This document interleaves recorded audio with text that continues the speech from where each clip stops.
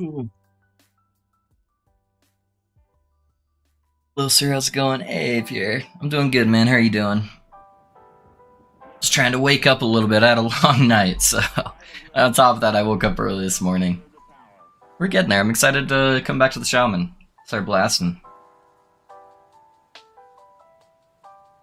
How you doing, though, man? How's it going in your part of the world?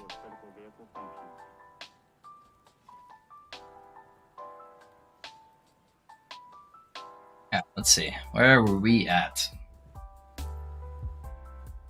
I'm about to craft some broken stuff for pallet leveling. There you go, dude. There you go. See if I remember how to play this character. I was playing the paladin to get footage yesterday, so it's always weird transitioning from one build to the other. Okay, just want to make sure I have the right filter on. That's cool, man. Hopefully you like the build.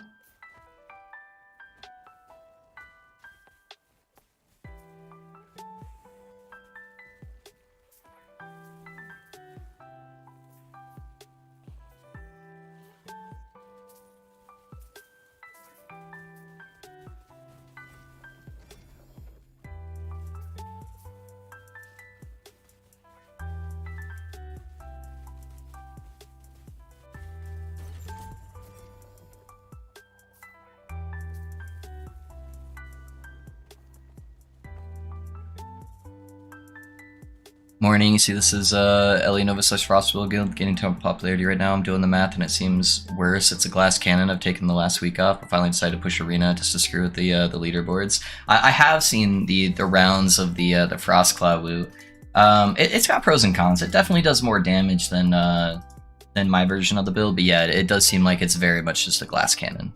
You're just trying to hit everything on the screen at once, and hopefully it kills everything before you get hit. But it is pretty cool looking. I do like the proc type builds. So credits to whoever came up with the idea.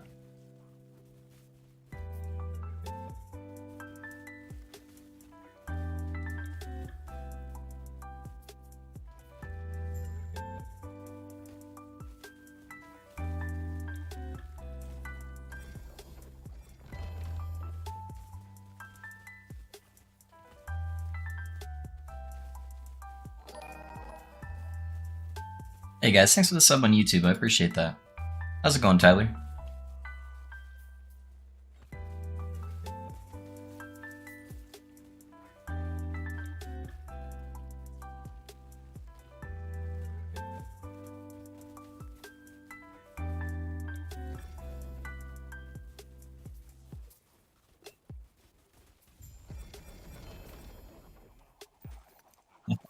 I've gotten so many Aurora time glasses, but none of them have hit LP yet. That one rolled pretty well, though.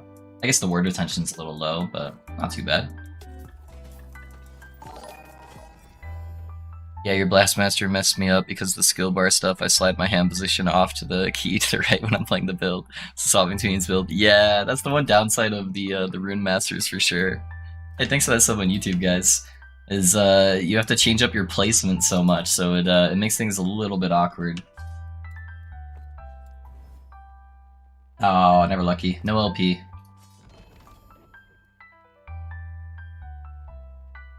It doesn't look very glass can to me, at least not Ali's version. 20k-ish ward seems pretty good. I think the downside, Rab, is I have like a metric fuck ton of uptime on all my damage reduction.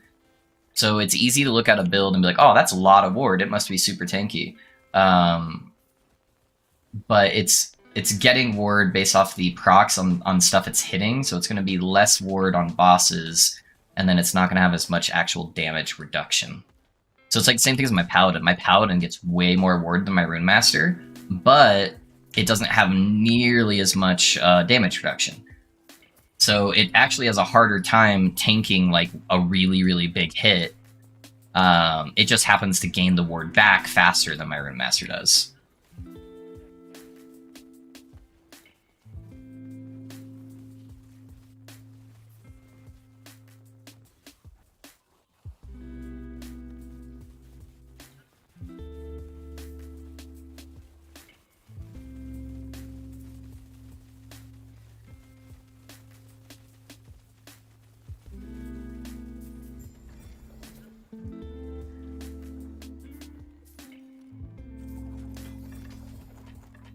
At about 300 arena, you start getting burned for 10k a second from enemy area of effects. It's DR like low saying right now. Yeah, the damage reduction. Yep. In ward meta, everyone is looking at ward and totally disregarding armor and other reductions. Yeah, especially the players who are like coming over from like Path of Exile and stuff like that. I think they're just seeing all these ward builds and like, oh, that's the way to build defense. You just stack ward, but they forget a vital form of defense is actually negating the damage itself. But thanks for the sub on YouTube, guys. Afternoon loaf up to 160 int on my Rune Master, hitting 45k ward. Dude, that's fucking nuts, man. That is fucking crazy. You're way higher than my character. Oh, I need to pay attention. What am I doing?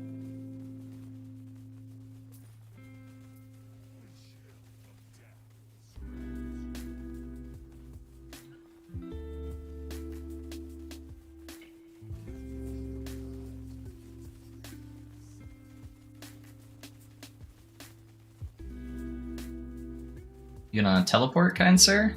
There we go.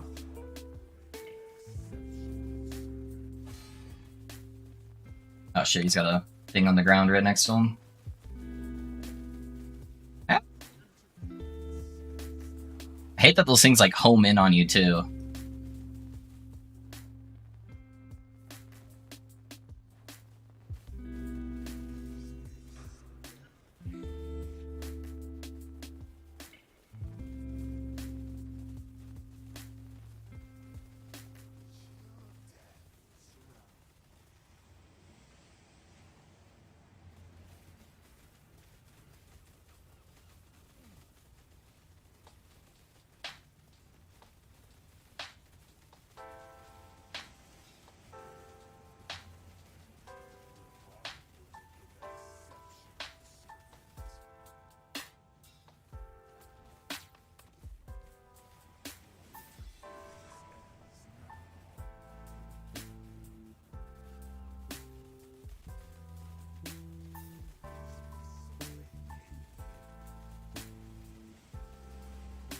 Sorry guys, I'll check chat here in a second. Good evening, people. Loaf, looking forward to trying your Pally guide. Awesome work. Hey, thanks, Zippity. Thank you, man. Thank you guys for watching everything. I appreciate you. Her version has Rowan's Frostguard up 100% of the time, which I think helps with the damage mitigation, right? Yeah, it's really easy to get that up 100% of the time. I have a really high cooldown recovery, though, so I have my Flame Ward up like 60% of the time or something like that, which is like a metric fuck ton of less elemental damage and stuff like that. But yeah, Rio Wins is almost a guaranteed 100% uptime, as long as you have like any kind of cooldown reduction in the build. Hey, Fi, how's it going, man? Good morning, good morning. Yeah, exactly what Woot's saying. Yeah, it's not like super, it's not like rogue glass cannon for sure, but it's just not as tanky is all. That's it.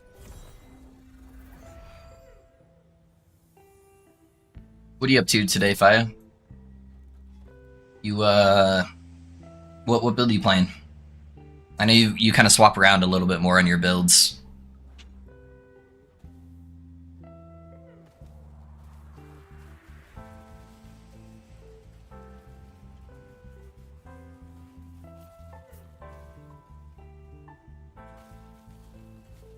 Created a whole new build this weekend. Nice, dude. What are you playing? I'm so tired. I feel you, Risky. I feel you. I woke up early today to fucking continue editing and get all my timestamps done and post the video, so I am exhausted, dude. Yeah, you were up late too, and I think you woke up early to go to work today, right?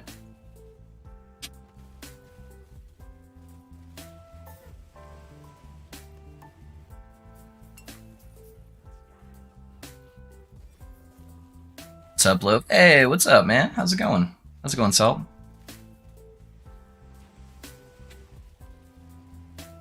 I'm excited as fuck, though. I'm gonna play a league today. Hey, I'm glad you're liking the game, guys.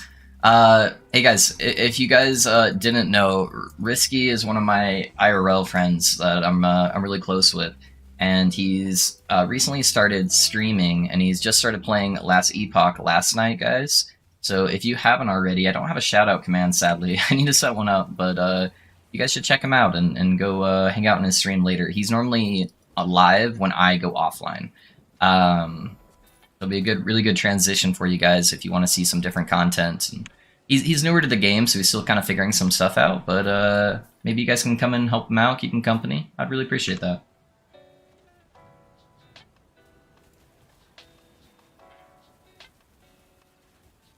You're gonna make me cry? You said I was a close friend. Oh, no, sorry. Other risky. Other risky. Who's this guy?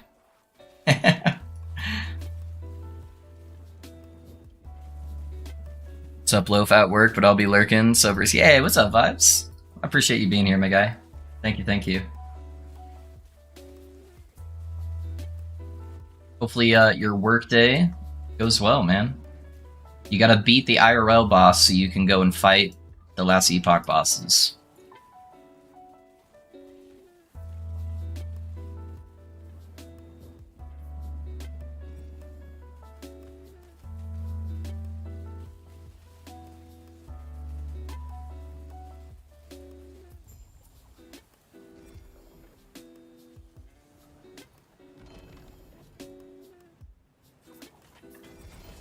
Mana Strike, Rune Master, Mana Strike procking Frostcloud, procs Ellie Nova. Okay, yeah, that's a really good build.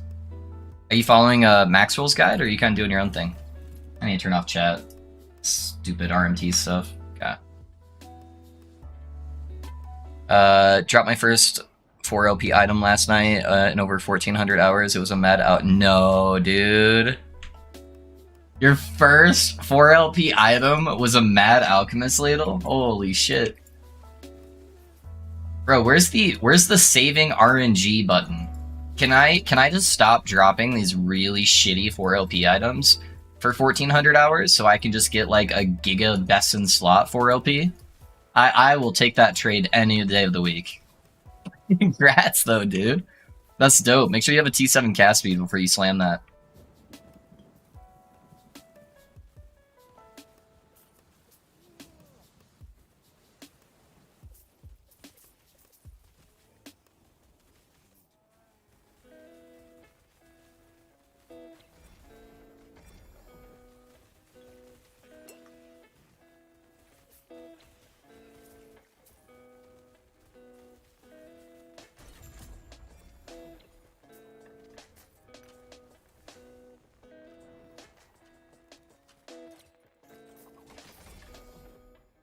Made it up myself, didn't know it was a thing. Yeah, definitely a thing, Faya, but that's dope, man. That's dope. It's pretty good. Yeah, it's a strong build for sure. Trying to farm a good wand for it right now, actually, on another character. Okay, yeah, just set up those prophecies and just get a fuck ton of exalted wands. Nice, nice. Good, I'm happy for you though. That's sick, man.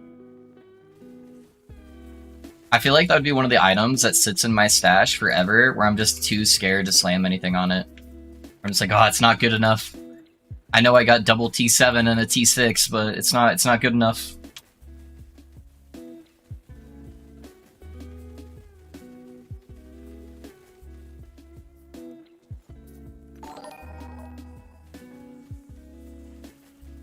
Hey guys, thanks for that sub on YouTube. I appreciate it. I'm using your Lightning Rune Master build, but somehow after 1 month playing Elliot, I'm already burnt out. That's not good. I get you, man.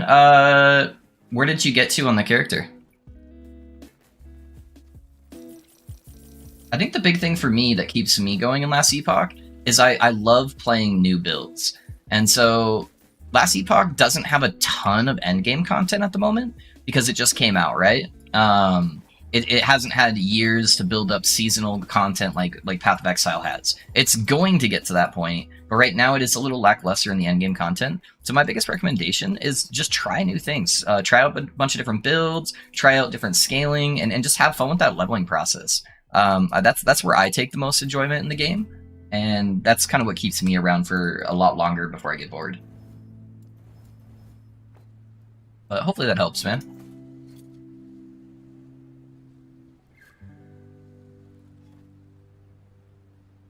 Scared to waste such amazing potential? Yeah, dude, for real, for real. There's a lot of responsibility that comes with those gifts. Okay.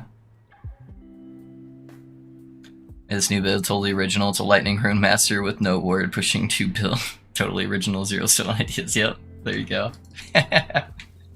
No, I'm actually surprised at how well your build's doing, Risk. Yeah, Risk is like brand new to Last Epoch, and he just started like, he's like, I want to play this type of build, and then he just started clicking stuff, just like a new player should, where he's like, hey, I'm stacking poison damage. This has poison on it. I'm just going to use that. And his build's actually doing pretty good. He got to monos in one day, being new, and it's doing a lot of damage. It's a little squishy, but it's got really good damage for where he's at in the game. I was thoroughly impressed. 100 and farming 300 plus corruption. Nice, dude. Yeah, maybe it's just time for you to try out a new build. Try out something new that's fun and exciting and plays different, you know? I would just go on YouTube and see what looks exciting.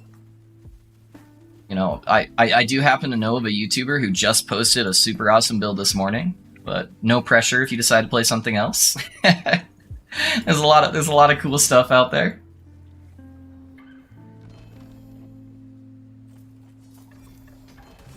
I was getting slapped to Lofi fix my brain dead plans. We just had a couple of correctional ideas that we threw over to your way. That's all. Still loving the Rune Master build you put out, but I find myself frequently getting annoyed at the traveling traversal attempts being interrupted by the auto self-casting and flame roads. Any tips? Always happens while I'm trying to dodge boss AoEs. I pay a lot of attention to my action bar. So I know a lot of people don't like playing that way, and that's fine, but I am always staring at my action bar, especially when I'm using an autocast setup. So I'm like counting my cooldowns. Where I'm like, okay, Runic Invocation's about to come up. I'm going to do a little stutter step really quick, and I'll just like stop, stutter step, and then do my movement. That way I always know what's coming, and I always know when I'm about to hit that cast animation. So that's how I do it, and that way it's never a surprise, and it doesn't get me killed very often, because I've already pre-planned when I'm going to do it. Also, if you're holding down Lightning Blast, it won't auto-proc your Runic Invocation. So you can kind of save it up, where I'm like, okay, I have a DPS window, I'm holding down my abilities, so it's not going to cast my auto-cast abilities, and then I know the moment I let go, it's going to do that cast, so I just try to plan for that.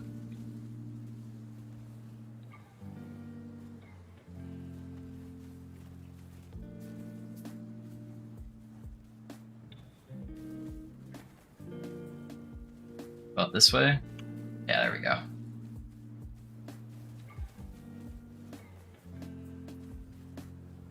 I'm excited to check out your new video. I was looking for it yesterday. Sorry, Rab. Yeah, I was editing all day. The big thing that put me back is I wanted to redo the loot filter because I had set up kind of like a makeshift one that was decent.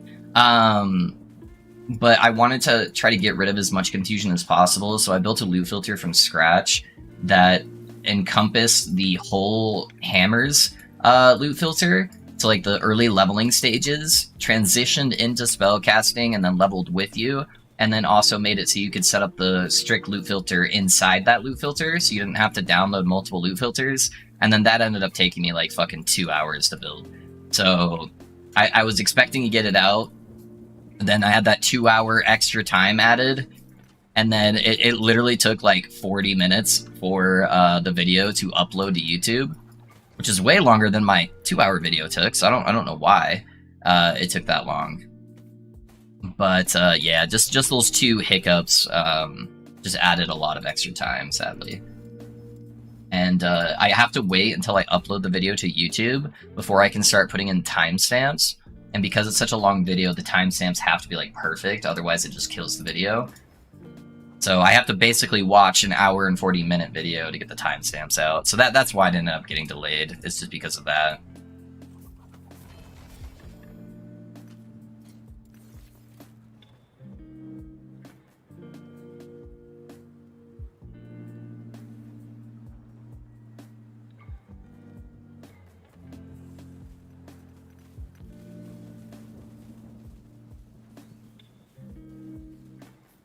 But honestly, it might be better for me to start like just scheduling the release and then just have it scheduled to come out like right as I go live.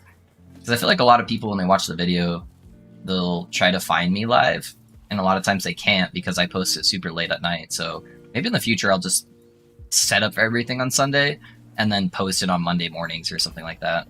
So I kind of like that idea.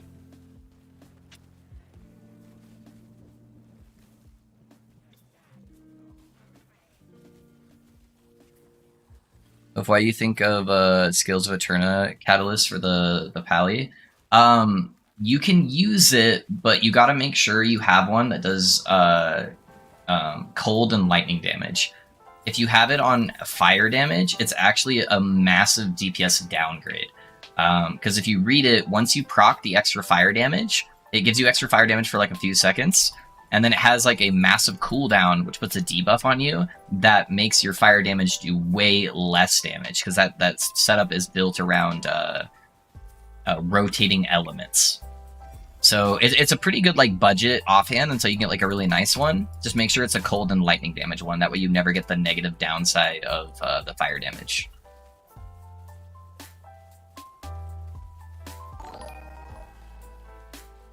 Hey guys, thanks for the sub on YouTube. I appreciate that.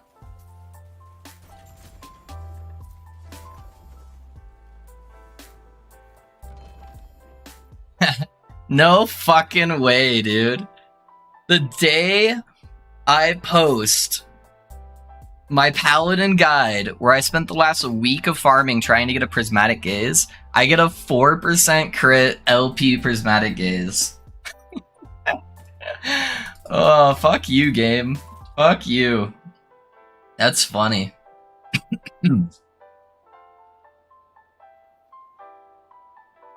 I went through hundreds of helmets. Never once did I see a 4% crit with LP on it. You think the Shaman will be done this week? Probably, Rab. Probably. I don't think I'm gonna be pushing the Shaman to 1,000 corruption. I just don't feel like inducing that level of pain for me. I think this will be more of just like a fun build guide for me, where it's like, hey guys, people were asking for a Shaman video. Here's kind of a Shaman. TLDR, Shaman is still the worst class, but this is at least viable for decent corruption pushing that most people should be pushing anyways, and it's fun playstyle. So it'll be a little bit different than the typical build guides I post, but I think that's probably what I'll end up doing. But yeah, I'm having a blast with it. The playstyle is really fun for me. I love filling the screen up with like tornadoes everywhere and this everything being chain frozen. It's just a little bit too expensive of a build for like any realistic person to acquire as self-found. So you kind of have to like pre-farm up a lot of the stuff on other characters, I feel like, to have like a lot of success on it.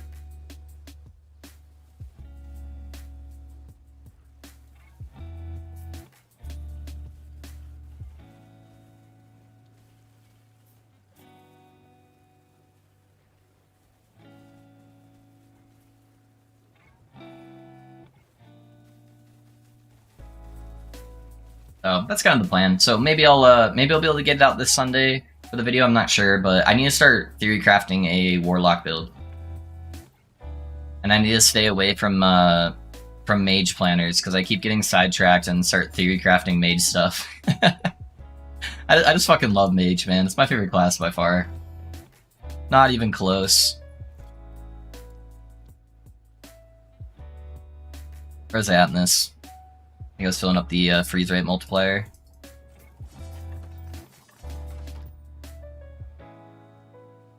So it's better than the Exalted Crystal Skull? No, I don't think so. I don't think so.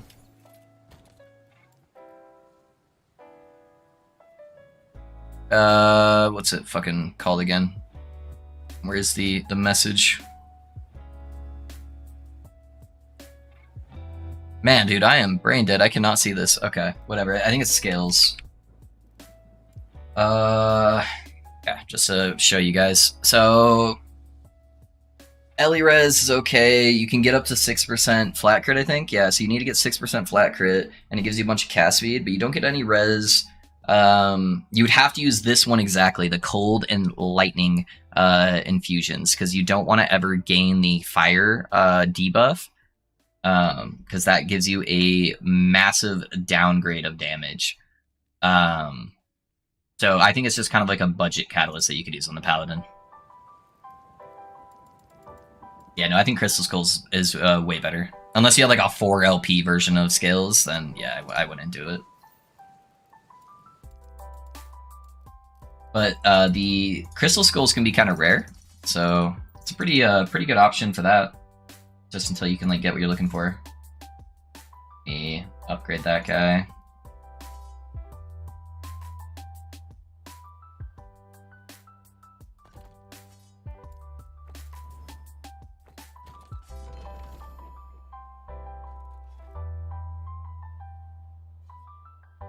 Or Void Nightcaster. I've done a lot of Void Nightcaster in the past, but yeah, we'll see. We'll see. Warlock's new to me, and it looks exciting. So like I've played it in the test server, but I haven't touched it since. So that was like when it first came out, and there's been a lot of changes since then. And then on top of like playing or watching Risky play Warlock and just seeing all the abilities, I'm like, man, those all look so dope. So I kind of want to mess around with Warlock. But trust me, we'll get to all the classes eventually. We got plenty of time. We might take a little break for PoE just to mess around with that a tad. But you know, Last Epoch's not going anywhere.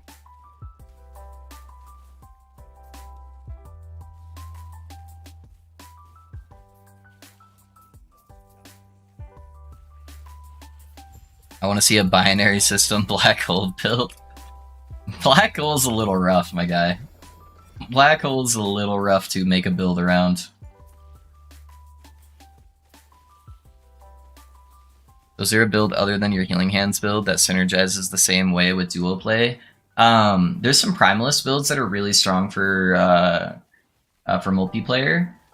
There was going to be a really nasty support rogue build, but they killed it during the test servers before it ever went live. Because you used to be able to apply crit vulnerability for everybody in your party, which makes enemies more likely to be crit. And you just play like multi-shot, and you could hit like the entire screen, hit every monster, and then every monster would instantly have 100% crit vulnerability. So no matter if you had crit chance on your build or not, you would just guarantee crits against everything. But sadly, they killed that before it went live.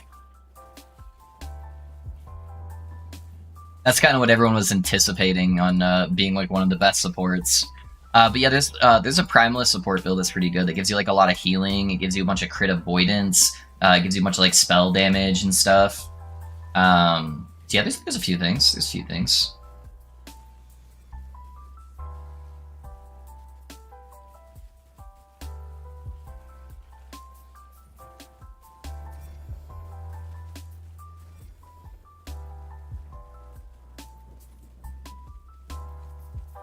I'm gonna fill this thing up with tornadoes.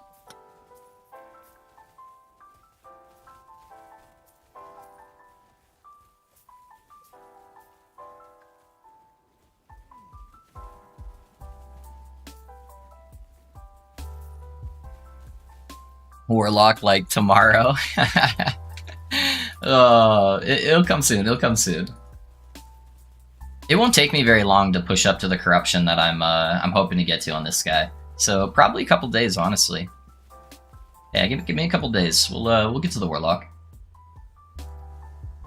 I should have some free time today where I don't have to spend like editing or prepping another video. That I can do a little bit of theory crafting and see what I want to build around.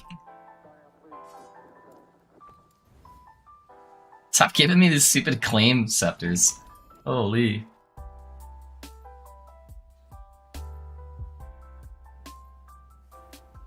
Thank you very much. I'm trying to fill every slot with uniques, but not that good like you doing the mass. Hey, no worries, no worries.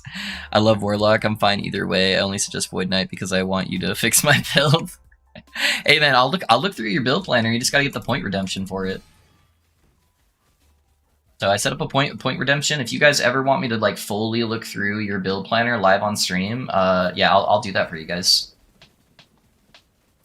Even if it's a build I've never played before, I should be able to look through the build planner and get a pretty good idea on what you're trying to accomplish and find some ways to fix it. Especially if it's a class I have a lot of experience with, like Sentinel or Mage. Sentinel and Mage are my two most played classes. And then I'm pretty decent with Necromancer stuff and Lich. Obviously, Warlock's a little bit newer to me. But I'll even look through your rogue builds if you want. I just can't promise I'm the best person for the job, but I'll look through them. I know how stuff scales in the game.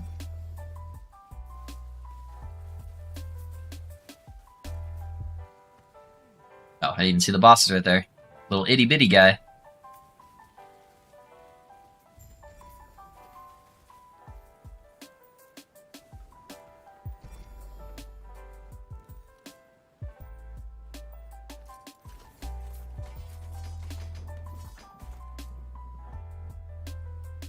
This new league is going to be amazing, I think, for PoE. I haven't seen it. Did they come out with the trailer yet, Burn?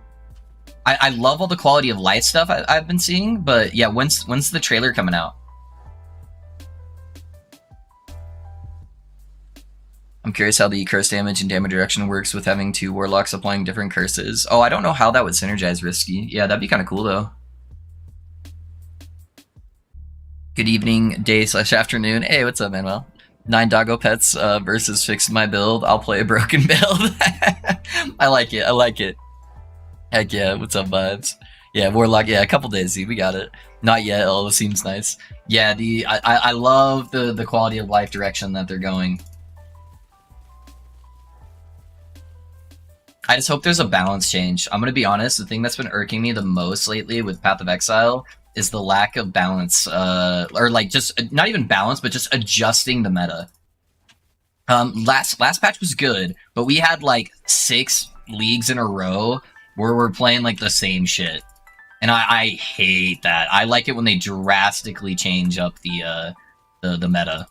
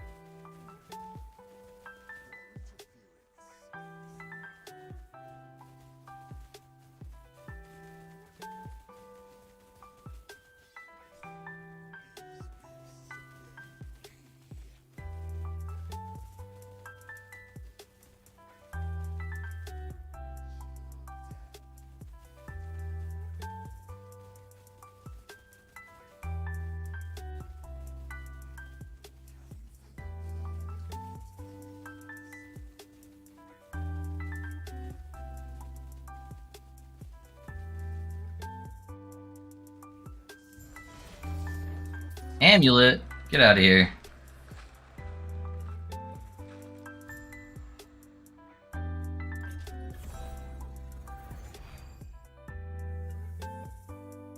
I want melee buffs. Yeah, I could care less about the melee buffs, honestly.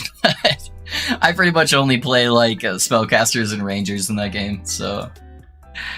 But it'd be nice to share the love a little bit, I guess. I didn't play Affliction, but people said it was a very good league. It is still. Yeah, I really liked the last league. It was a little bit too much on the reward aspect. Obviously, everyone was dropping like their first mirror ever. But you know, I think it's fun to occasionally have leagues like that. Just go out with a bang, you know. So this is gonna be the last league before like the PoE 2 stuff. Why not just go crazy with it? Let everyone feel a little bit overpowered. I think last league it was everyone got to feel a little bit rich. I think this league they should just bump up a bunch of builds to like crazy numbers, like all the really bad builds especially. Just make them go nuts.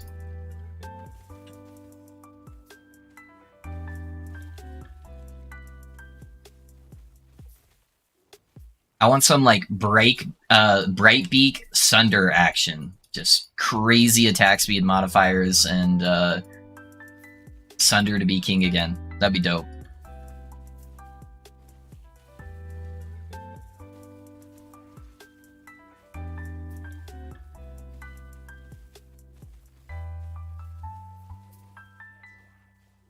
I pretty much only play melee stuff so because I'm a masochist. Yeah.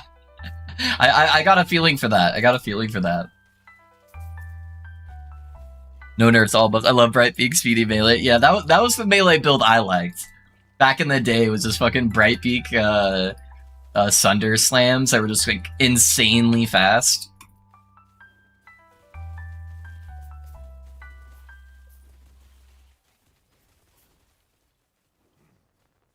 Or like the league right after Harvest, or not right after Harvest. I think it was 2 after Harvest when they brought back the Harvest crafting at like insane levels. I had like a super mirror tier Ice Crash character that was just attacking like 13 times a second, doing like a couple 100 million DPS, and that was pretty fun. I played so much Kongpath this league, it was fun learning. Kongpath is cool. Leap slamming, yeah. Yo, love, what's up? Hey, what's up, man? How's it going, man? I appreciate you being here.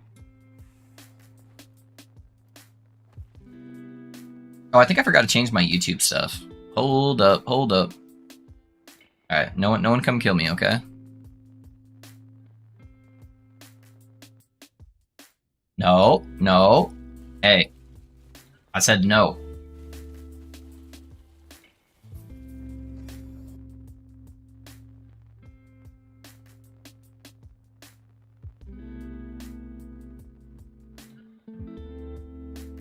Alright. Sorry, guys. YouTube likes to, randomly assign me a game if I don't put it in manually, even though I put it in with my streaming software that I'm playing Last Epoch. It just ignores it on the YouTube side for some reason. And so it'll just randomly be like, you're playing Diablo 3, because I see a health bar and a mana bar. So I just wanted to make sure it actually assigned itself to Last Epoch.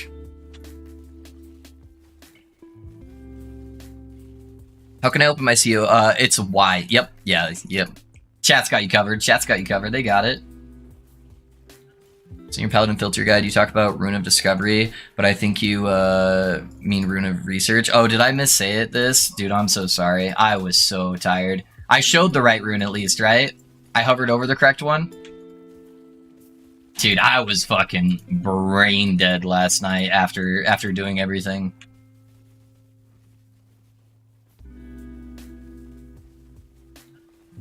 There was 0 good ideas coming from my brain last night. So. Thank you for the call out though.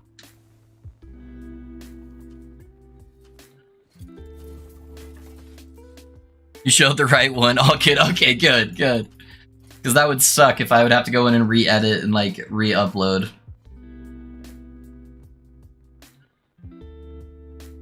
Oh, is the rule? Did I type in the wrong rule too? Holy.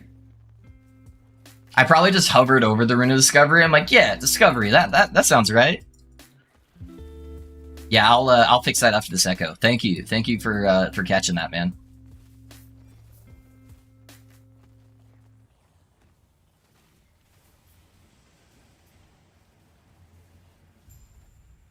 Where did the mage go? Oh, he's over there.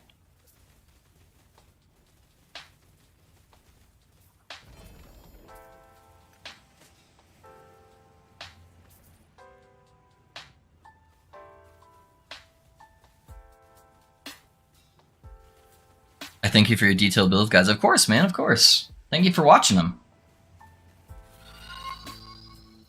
Hey, Nerax, thanks for the follow, man. I appreciate that. I appreciate that.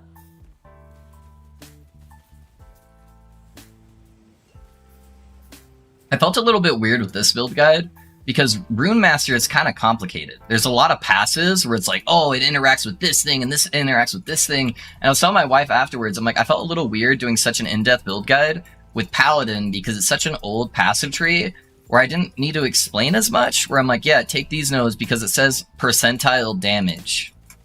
And then take this node because it also says percentile damage. None of it's like, this interacts with this and this gives you this benefit. It's just like, yeah, grab the healing effectiveness and the damage. You're good. That's definitely the old classes versus the new classes. Alright guys, let me fix this really quick.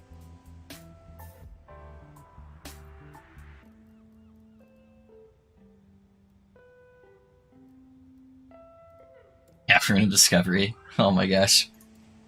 Hold up, I'm brain dead. I'm second guessing myself. Rune of Research, that's what we need. Okay, can you get off my screen? Hello?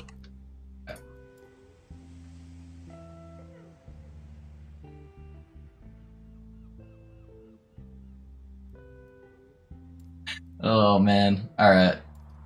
Hold up.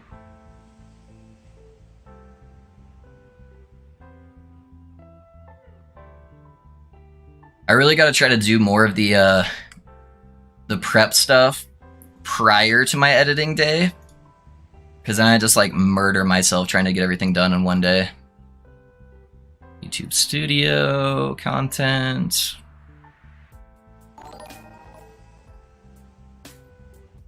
Edit. Alright, where's my filter?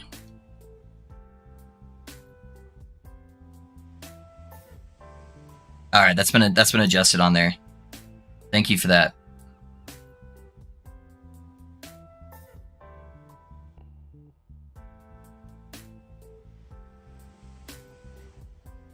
The build is up already? Yes, sir. Yes, sir. It is up. Oh, while I'm here, actually, let me add this. I've been meaning to do this as well. I need to start adding commands for all of my past builds as they come out.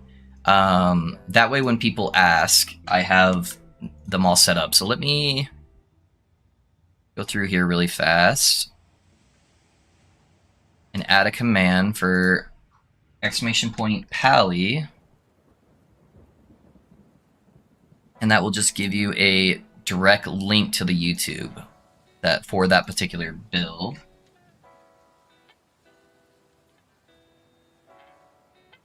Okay, that's on there, and then let me grab the Rune Master build guide as well while I'm here.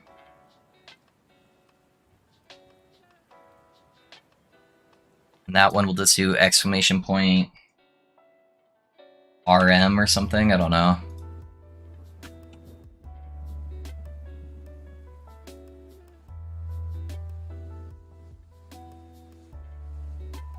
Alright, there we go. Sorry, guys.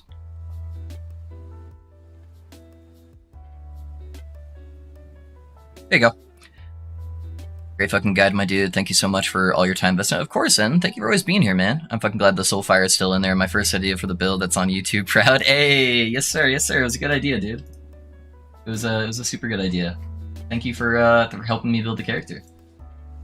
Yeah, you guys, honestly, I get so many ideas from chat, guys. Where I come in and they're like, why don't you guys just use this? And I'm like, oh shit, that's a good idea. Who would have thought that a Mirror Resistance Blessing would be my rarest find at the moment, sitting at 220 corruption with 8% physical res? Yeah?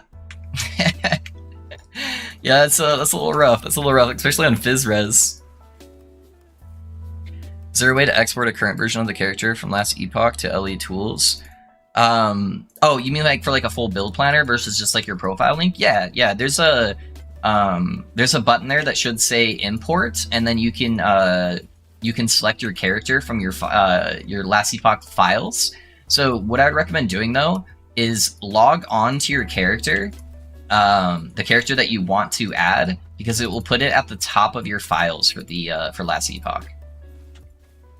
Yeah, just go into LE tools, go to an empty build planner, click import, and then with your character open in game, then select the import, and then that way it will be easier for you to find.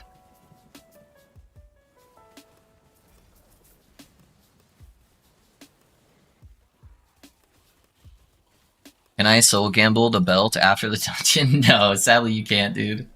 Sadly you can't.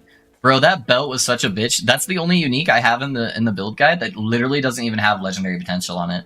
I'd gotten a couple with legendary potential, but they were all like bottom rolls, and then when I slammed them, they just hit like god-awful stats. So I just found like a perfectly statted one that had 0 LP on it, and I just used that, honestly.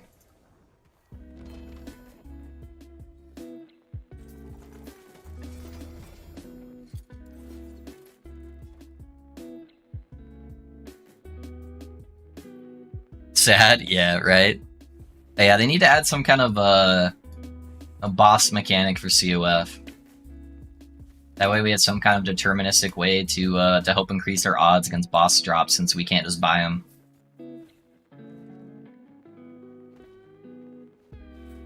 That's really the only issue I have with COF. I feel like COF is built fucking fantastic for its first iteration. Only issue is that boss, that we just don't have any way to like get boss stuff.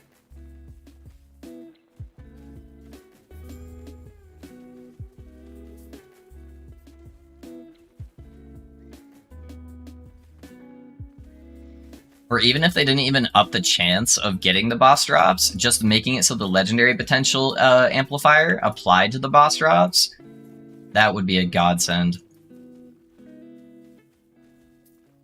Even if it was like half as good against boss drops, that'd be dope.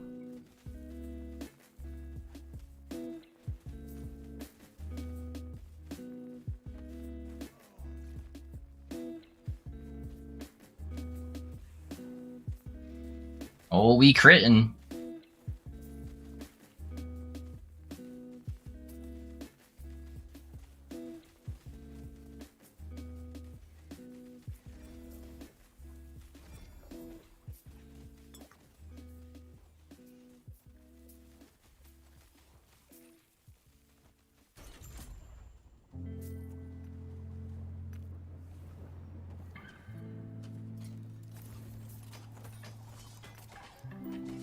I got 500k favorite, never used anything, not even prophecies. Should I do that?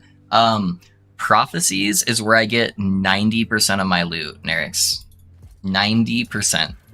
You should check out the prophecy section of the Paladin build guide, where I show you kind of how to set up your prophecies and like the lenses to increase your drop chance. So to give you an idea, sadly I did it fucking offline, man. It was literally like one of the only Age of Winter bosses I killed while I was like offline just testing some stuff. I dropped 62 unique helmets off one boss kill. And it had 2 charges, so it did it the second time I killed him as well. 62 unique helmets.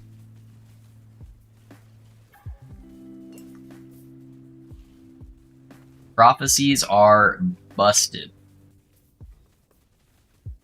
Yo, Love, how we doing today? Hey, Maka, I'm doing good, man. How are you doing? Yeah, today's a good day, man. I'm excited. We got a new video out. I get to play some LE since yesterday was my day off and not stress about editing. So I'm having a fucking great day. How are you doing, man?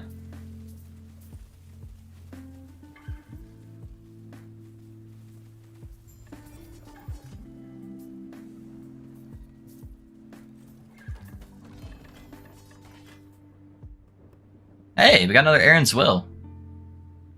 3%, 16. That's not bad. That's actually pretty good. No LP on it, but yeah, it's our second Aaron's Will.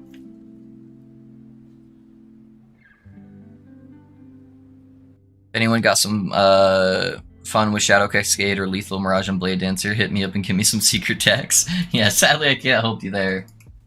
A little out of my wheelhouse.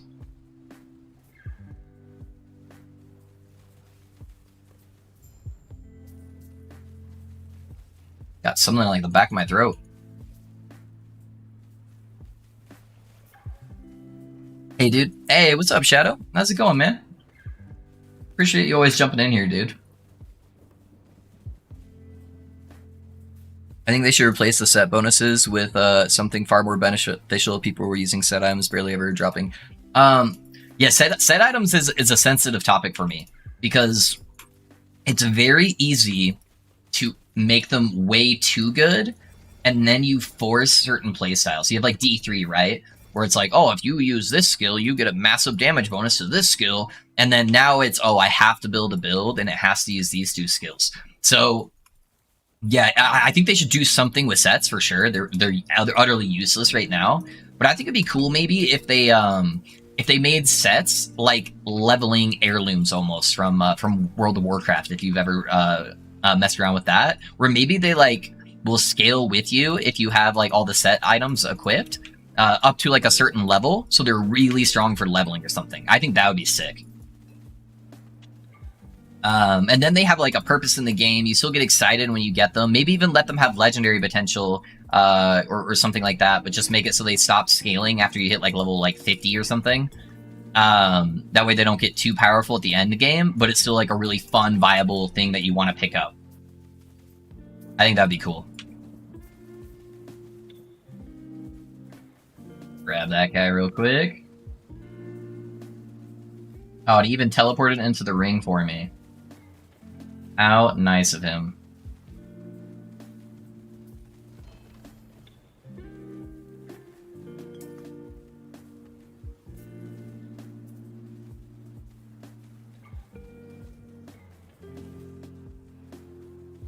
Hey, I followed your Lightning Rune Master guide and I love it. Really good work. Hey, thank you, man. Thank you. I'm glad you enjoyed the build.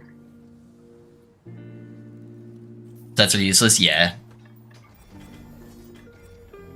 Yeah, I hated the D3 system, for example, but this is the opposite extreme. Yeah. It wouldn't be bad if they had LP on them, as long as they didn't scale super high to like stat wise. But yeah, I could go either way, honestly, with that. Thank you for the Shaman build, it's really fun. Yeah, of course, dude. I'm glad you're liking the Shaman build, man. Yeah, I've been having a lot of fun with it. It's not as powerful, obviously, as like the Paladin or the Rune Master, but it's just like a really fun playstyle.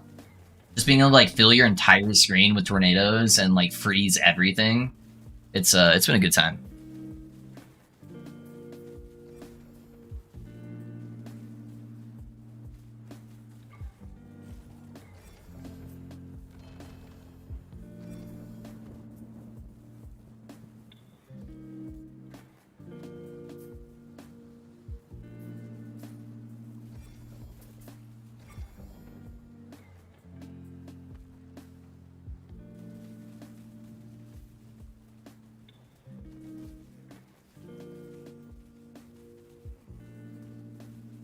I think endgame sets would be fine if they didn't scale towards a specific skill or try to tie to a unique mechanic. If they give like generic stats or class or something interesting but not too impactful. Yeah, I could be open for that.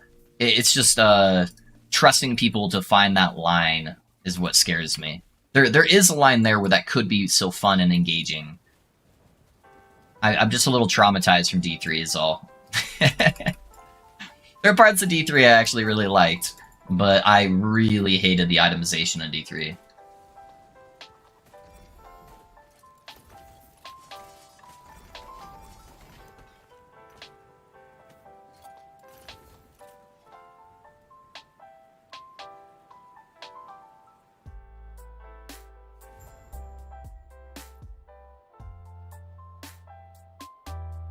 Percent source? Oh, I don't know, man. Percent source might be too crazy. Unless it's like maybe like less than 5%. It's like 5% max or something. Yeah, that might go a little too crazy if they're able to do that on like the extreme end for like stat stacking. Because there's some really broken shit when it comes to stat stacking. That's already the most powerful archetype in the game. Typically, is stat stacking.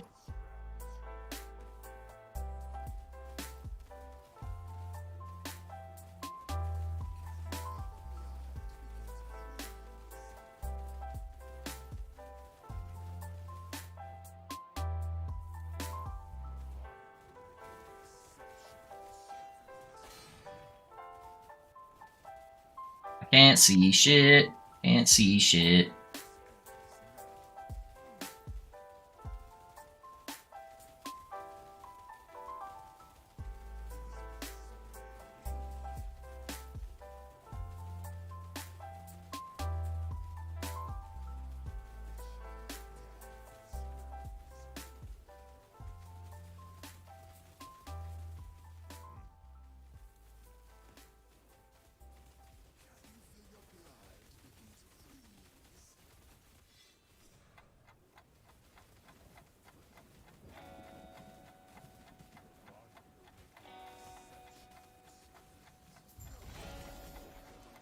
Oh, we got another axe. I'm actually gonna get LP on one of these axes.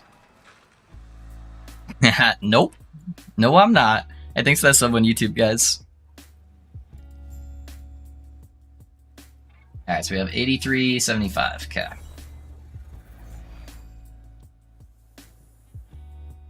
MB after Shaman, I'm trying to build Forge Guard minion, but I don't know. Oh man, you're a glutton for punishment, Shadow. That's what it sounds like.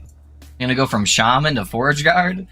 I'm gonna be honest, that's part of the reason why too I want to play Warlock after this. I just want something that just absolutely smashes after playing like one of the lower tier classes. I'm ready to just obliterate shit.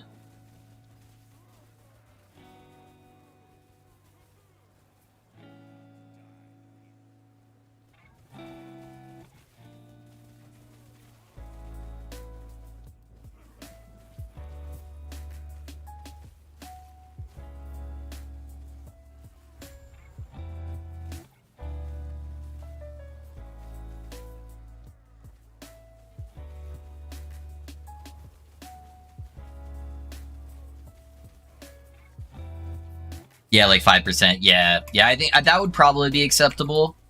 And maybe make it like a 3 set or something, so it like requires quite a bit of investment where you're sacrificing some stuff to pick it up. But that might be able to work at that point. But there's a lot of power in stat stacking at the moment. That's like the go-to for most meta builds. Sets are 3 pieces max by now. Yeah. I'd also prefer sets to stay in like 2 to 3 set bonus range primarily on the belt. Yeah, I don't want anything past that. Yeah, for sure. I think 3 sets, or 3 is definitely the maximum. Because then it's just, yeah, requiring too much. Where it does kind of force you to play one way.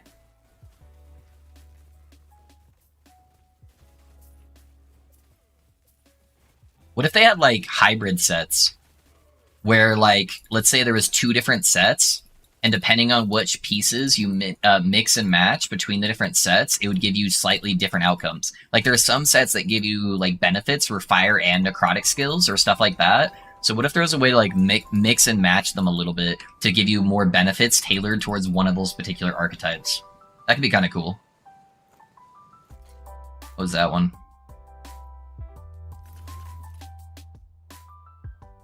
Oh, I thought that was for some reason...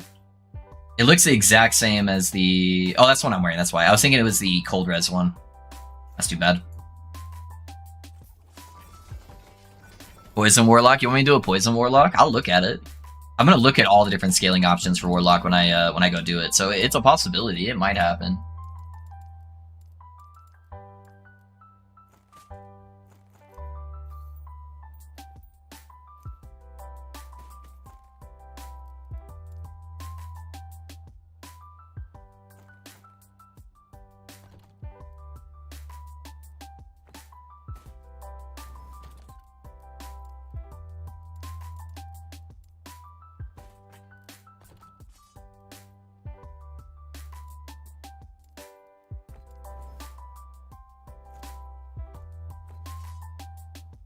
Why did that not drag out? There we go.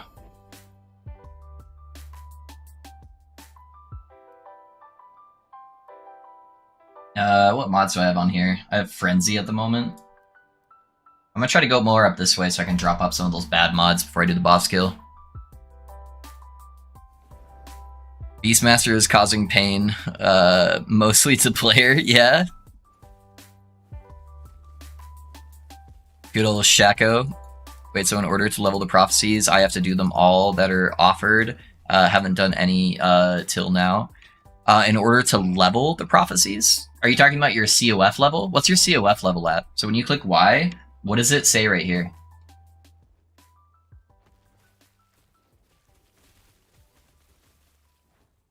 I do need to roll prophecies at some point, so I can show you kind of the process behind it here in a second. Yeah, I'm curious what your level will be since you haven't done like any of them. Who's calling me?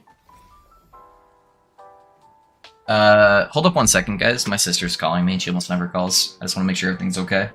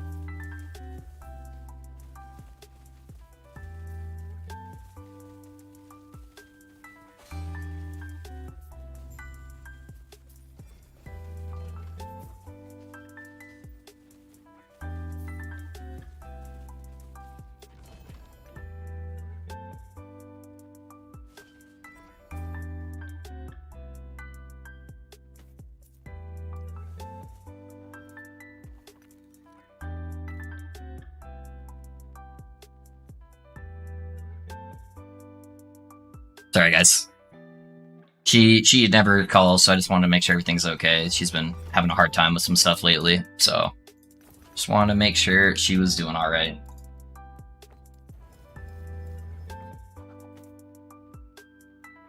We will never forgive you. Yeah, right. That should be included into the guide, saying you can easily farm 300 play with one hand distracted. Be a big pro for the build, right? Dude, rename it the one-handed Shaman. I know, I didn't even use my Maelstrom stacks. That was just all Tornado.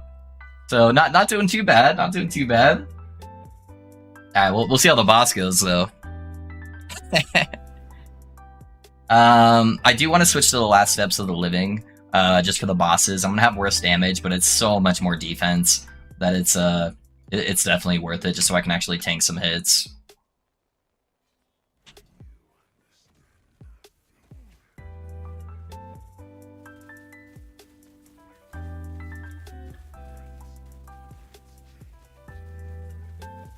Alright, so we got double void shenanigans. Oh, and we got purple balls. That sucks.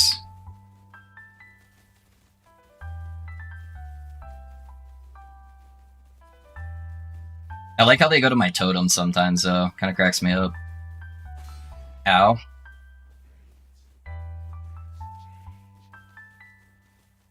Meteor off on the edge of the screen here.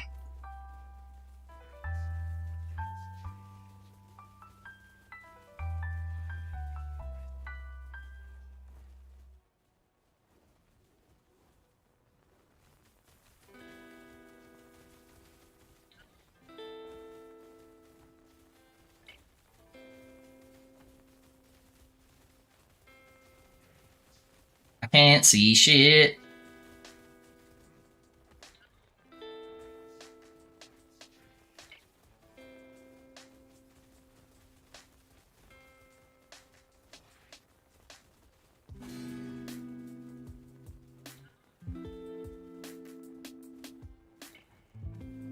What kind of slam was that?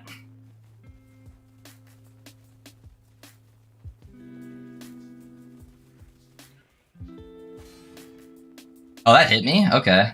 Oh, I didn't get a jump out in time. No! My gazes! That's the downside of not speccing into Fury Leap, as I don't have the immune while leaping anymore. So even though I started the leap animation, it still hit me. Oh, that sucks. That's alright. I'm just gonna go for it anyways. I don't feel like pushing out on another direction really to get more gazes. Yeah, we'll just go for it. That's fine. Draw 14. I had that too. Gotta grab some dinner. Keep stream running. See you later. Chat and love. Hey, thanks, Ed. I appreciate you, man. Now one-handed shade. Yes, yeah, not quite there. I need that extra DPS, but it's just nice having the survivability. We'll try it with the boots, just to see if I can burn them fast enough that it becomes easier. Looking forward to starting Paladin when I'm next on LE. Good change of pace, I'm hoping. Yeah, it's a pretty good change of pace, man. Just being able to face tank everything's really nice. Anyone looked at the PoE Necro Opus teaser yet? Some really nice. I have seen the QOL stuff. I haven't. I'm waiting for that trailer though, the big trailer. Mucka. Yeah, they removed boss routes from divination cards. Really interesting. Okay. Prophecies again. I think I'm close to level 8, but never visited the observatory. Yeah, let's roll some prophecies real quick, guys. I'm down with that. Let's do it.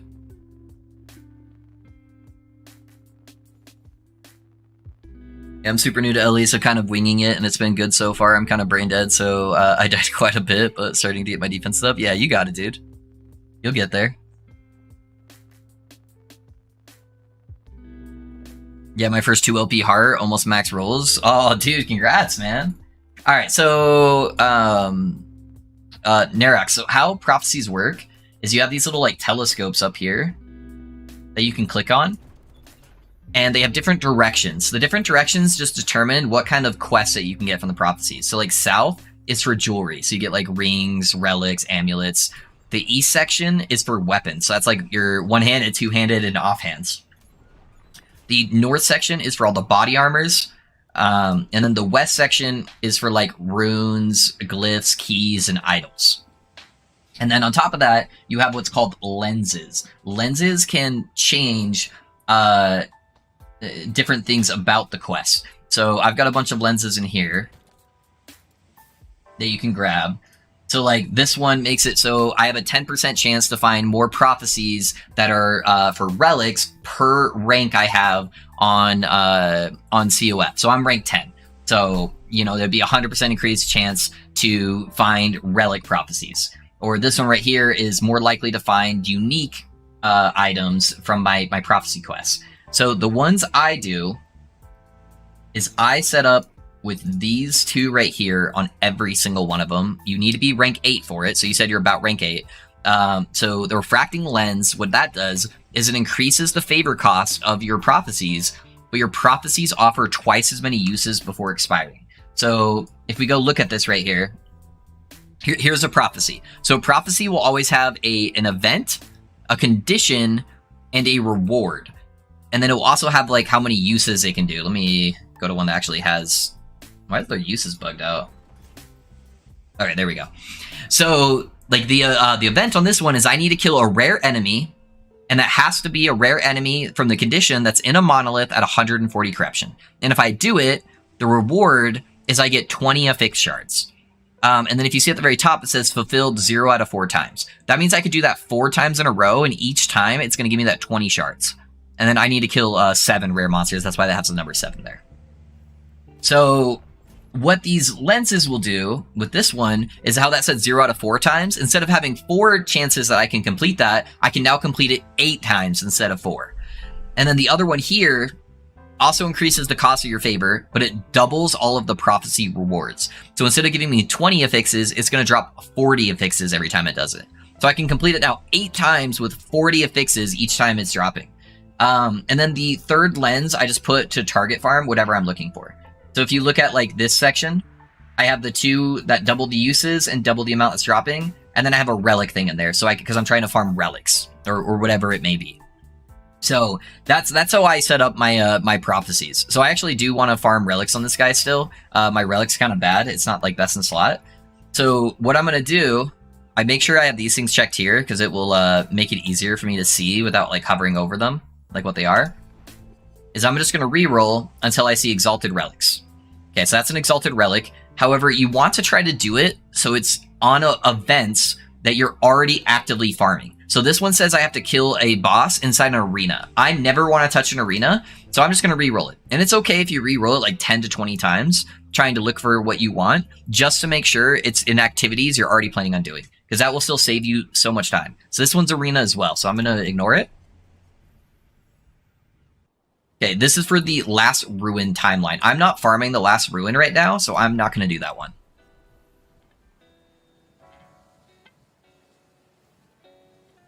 Okay, this is a campaign boss kill. I'm not in the campaign anymore, so I'm going to skip that. Okay, there's no exalted relics there. Okay, this is a perfect one. Death of rare enemies, monolith, 280 corruption. So that can be in any monolith timeline that I'm in. I just have to kill rare enemies, and I'm already at over 280 corruption, so I'm going to buy that. I'm not farming the Reign of Dragons, so I'm going to skip that one. I don't want to do Soulfire Dungeon, and I'm not in the last ruin, so I'm going to skip those. It costs almost nothing to reroll, and so you want to make sure that you're just getting stuff that you're already doing. Lightless Arbor Dungeon. Okay, so this one just says kill Void Horrors, which is a random rare monster, in any monolith for Exalted Relics. So that one's really good, so I'm going to buy that. And then you can see your active prophecies by clicking Y and then going to prophecies. You can fill this whole thing up with prophecies. So I could get like 20 prophecies that are all for the exact same thing. So when I kill that boss or whatever it may be, it's just going to drop like 50 exalted items of the type I'm looking for. So this is how you can target farm almost everything in the game. Death of Exiled Mages. Exiled Mages are in every single monolith, so I'm gonna pick that one up. No, you can stack a whole bunch of them. And they can all be for the same thing, too. They don't all have to be, like, separate things. It can just be all exalted relics off one boss. So I do this, like, once per day. I just build up a whole bunch of favor, and then once per day I'll come in here and just roll a whole bunch of prophecies, get them all juiced out, and then for like the next 20 minutes, I'm just gonna have the most giga amounts of loot possible.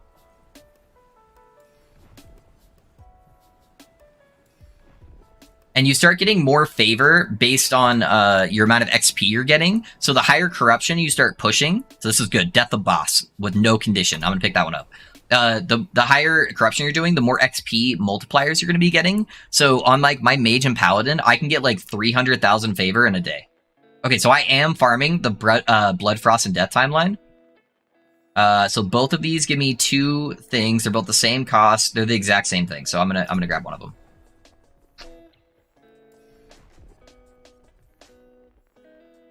Death of a boss, just gonna be any boss. So that's good. Yeah, I'm almost done, guys. Sorry. I'm not doing that timeline. I'm not doing arena. I don't want to do a dungeon. I don't want to do that dungeon.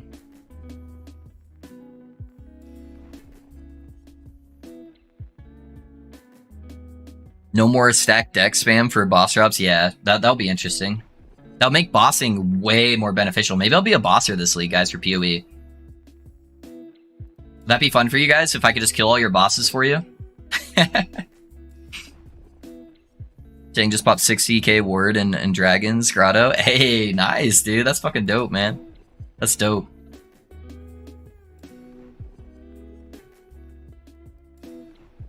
Yeah, it's crazy how much min-maxing a build just amplifies it to like insane amounts. Alright, I probably only have like one more quest I can pick up. I'm starting to get low in my favor. PoE, you. Alright, that'll be my last one right there. Alright, cool. Now let's go get a metric fuck ton of prophecies, huh? I'm gonna kill like a couple rare monsters, and it's just gonna start spewing relics all over the place.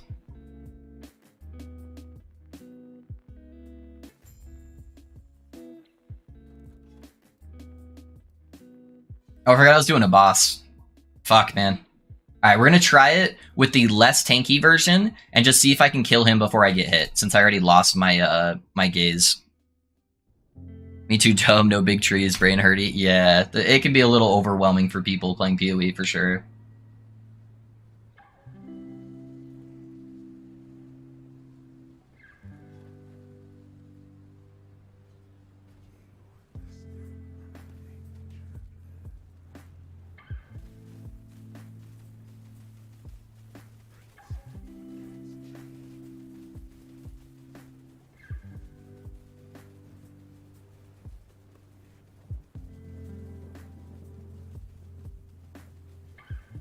Why did you put it there? What the hell?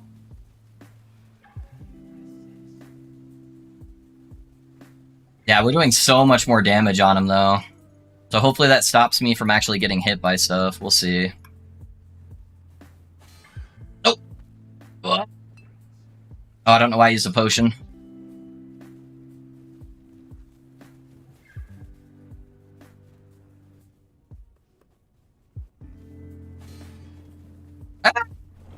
Oh, man, it's so hard to do the shades on this guy without the defenses. Alright, I'm gonna build up some more gazes. I'm gonna go a little bit elsewhere, see if I can get some of these relics to pop. Don't you like Diablo? I do like Diablo. Thanks for the explanation. Another question. It shows me exalted items. I thought they are deleted by your loot filter, Paladin. No, you don't. It doesn't delete exalted items on the loot filter from Paladin. Sorry. Maybe you can specify a little bit more, but yeah, no, you definitely want to see exalted items on there. It should only show good items on the filter, though.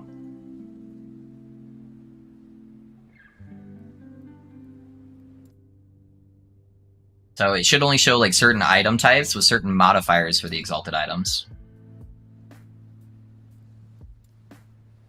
Oh, let me change that back. I hated Paragon. It's too much for my tiny TikTok brain. Paragon was easy. It was just fill the empty slots until they're all full. and then just put endlessly into your main stat. It was just a boring mechanic is the main issue. I refuse to go MG and grind for levels, but my god, it sucks a Fat Magnetics for a +4 Frostclaw. Yeah, I feel you. I feel you. There are parts of me that was like, that think, you know, how much faster I could get out build guides if I just went MG. But I kind of like the aspect that all my stuff is self-farmed. So that way when people say they can't get gear, I can just be like, hey dude, listen, I got every single one of these pieces of gear. Farmed myself. I don't have any 4 LP items, all my stuff is 1 to 2 LP, you know?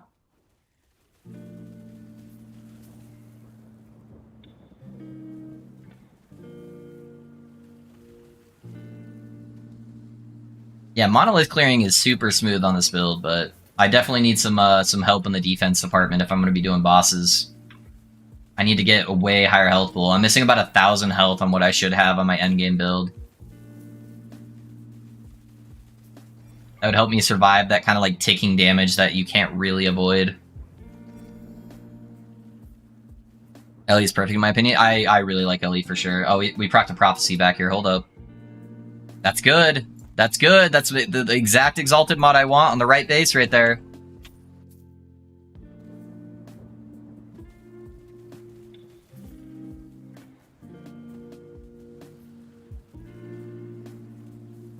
I like PoE, but I've been playing since the last boss was Vow Oversoul. I've been playing PoE for a very long time too, man. Yeah.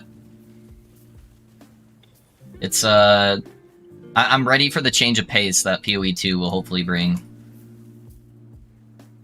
But I still enjoy, you know, playing the new leagues. I still have a good time with it. It's just not as exciting as it used to be.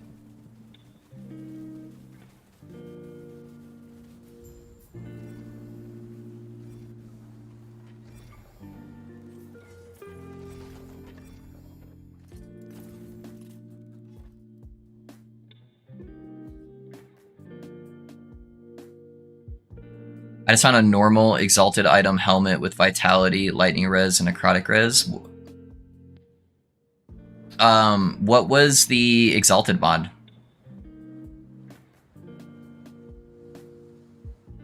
Have you watched the loot filter part of the video yet, Nerox? Make sure you've watched the loot filter part of the video, because it explains exactly how the loot filter reads out and how to make it a more strict loot filter if you want it to be. It also tells you that directly in the loot filter description. So if you don't want to see rare items, you can disable all of that.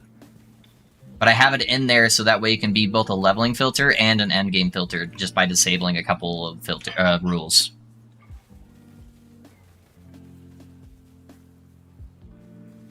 I mean, if I were to begin today, it'd probably be overwhelming. Yeah, for sure it would be.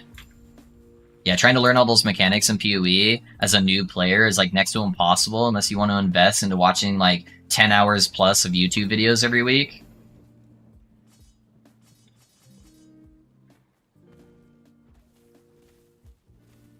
And then any of your friends, friend, or you have a good marksman build, I need it for leveling up my COF farm, at least 400 to 500 corruption. That depends. There is a really good marksman build that's out right now that is technically a marksman, but it doesn't put a single point into the marksman tree. Would you still be okay with that? Because that's probably one of the best rogue builds in existence right now. It's very squishy, but it can hit everything on the screen before it sees you, and it like one-shots everything. So if you're interested in something like that, then I got you covered. It's not my build or my friend's build, but it's been doing the circuits around the LE community.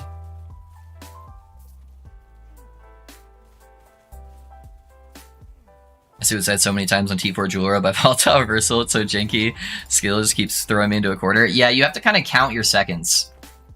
It's a 2-second time, so it has a little bit of a skill gap. Oh, we propped another prophecy here. Attunement, cast speed. We'll take the LE damage over time. Yeah, so that's why normally I sit perfectly still on the boss. I figure out where the safe spot is. I sit perfectly on them. I count to 2, and then I do Volatile Reversal. That way it never pulls me somewhere I'm not expecting.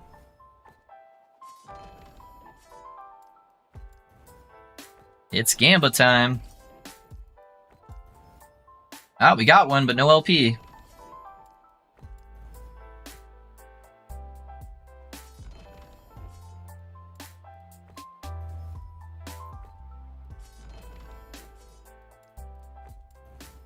Another one, no LP. I really wish they would add the LP modifier on the Runes of Ascendance. Alright, never lucky. Alright, this, however, is kind of lucky. This could be super, super goated if I can craft this correctly. So, what happens if I take this off?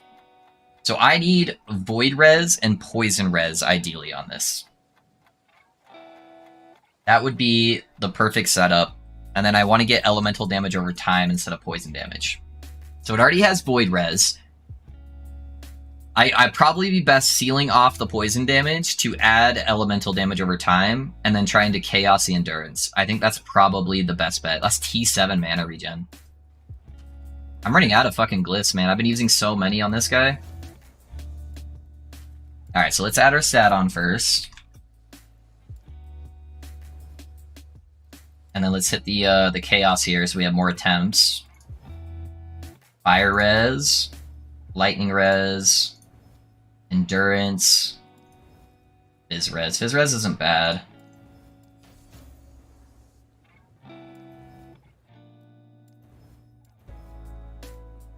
Okay, that's pretty solid. Let's go for the second craft here.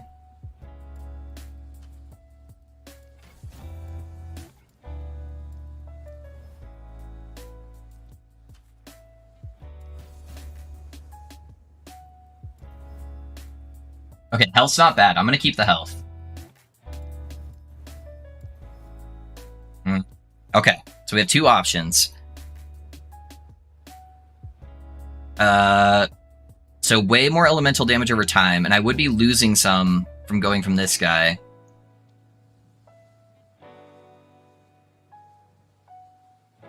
So we have the health versus the fizz res, but with less damage. I think I have to take the extra damage right now.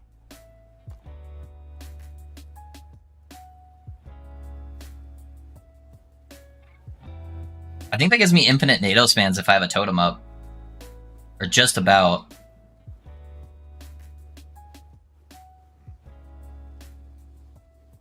Yeah, it's pretty good. That's pretty good.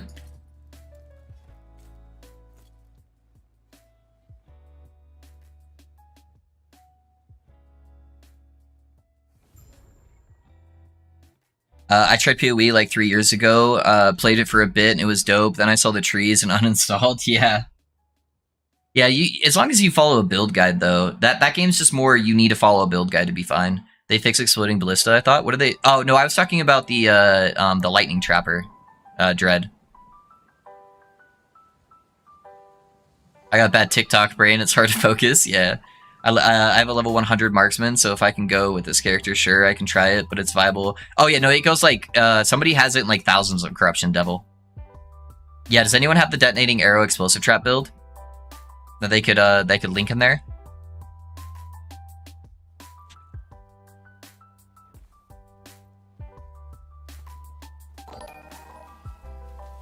Hey, thanks for that sub on YouTube, guys, I appreciate that.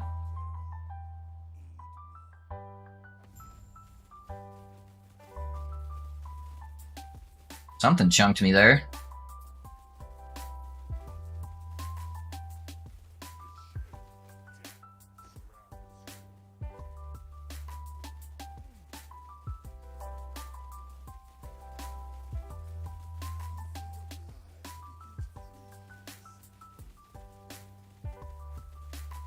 Yeah, I basically just have infinite mana on bossing now.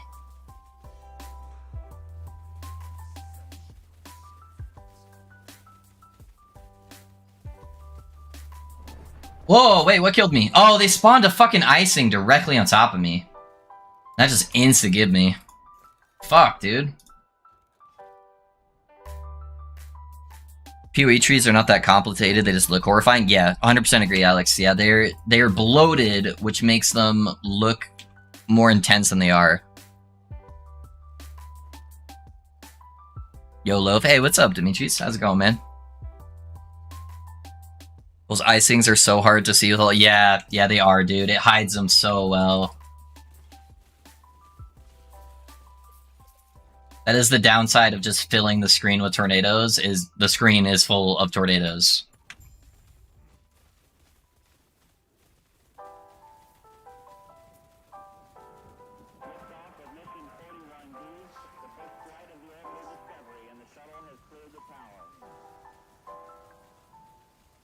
It's like almost better. I don't get the auto procs if I'm too far away from him, but it's almost better for me to kind of stand a little bit farther back.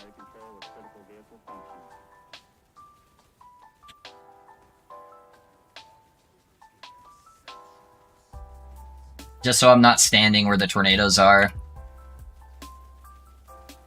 Oh, I think I put that tornado. Oh, no, never mind. Okay, that tone's good.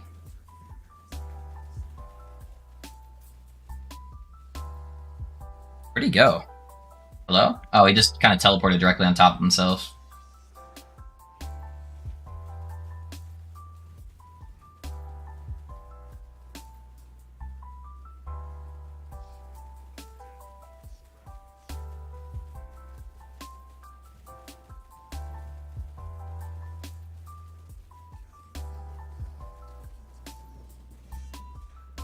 Alright, he's up top there. There's a whole bunch of shit in the way, though.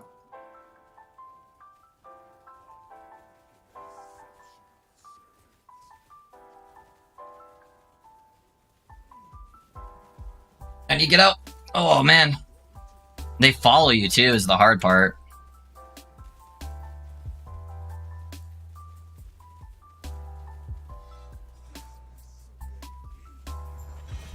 There we go.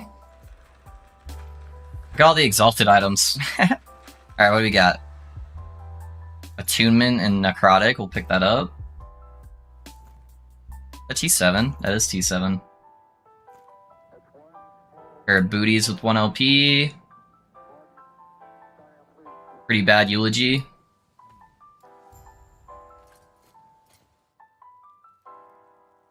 %. Does having such a low life leave you susceptible to bleed and poisons? No. I'm immune to bleed while at low life, and the poisons will still do damage to the ward. Yeah, so you're solid. But yeah, I don't take any poison damage. Okay, do we try another fucking Shade of Orbis? That's gonna be the hardest part about pushing corruption on this character, is just doing the bosses. Until I get tankier, at least.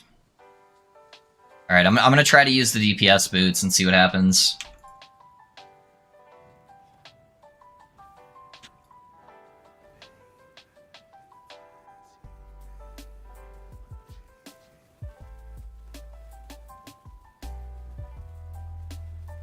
Okay, we got a poison guy and the void explosions on the ground, which I'm not a huge fan of.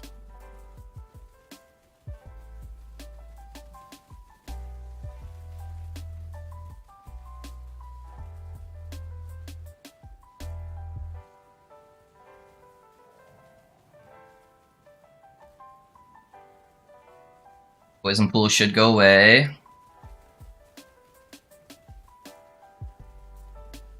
Oh shit!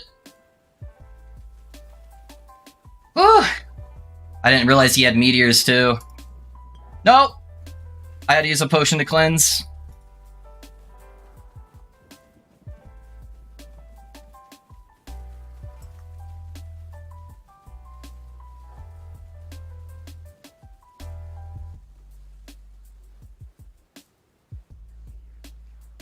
Oh, I'm dead. Oh, no way. No way. No way. I was in the perfect little corner. Oh! That was nuts. Holy shit. My heart rate. I need to get a heart rate monitor for the stream. Holy. Yeah, those void explosions on the ground just take so long to trigger that it kind of leaves you in a really bad place. A lot.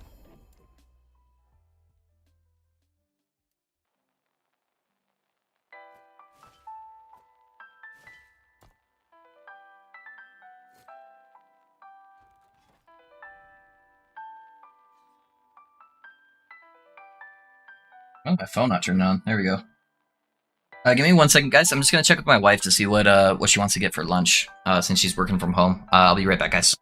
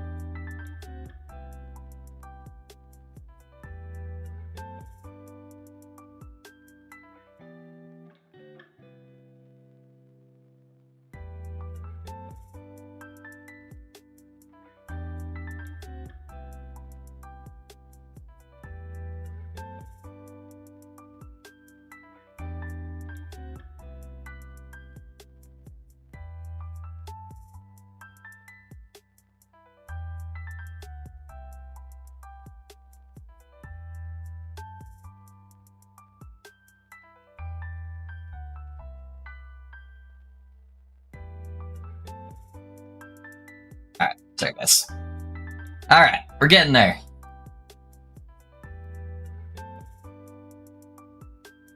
What's a skill on Warlock that no one's really made builds around? Do you guys know of anything on Warlock that you haven't seen like a lot of popularity around right now?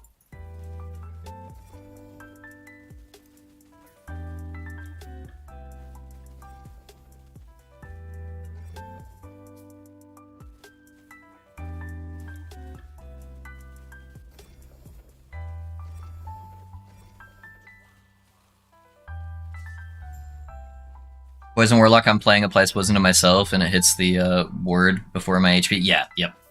Yeah. Poison goes to ward before HP. It is nice that I'm completely immune to bleeds, though.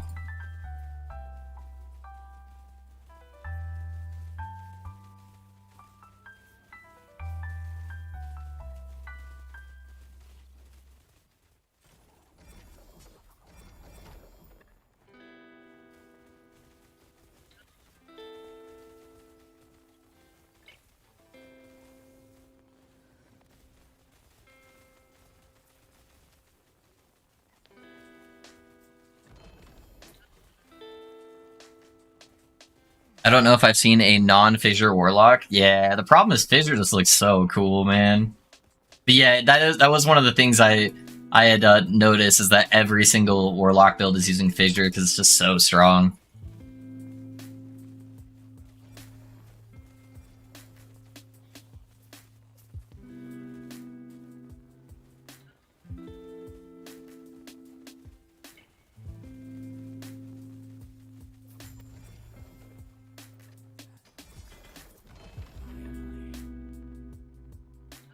Increase health, I like that. Freeze rate multiplier on the right base. Alright.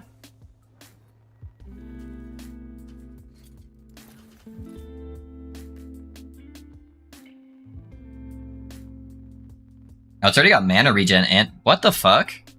Hold up.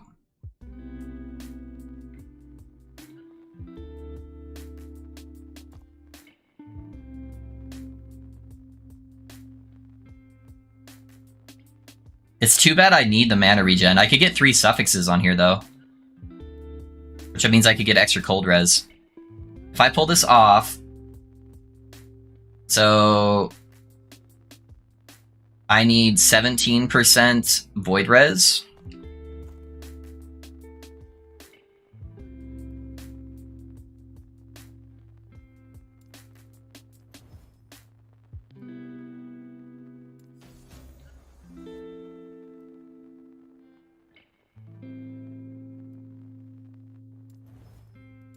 And then we pray. Easy. And we go cold res.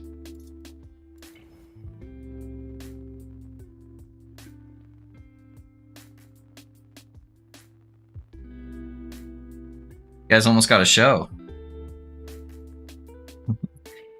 My wife was handing me a DoorDash order, and she is not fully dressed. And she forgot I was streaming.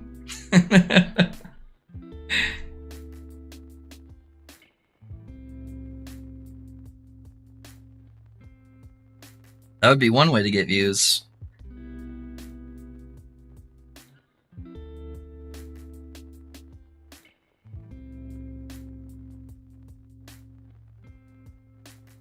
Is that gyoza for you, babe? There you go. Love you. That's funny. No, keep Fissure. Fissure is way too cool to not use it. Yeah, it's pretty dope. Especially when you change it to like other elements, like the poison or like other stuff. It's fucking nuts. At least a generic idea. Oh, I just wanted to do a Fire Whip build, Alex. Yeah, but it's still bugged. How are you doing today, William? I'm doing good, man. I'm doing good. To be honest, Order of Decay does the majority of my damage. Order of Decay is pretty good. Yeah. All right, let's just up out these tiers here. There we go. We got the T5 proc. Yeah. How did everything roll? So I've got pretty good cold res on the base. Mana regen's mid tier. The freeze rate multiplier is a little bit low. Really good poison res. I think I'm gonna go for a reroll. Ooh, that took a lot. Okay, freeze rate multiplier is way better. Minimum on the poison res. Kind of low on everything else. What does that look like when I put it on? I'm one shy of my void, which is fine. Okay, let me craft this other one real quick.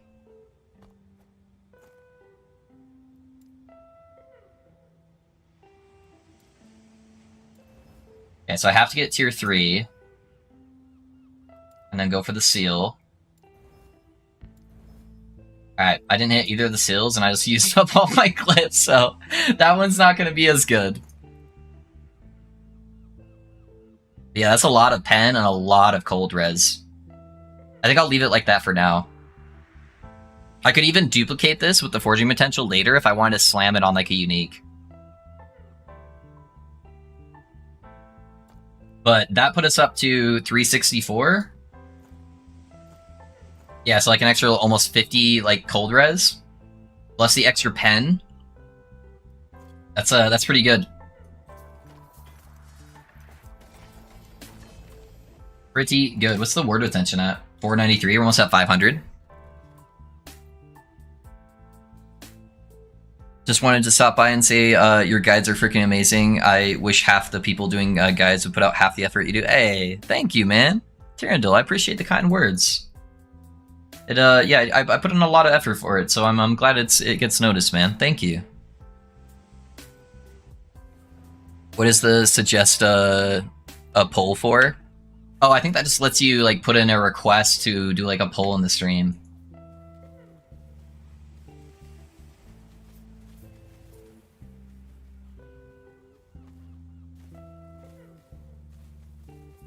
I'm getting sushi for lunch, boys. I'm excited.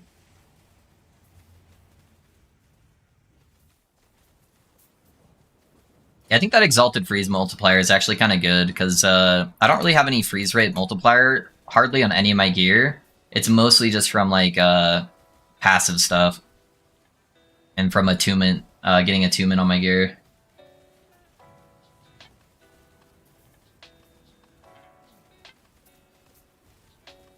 The mana honestly feels fine where it's at. I don't need the tier 7 mana.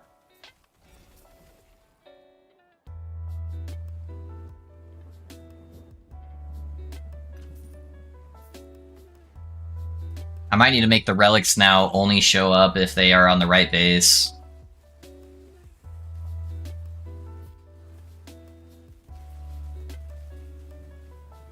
Does that mean we can make you play melee? Nope. No, it does not. I used to, back in the day, I used to have a channel point redemption that was like 75,000 points, and it was to make me play a build. But everyone just tried to make me play really shitty builds. And it took so much out of like the ability to make build guides, where it's like, oh, I guess I'm just playing a really bad build for the next week, so I'm just not going to be able to have any YouTube content. So it was kind of a detriment to the stream, which is why I took it out. But I'm still happy to review your guys' builds. I just can't do that anymore. Kills the content too much.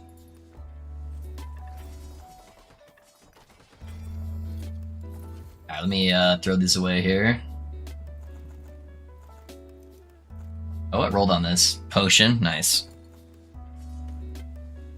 I'll take that guy back out.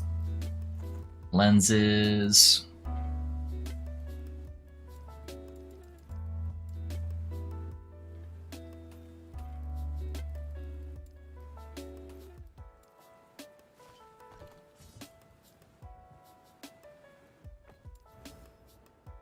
Never lucky.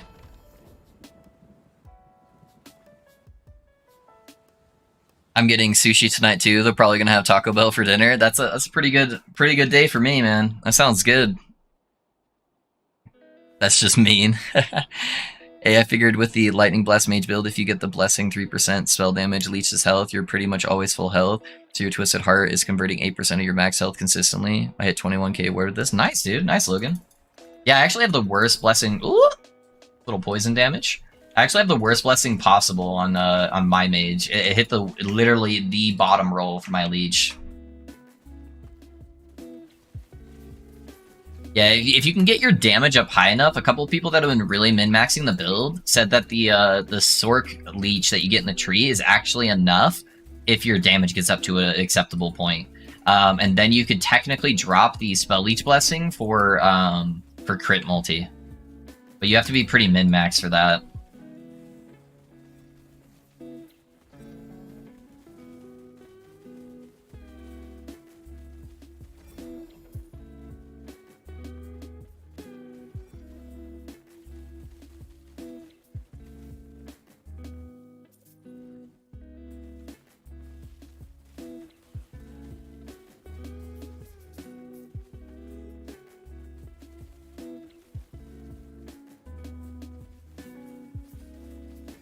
She thought it was funny, by the way. Best emote ever created. Thank you, thank you. Ah, dude, I need to contact some Fiverr artists so bad. I just have been really dreading spending all the time trying to communicate with them over, like, typing. It's really hard to, like, describe what you want to do with an emote on Fiverr. Especially since, you know, a lot of the times there's a little bit of a language barrier. Which, most of the time, they're really nice and they'll, like, revisit stuff. And they'll do, like, corrections for you. It's just a lot of energy to go through all of that. And I've been so tired just trying to do all the stream stuff and video things. I just haven't had it in me, but I really need to try to do that this week. Get some cool new emotes for you guys. You guys have definitely earned it.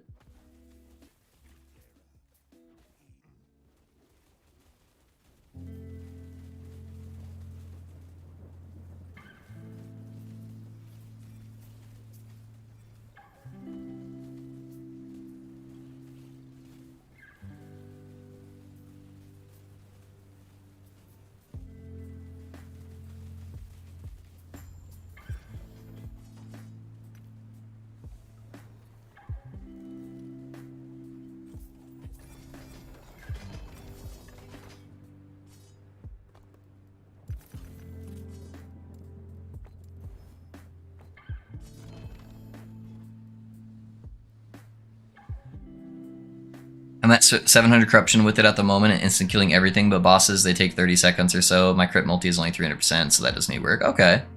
Yeah, it's still pretty good, though. How far are you planning to push the Shaman before you move on? Somewhere between probably 500 to 700 corruption. Is the current plan, as long as it can get there without a crazy amount of investment. So this is mainly just supposed to be like more of a fun build. I knew it would never really get to the point of like the mage or the paladin. just with it being an uphill battle, being the worst class in the game. But yeah, this will just more be a fun build. So I'll probably do like 500-ish corruption to somewhere between 700, just depending on how it feels. And then we will move on to Warlock.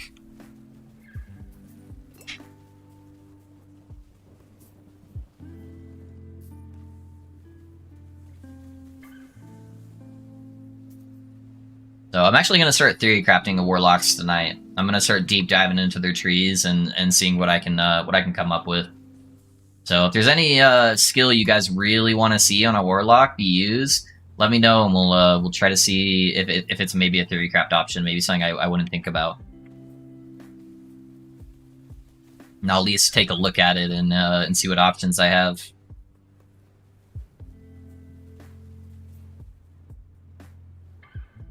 I will probably still use Fissure, guys, just to be honest with you, because I think it's the coolest fucking ability in the game. Not as, like, build-wise, but just, like, visually, it's so fucking dope. I just want to use it really bad, so probably still gonna have Fissure. I know every single Warlock build has Fissure in it, but it's just so cool.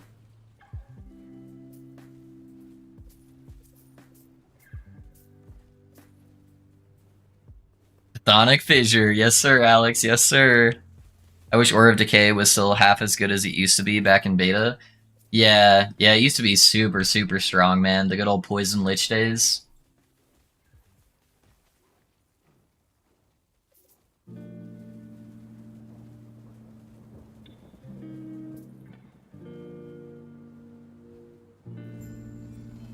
Poison Warlock, woo, non-Fissure. It's gonna have Fissure. Maybe Poison Warlock, we'll see, we'll see. I do really like that, like, poison explosion that you're able to cause. That looks very visually satisfying. Prismatic Gaze is really rare, right? It is more rare, yes. But if you just set up a whole bunch of prophecies for unique helmets, you'll drop a whole bunch of them.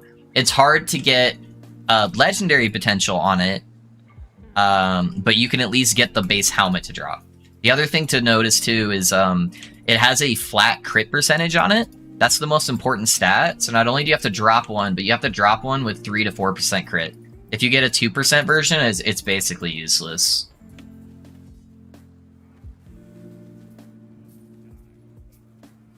I keep forgetting to put my totems down. I'm kind of going like brain dead. It's like reducing my farm speed by so much.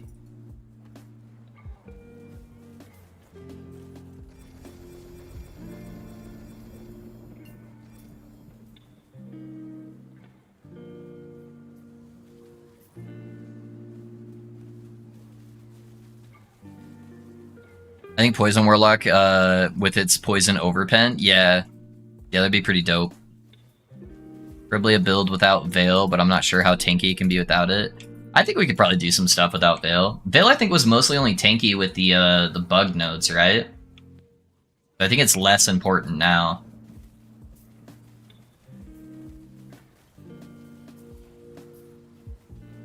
I have one with 3 LP, but 2 crit. Oh, dude, I haven't even seen a 2 LP one, so yeah, 3 LP is nuts. We just barely got, because that was the main piece I needed on the Paladin that I still never got. And then I just barely dropped a LP with 4% crit today. Hey, thanks for the sub on YouTube, guys. I appreciate that. Oh, and Shoe Boosted, I don't know if you're still here. I think I missed your follow, man. I think you might have followed when I stepped out or something. But thank you for that follow if you are still here, man. Sorry for not calling it out.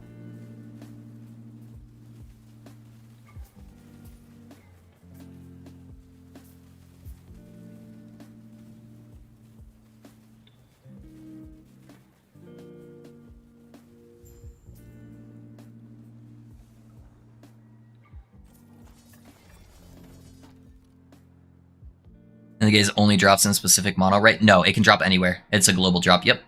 Yeah, exactly what Manuel's saying. That is, so I would completely ignore that, guys. The planner where it says like where it drops from. So that every monolith has a specific node it can get that will give you a chance to drop a random unique. So Blood, Frost, and Death has a chance to drop armors. So I can go and find the little nodes. I don't think I have any right now. But that will specifically give me a unique armor. It can still drop anywhere. It just kind of helps you target farm it. All good, man. Still here. Oh, thank you, Shu. Thank you, man. I appreciate you. So yeah, I would completely ignore those. Honestly, it's better just to use.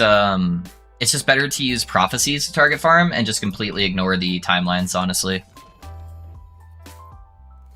I feel like I'm not really getting enough out of Avalanche for it to be useful. It causes so much clutter too that I've been kind of ignoring it. Do I try out doing Earthquake? There's nothing on here for Frostbite, right? It's just cold flat conversion.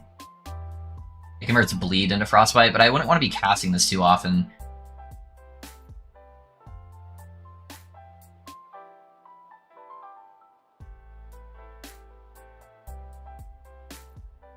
We could do an Upheaval Totem.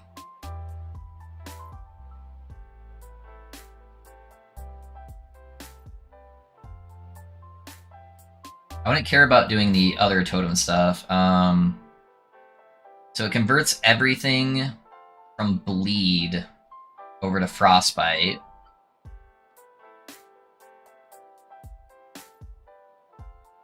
Is there any bleed on the actual tree?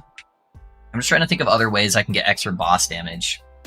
Okay, so I'm not running an axe, so I wouldn't get anything there. You do get the bleed chance there. I'm not using a two-handed weapon, though.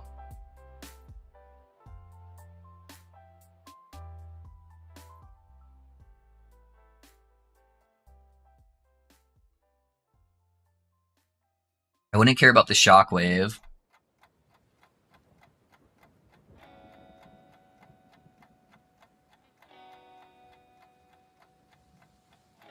Get it to penetrate cold res.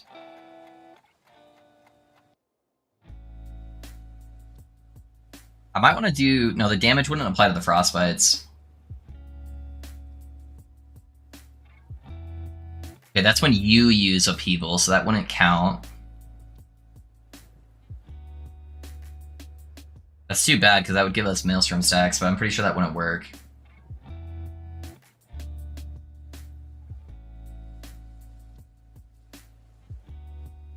Let me try it out real quick. I just want to see how it feels.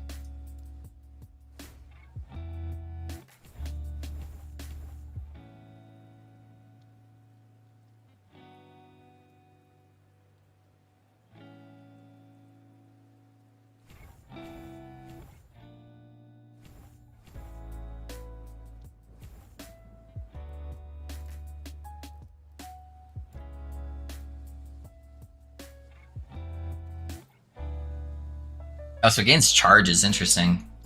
Okay.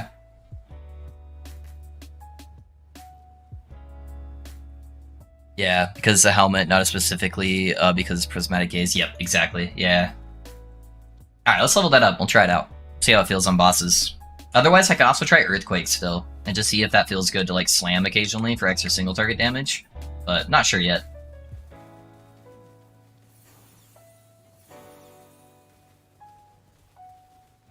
Yeah, we'll level it up, and then I'll go test it on a dummy.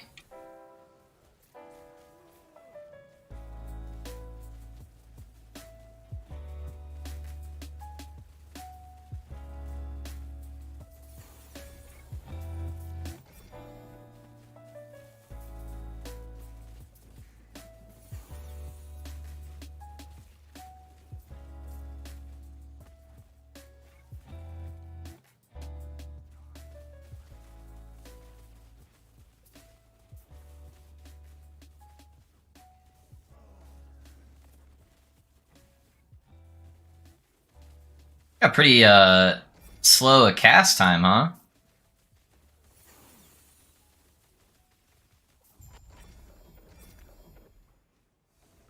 Maybe it's because there was no enemies around? I don't know. Are you going to be playing with the next PoE League that starts in 3 days, or just wait until PoE 2? I think I'll probably at least try it, Alex. As long as, you know, people are supportive of that and are cool with being in that journey with me. Playing a little bit of PoE, I would really enjoy doing that.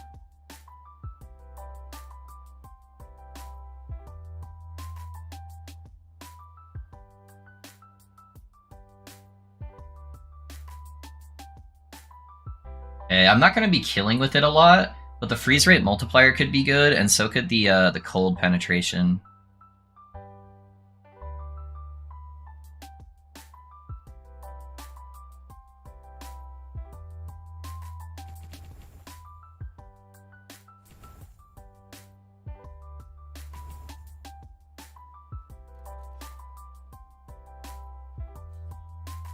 Xer is the 28th, by the way, not in 3 days.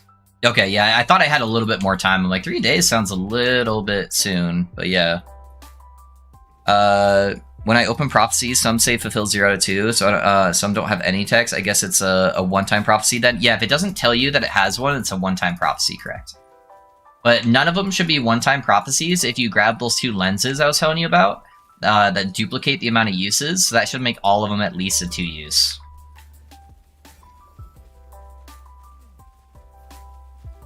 Okay, now it's casting a decent amount. Yeah, I think it just didn't have a target that one time.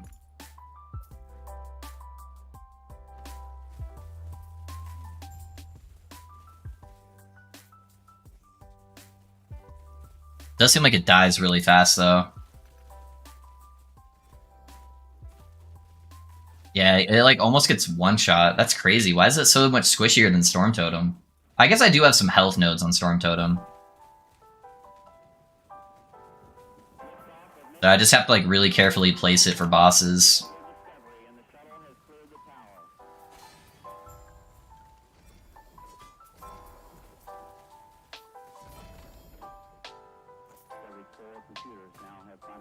That T7 health.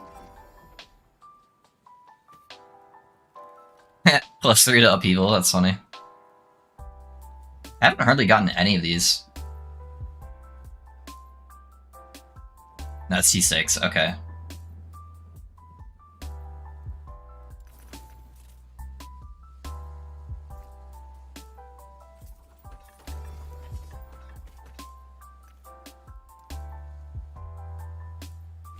Alright, let me go test this on a dummy now that I've got it leveled up. I just want to see what it's actually adding. Yeah, I forgot to put lenses in. Oh, it's all good, dude. So I have 10 days before I decide which spell to cast on crit. There you go. Oh, wait, 3 days until the announcement. Oh, gotcha, Alex. Okay, not the actual start. Bossing League, apparently? Yeah, that's what it seems like, man. I'm all for bossing. I'm a pretty decent bosser, so I like making money off bossing.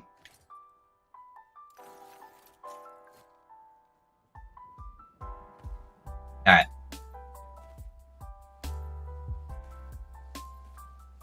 So it applies the Frostbite. It's pretty dang slow. Yeah, it's only able to sustain like 3 Frostbites because you just can't scale the attack speed very much. Because it goes off of attack speed, right?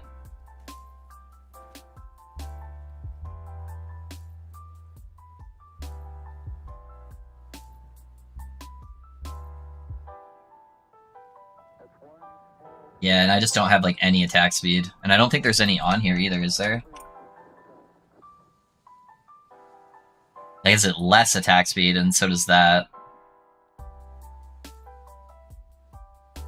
Yeah, I don't think there's any combo where I can make that attack fast enough to make it worth it. Okay. It was worth a try. Hey Echo, thanks for the follow, man. How's it going? Hey, thank you for the in-depth Rune Master build guide. Your attention to detail is appreciated. I can't imagine the time and effort. Usually people receive gifts for their birthdays, but you gifted the community this year. Appreciate it so much, dude. Hey, thank you. Thank you, Voice. Thank you for those kind words. I appreciate you, my guy. I'm glad you're liking the build as well. All right, let's look at Earthquake here. So we definitely need to convert it over to a spell.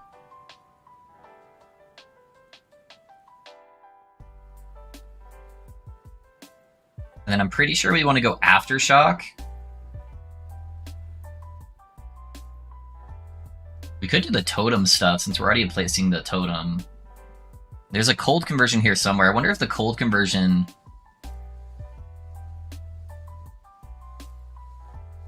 will overwrite that.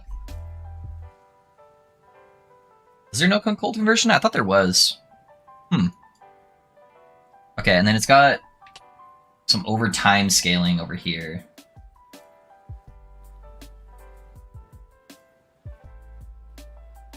Okay. We're gonna grab that. I need to come up here. 2, okay. That turns it into a spell at least.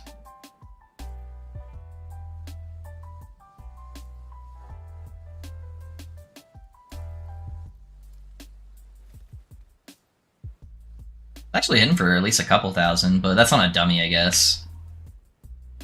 The aftershocks? I need to add more aftershocks. I'm wondering if the aftershocks can actually apply frostbite for us as well. Yeah, we'll see. We'll mess around with it once we level it up.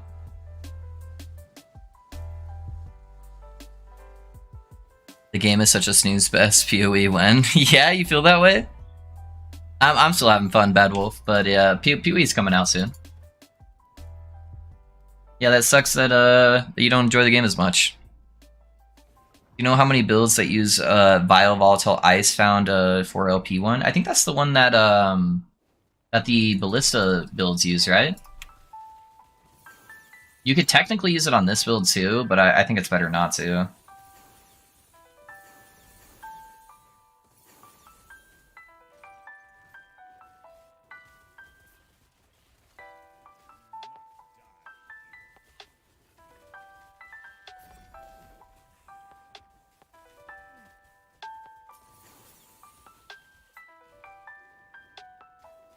Issues capturing the resistance gear I find is always one or the other. Tough to find the correct items even with prophecies. You need to heavily work on crafting, Black Shadow. Crafting is everything in this game. It's much easier to approach crafting, unlike PoE. I know a lot of people play like PoE and they never touch crafting and they just buy their items that way. But I really heavily encourage you to try to look into crafting. It's very, very easy to do. Takes almost no skill whatsoever. It's very deterministic, and so you can really add the extra stuff that you need. That's why most loot filters are only looking for items that have like 1 to 2 stats of what you're looking for, and then you just craft the rest. Okay, so what do we got here? 2 to 4 aftershocks. Okay, so we need all the aftershock stuff.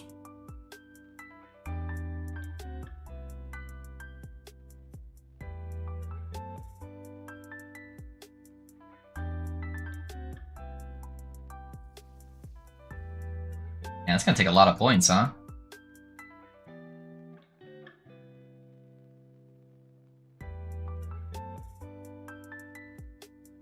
Do we go maximum, or do we go like extra duration with the damage over time stuff? I feel like the duration would be really good.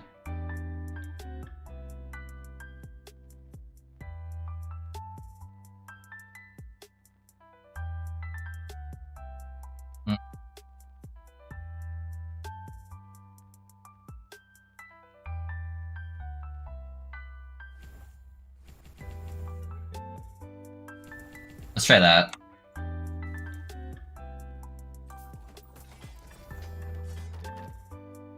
See how that feels.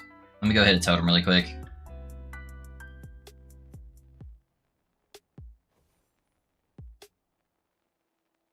Yeah, Loaf, give me screen cluttered meta content.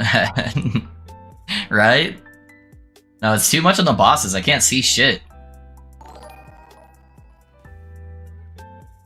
Hey guys, thanks for the sub on YouTube. I appreciate that. Alright, let's see here.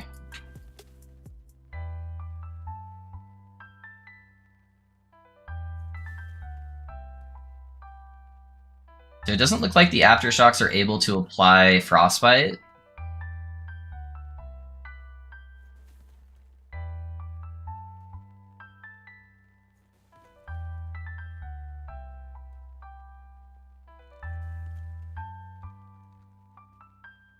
They have such bad area of effect. Yeah. I don't know. I think Earthquake's kind of clunky too. I don't know what the move is for that last skill. It's open, but there's nothing that like quite fills that void, I feel like, for us. We've tried Tempest, we've tried Upheaval, we've tried Avalanche, Earthquake.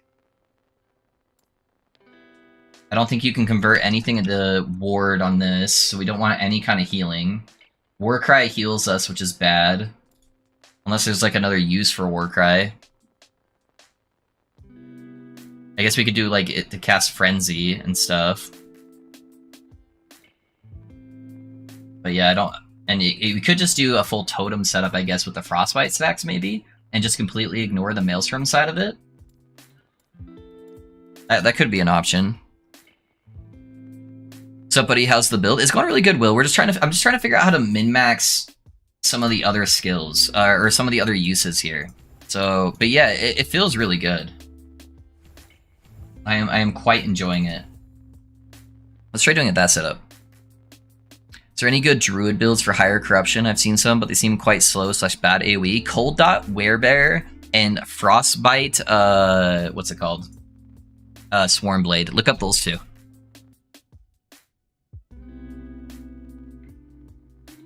Video is godlike. Hey, thank you, man. Thank you.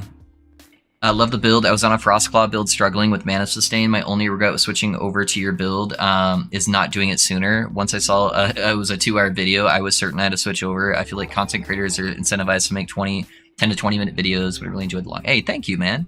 Thank you, voice. I appreciate that, man. Yeah, I just try to make sure that you guys have all the content you need. But my favorite part about this game is making new builds, and I want to be able to share that with you guys. And if I don't put it in a proper setup or a format where you guys can't like fully digest that, then there's no point in it, right? But thank you, man. I tried to craft, but mostly look for good on suffixes, but my bad on the prefixes or other way around is so determining how to approach them after it usually fails on me. If you ever have any questions about crafting black, feel free to link me items in game. You can just whisper them to me. My name's Stormin Loaf on here, and I'm happy to go through how I would craft different things for you. Or as I get items, I try to craft them on stream for you guys so you can see the general process. But I'm happy to kind of walk you through step by step on doing a craft. Frostwolf. Preparation skill on the mage tree confuses me. I don't use it at the moment, but it seems like it could have potential. I'm just not sure if the increased damage every 3 seconds is added before the damage calculation. Let me read it over really quick, Logan, and let me take a look at it for you. So maybe I can add some insight. I think I know which node you're talking about. I'm just bad with names.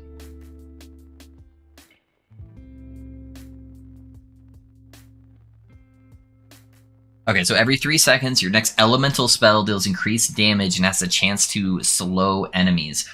So it doesn't look like that one's multiplicative at all, so it's just percentile. So it'd be the same thing as getting like percentile lightning damage, percentile spell damage, stuff like that. So I do not think it's worth using that spell. I almost never pick that up on a build.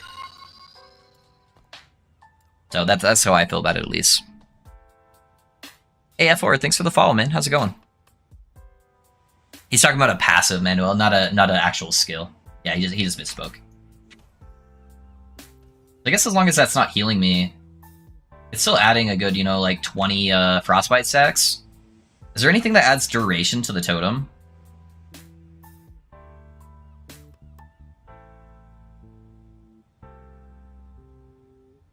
I don't think there's anything that adds duration. Only the node there.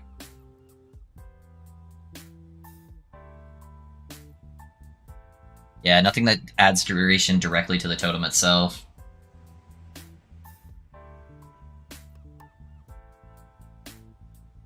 Yeah, I could get all the extra cold damage, I could get the frostbite damage, so that stuff's still not bad. I could get the immune after Warcry. I wonder if that applies to me if it's using on my totem. We're back to Warcry, boys, just a different setup for it. Alright. Best Room Master build that's having such a blast. Hey, no worries, Jack. No worries, man. I'm glad you guys enjoyed it. If you guys haven't yet, we posted a Pally build today, so if you're looking for a new flavor and want something that's a little bit stronger against bosses, I'll check that out. Or if you just love me and want to help out the video, just dropping a like or a comment on that video helps it tick up the algorithm. So I'd appreciate that as well, guys. If you got some free time.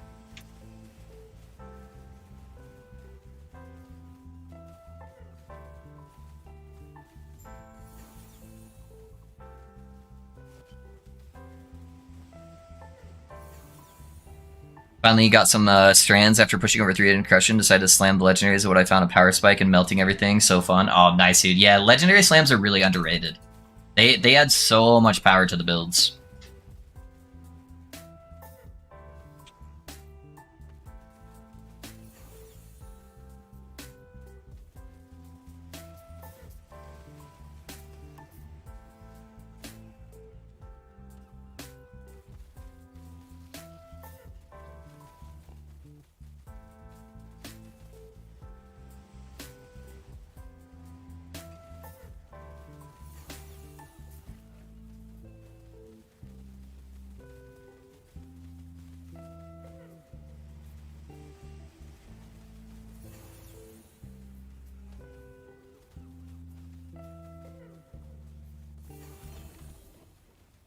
You babe.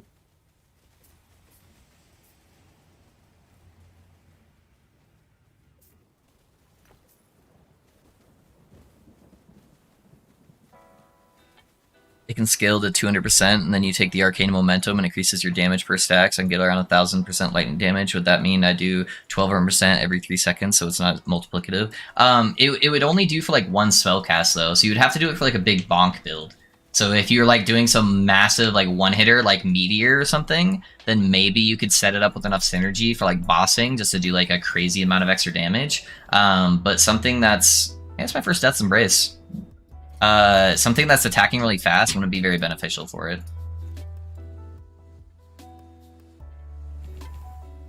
Alright, let's add those in there. Let's add the increased cold damage. I already get permanent haste, so I don't need any of that. The pull-in effect could actually be kind of cool.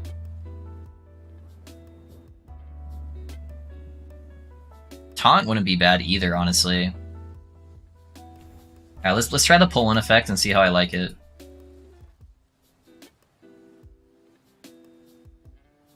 Yeah, I'll check out that on YouTube and support it for sure. You totally earned it. Hey, thank you, man. Thank you. I appreciate that.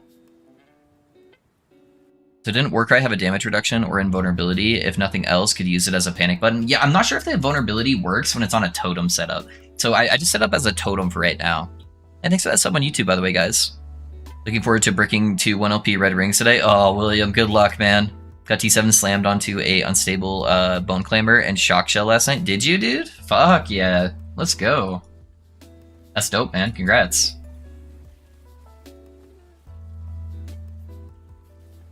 Yeah, I could potentially use the Warcry as a Warcry itself, but I do kind of like the idea of using it as a totem, because it casts 3 times instead of once, and so that will allow it to apply more Frostbite stacks. And the cast seems a lot quicker than me actually using Warcry.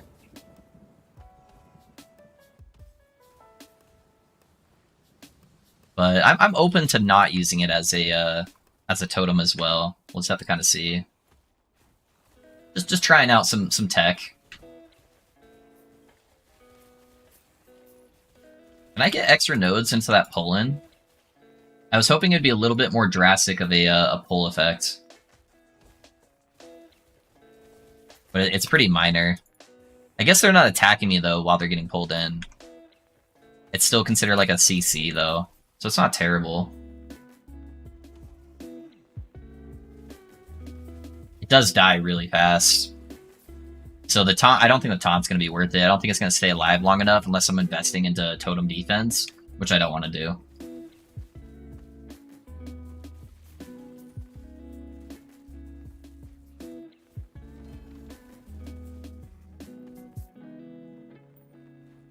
Two LP cycle? Okay.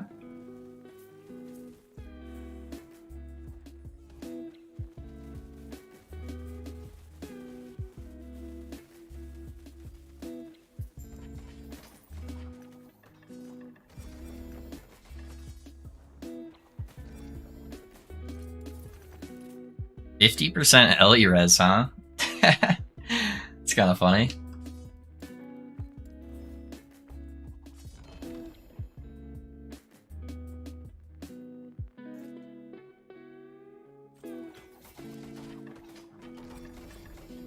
Okay, I want to see something really quick on the buffs. So where's my increased cold damage? So 267.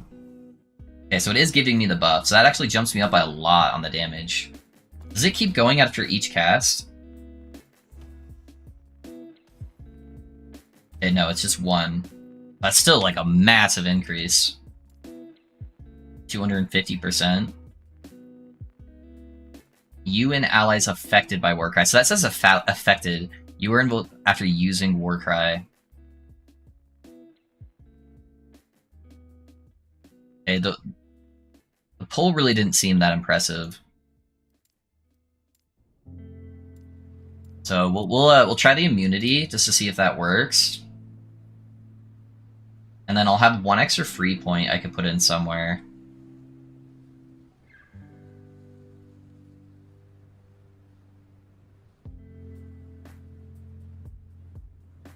Bleed from all sources converted to frostbite chance. Okay, so I could get the extra bleed node too. So that'd give me an extra stack of frostbite. So right now it puts 10 stacks plus 12, and it's casting 3 times. So I could get it to do 13 stacks times 3. Or I could do the 100% chill chance. I don't really care about the hit damage. Frailty wouldn't be bad either. Yeah, we'll mess around with it. Boys, I'm going to turn off my camera really quick. I did get my food. So I'm just going to eat really quick, but feel free to ask questions, boys, while I chow down on some sushi real fast.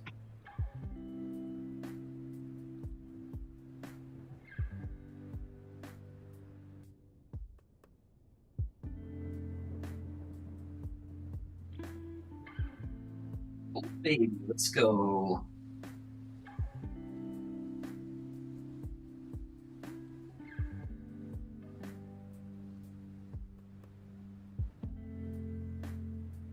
I've seen a build that was using Ghost Flame. Would you consider doing it and speccing into the nodes that let you move faster while channeling? I've only seen Ghost Flame used as a movement skill. We could take a look at that, yeah. Might not be a bad idea. Holy crap, this thing is sealed so tight. Let me get to my sushi. There we go.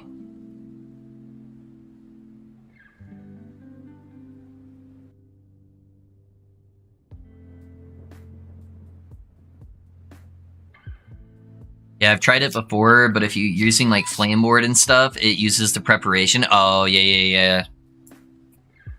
Not worth it unless so you're doing like one-hitters. Yeah, no worries, man. No worries. You're like an Epoch Encyclopedia. Thank you, man. I appreciate that. And Shu, thanks for the sub, man. Thank you for investing in the stream. Thank you, kind sir.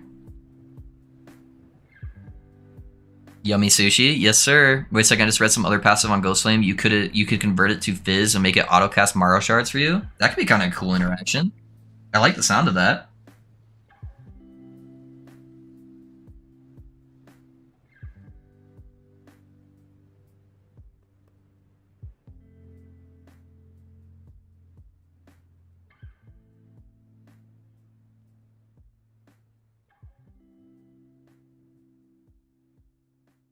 Yeah, it's been a slam fest.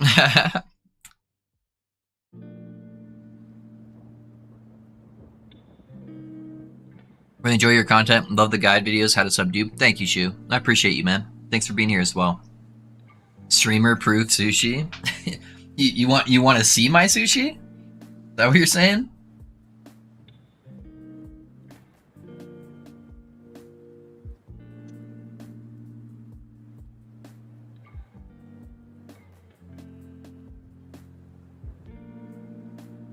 Got a little gyoza as well.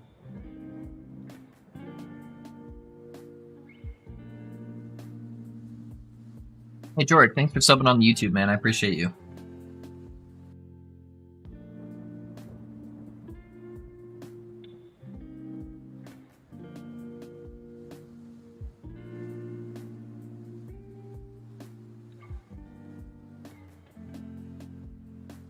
I'm gonna be honest, the sauce they gave me for the sushi is tasting a little wonky. I don't know about that. Normally it's not bad, but yeah, I don't know.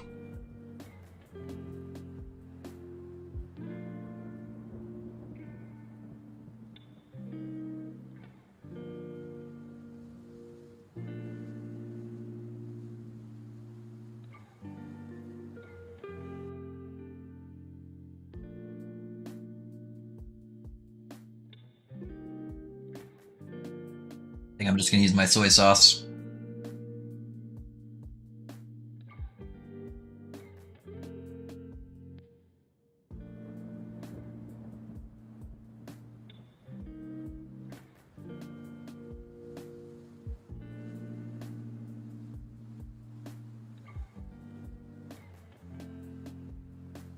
Loaf, is there any way to deterministically control the tier of experimental affixes, or is it random? Yes, you can control the tier of the affixes.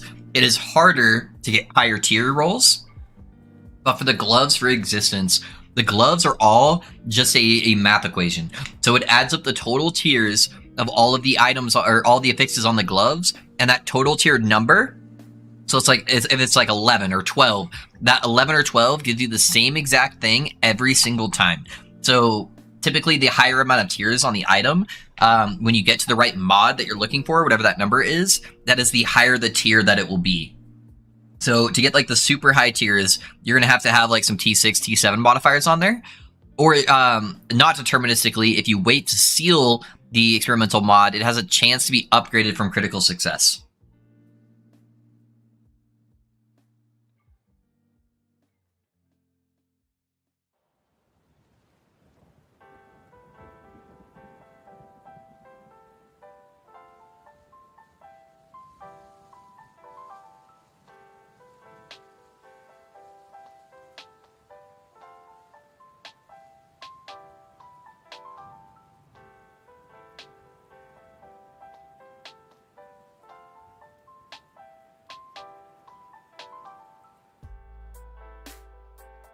Gotta actually get back to work now. Hey, no worries, Risky. I appreciate you being here, man. Yeah, I'll see you after work, man. We'll go over your last Epoch build and hopefully get some gameplay in. Yes, I want to see what you call sushi, just out of curiosity. No judgment. There's gonna be judgment, Nab, because I got a deep fried roll, so it's not real sushi. It's actually cooked. So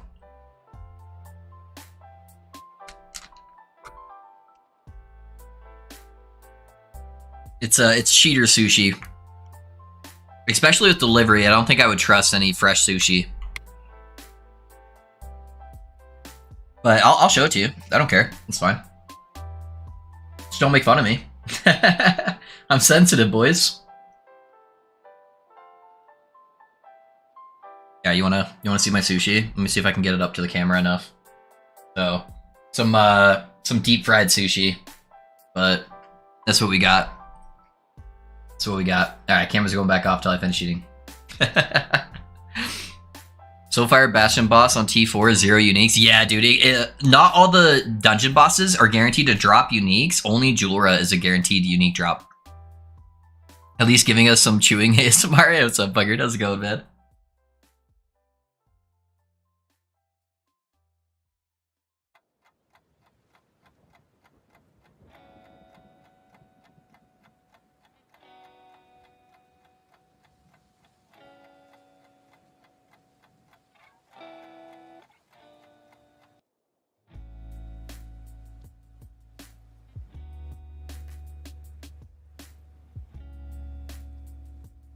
Deep fried sushi. Thought it was supposed to be raw deep fried. See, I told you guys would give me shit for it. Most traditional sushi is raw. So this is my cheater sushi, and I think it tastes better. So you know, it is what it is.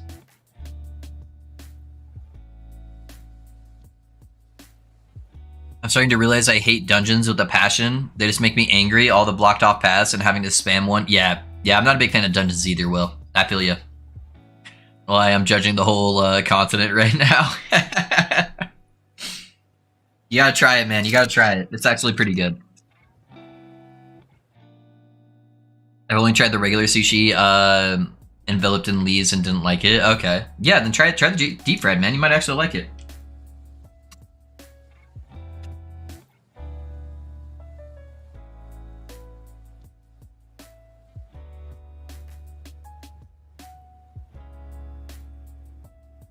What is the name of the sushi? It is a Vegas roll. Is there a methodical way to farm items corruption-wise? I keep getting like one LP1 most of the time. Are you talking about just like trying to push corruption? Or like, is there a way to target farm stuff inside your like higher corruption? Let me know, Black Shadow. I'm slowly trying to get Loaf used to Asian food. Gotta start him off with the cheater stuff. My favorite is exotic food is Indian. That's one of the food types I'm not a big fan of is Indian. I like spicy food, but I don't really like curry spicy, and that's typically in a lot of Indian food. A lot of people love Indian food. I just haven't had any that I've really enjoyed.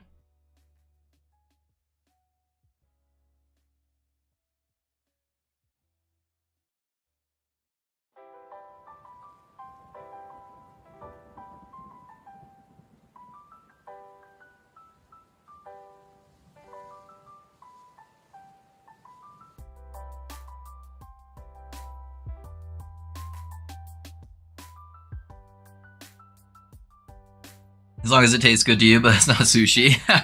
I know, it's cheater sushi. Yeah.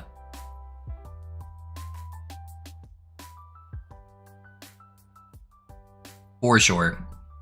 It's definitely not the real stuff.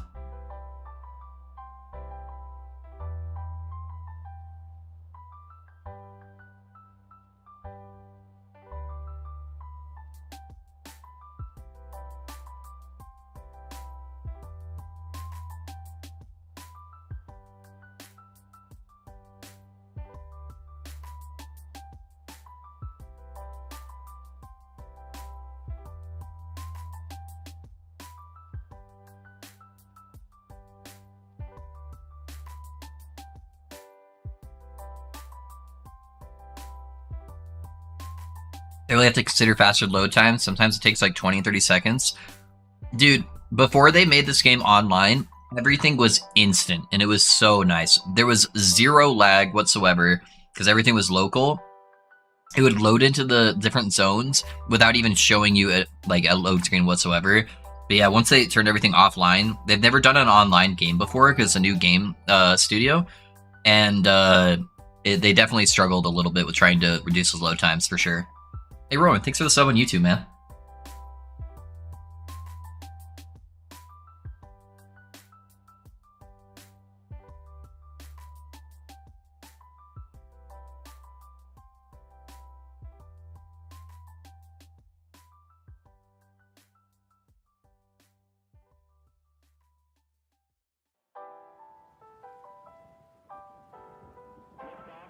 The other exotic food I found in love by chance was Lebanese, crazy good.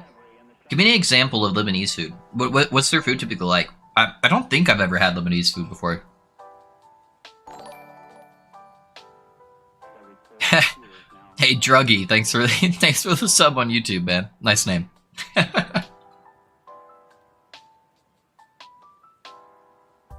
See what you get noticeable change on item quality like LP on uniques or the quality of the exalted items in like higher tier stats. You definitely get more drops the higher you push up. So in turn, you end up getting more unique items that could potentially have legendary potential on them. And like higher tiers, typically like I feel like you get to the crazy numbers when you're at like 600-700 corruption. It starts hitting a little bit of a diminishing return the higher you push, but if you can get to like 600-700, you're in a really good spot for getting high tier stuff.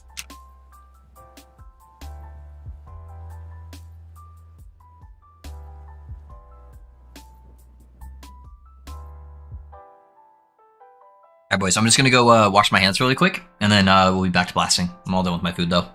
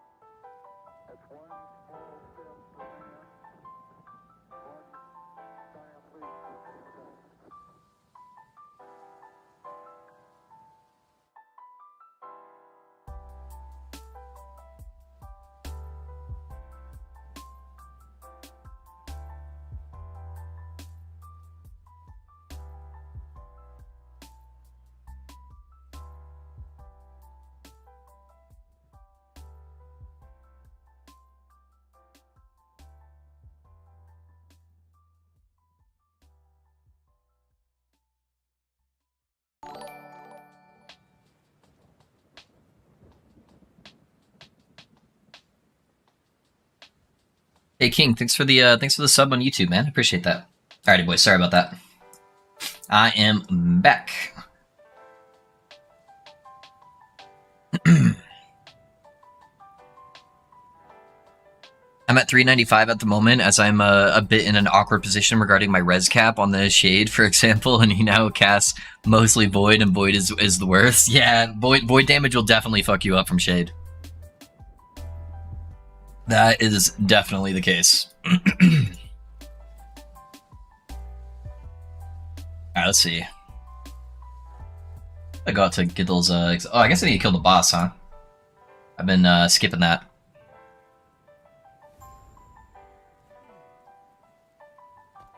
Oh yeah, I need to level that too. Alright.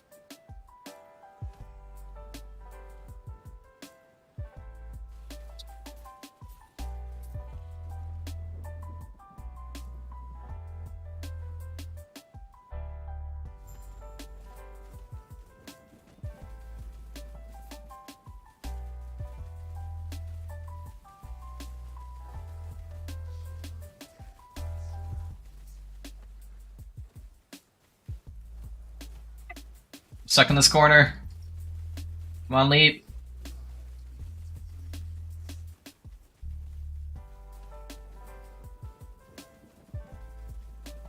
I think that extra cold damage buff from Warcry is honestly going to be really worth it.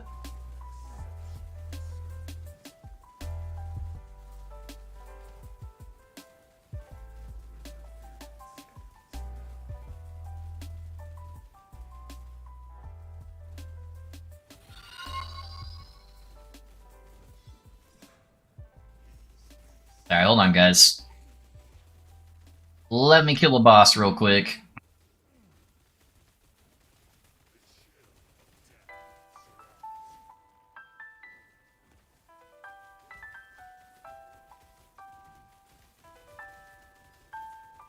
I wonder if that Warcry also... Oh, it does say allies, and I think my totems are technically an ally.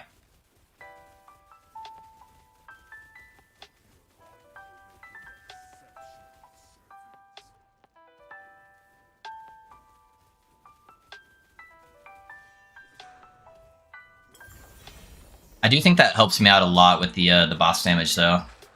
I got another Shackles. No LP, sadly.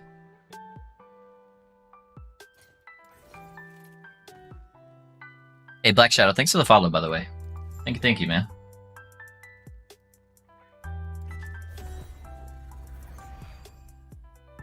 In any case, your guide made me swap to Rune Master, which I was scared to try out, but as it started as I thought it would be overwhelming, complicated with the rune combos. Yeah, that's why most people try to avoid it, honestly.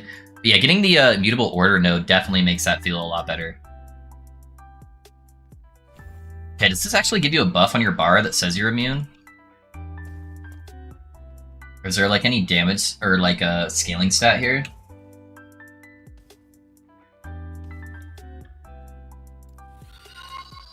I don't think it does.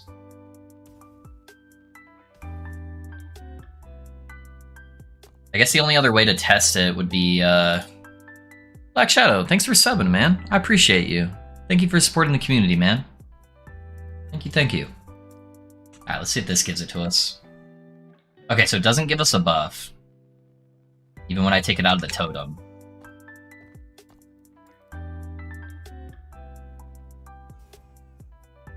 I don't see anything jumping up either on the defenses. I'll have to test it and just like purposely stand in damage or something like that.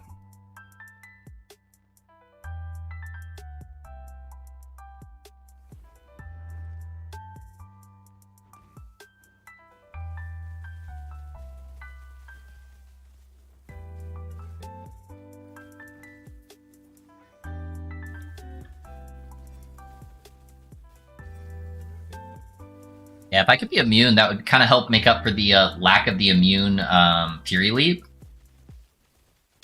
Where I could kind of iframe certain attacks from bosses if I got good enough at it. So I really hope that it works on the totems.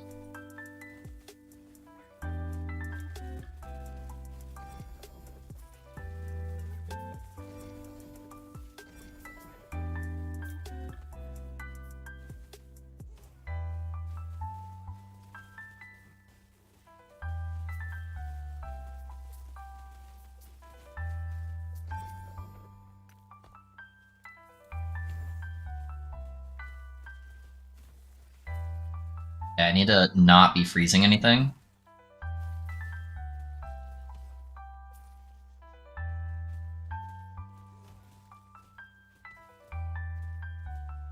Hard to tell with the ward, too. Yeah, I just stood in some stuff. I think it's still proccing. I think it's making me immune still. It's only for like a second. but I think it is working. And then it probably works the same way the cold buff does, where only the initial cry gives it to you, not the additional cries afterwards.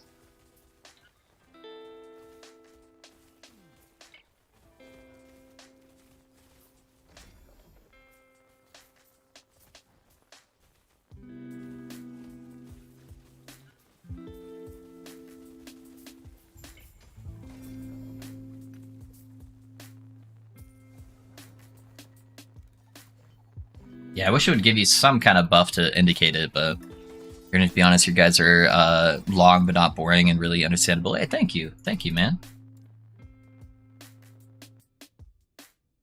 Okay, so I think I just grabbed the extra chill chance. Honestly, I think it's the only thing I can really get. It's either that or the bleed stacks, but I think the chill chance would be good with our helmet mod.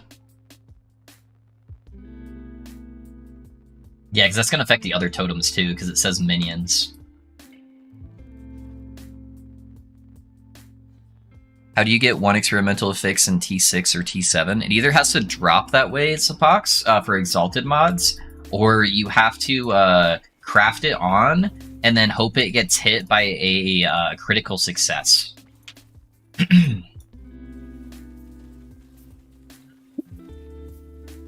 So it can only get hit by a critical success if you don't seal it. So you'd want to hold off on sealing it until you're done crafting your item. That way it has the most chances to get hit by a critical success, and then you would seal it away.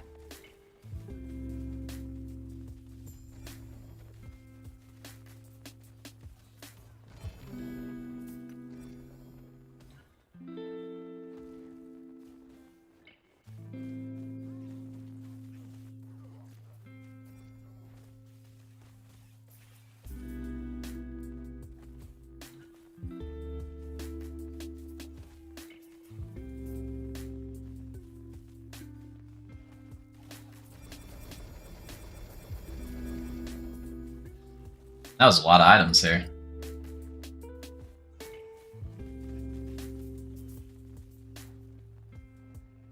I really wish taking the totem node didn't get rid of the freeze on the node you have to take like right before it. That'd be super dope if it was just like an instant cast freeze. By luck, they can only drop. I think I had seen any T7 yet, but some T6 experimental. Yeah, you can technically get them on the critical successes though too.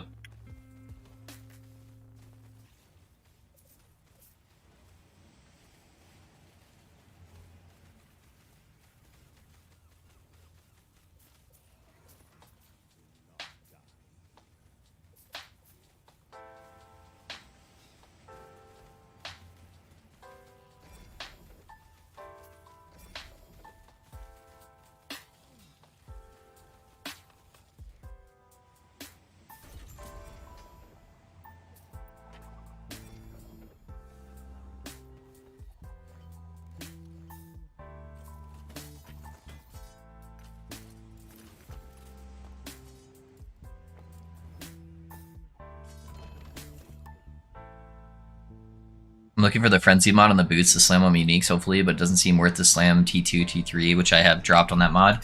Yeah, the boots are really hard to craft too, because it goes off of foraging potential instead of the total tier of the mods, so the boot ones are so much harder.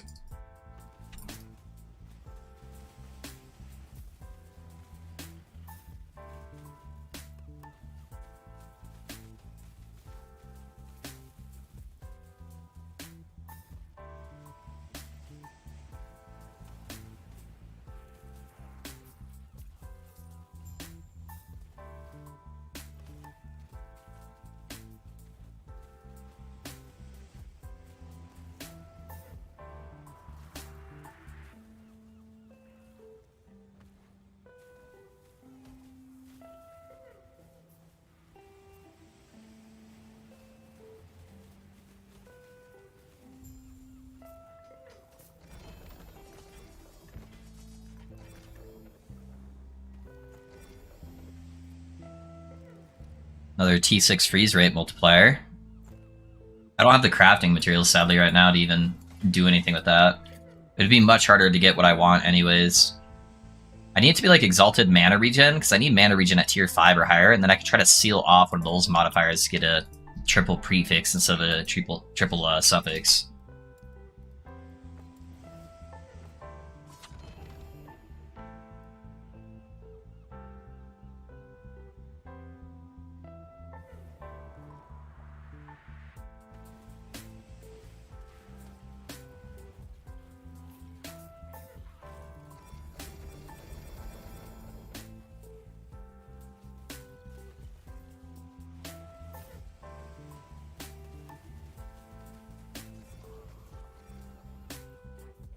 I think I do kind of like the Warcry totem, though. I think just that cold damage buff alone makes it worth it. I don't have a lot of percentile damage right now, and that kind of helps hard carry, giving me an extra 250%.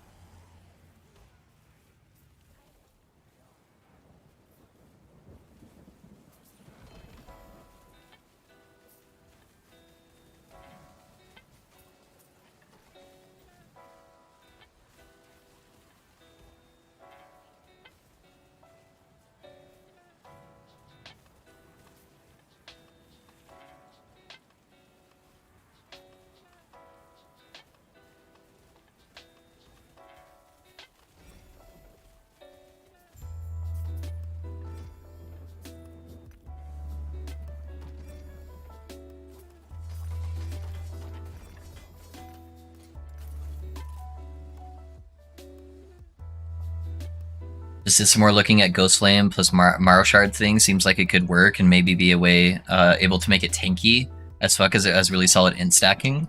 Okay. Yeah, I'll take a look at that when I theorycraft tonight, man. See what I can come up with. I like the idea of that. I've never built off Marrow Shards before. So that could be a pretty cool interaction.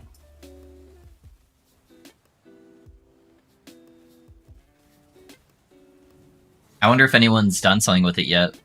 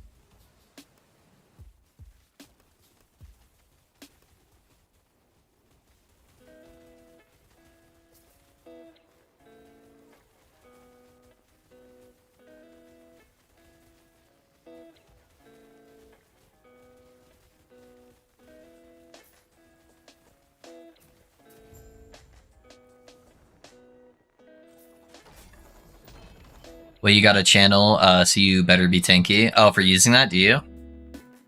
I think there's a way to make it so you don't have to channel, right? Or you can at least grab the stuff that lets you move while you're channeling. Hey, Love, how's it going? Hey, Kane, I'm doing pretty good, man. How are you doing? How is it going, my guy?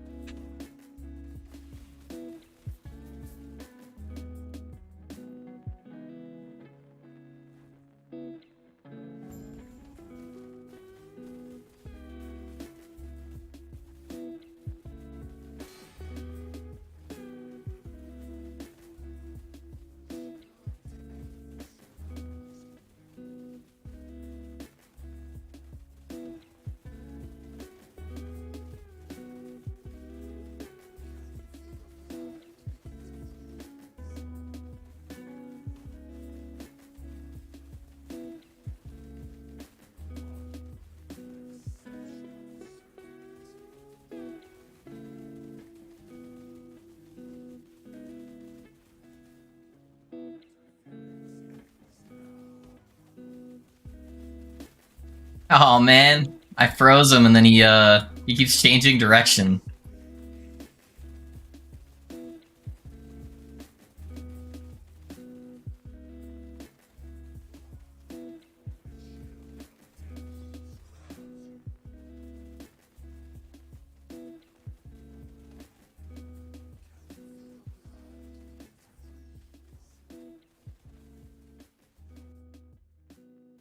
Oop, I accidentally clicked off my screen. I don't have my page locked apparently.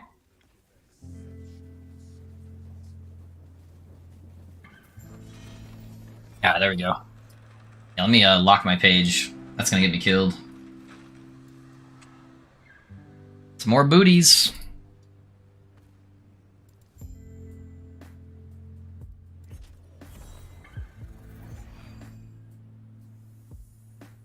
You do channel and you actually move faster than base movement speed with channeling it, and you can grab the nodes and go slam to make you gain dodge and ward per second while channeling, convert the dodge to armor. Okay. So I'm edgy and indifferent. I want to swap picture to for the drain live with poison node and then 10 extra enemy. Yeah, try it, man. Try it.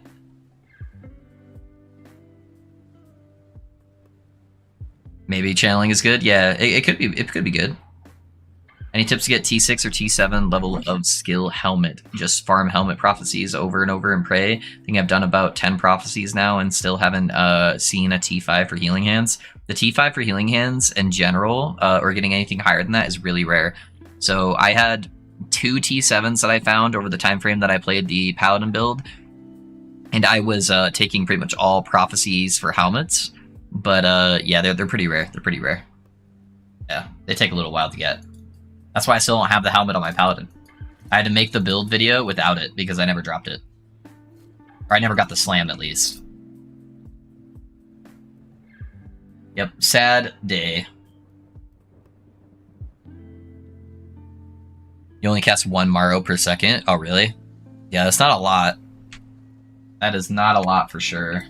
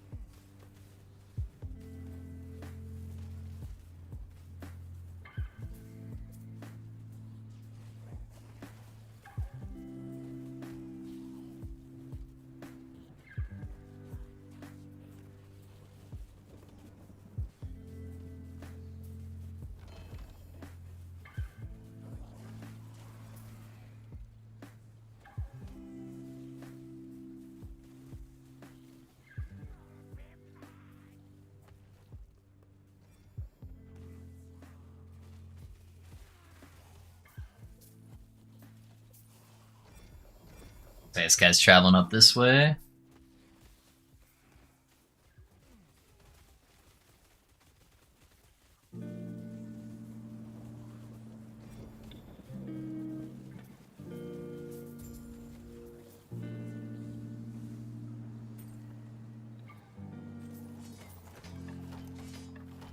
Plus 60% frequency. Oh, okay. Like Crypt's Void Knight build and you don't need cure. Yeah? What's Crypt doing with Void Knight?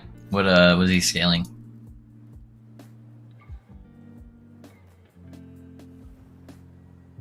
I've got a couple of those belts. So once every like 0.7 seconds, yeah, that'd be something like that. Something like that. Still not like a super fast casting, so you'd probably have to play like spell hit and not like dot damage because you just wouldn't be able to stack dots fast enough. But I don't know. I'll have to take a look at it, see if there's other shenanigans I can add with it that maybe help. But it's definitely something to at least consider.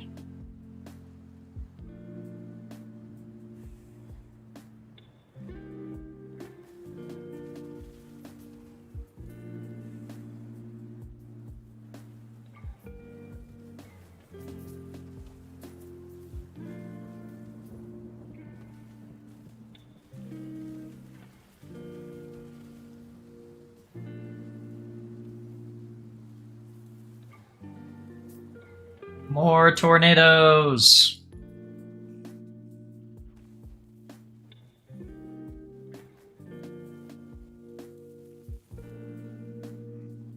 This is how you do arena.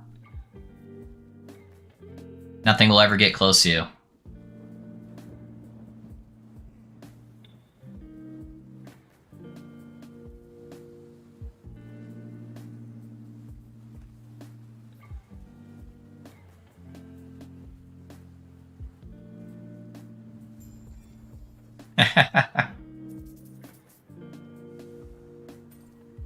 It's pretty funny. How's the build progressing? Haven't checked since Friday. It's going good, Kane. It's going good, man. Still just like trying out some new tech as we go. Yeah, I'm enjoying it quite a bit, man. I want to play Torment Warlock, but I want spam crit skill. It feels so weird just to throw dots and run around until things die. Any recommendations, chat? Yeah, I don't know yet, man. I still have to do my 3 crafting for Warlock, so... but I get you on the dots since that's what I'm doing right now. It's just throwing stuff. At least with this build, I'm freezing stuff until it dies. So it's not like it's beating the shit out of me while I'm waiting for my dots to tick. So that's a plus, but yeah, on regular dots that don't do that, that's definitely a problem.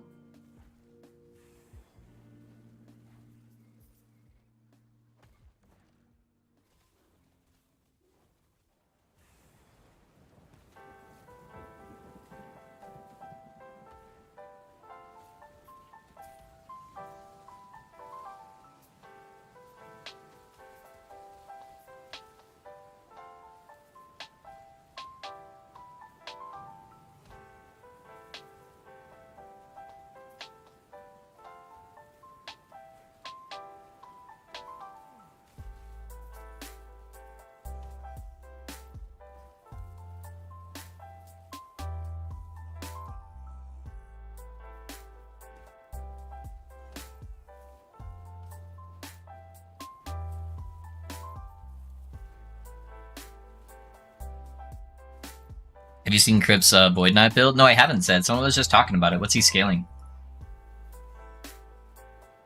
Oh yeah, Void Smite with Healing Hands and Soulfire with 2 LP. Yeah. Interesting, interesting. So kind of similar to my build with the Paladin, except he's just getting the Echoes and then getting more Healing Hand procs because of the Echoes. Yeah, it makes sense. I'm curious to see, is he going crit or is he going like Ignite scaling? What kind of scaling is he doing? Ooh.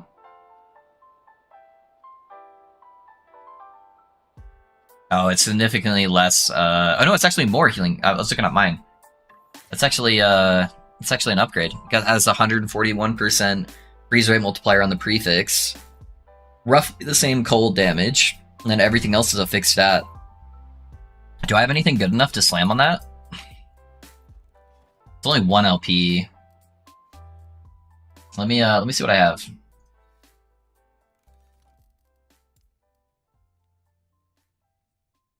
I want a T7 mod. Let me see what I have that's T7.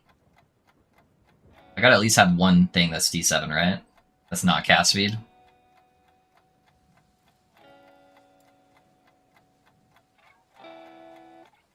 I guess with the extra mana regen, the cast speed wouldn't be, like, terrible.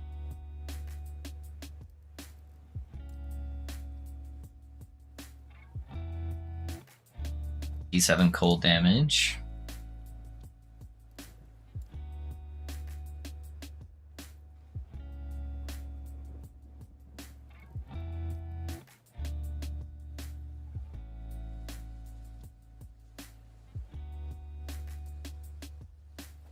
D7 freeze rate.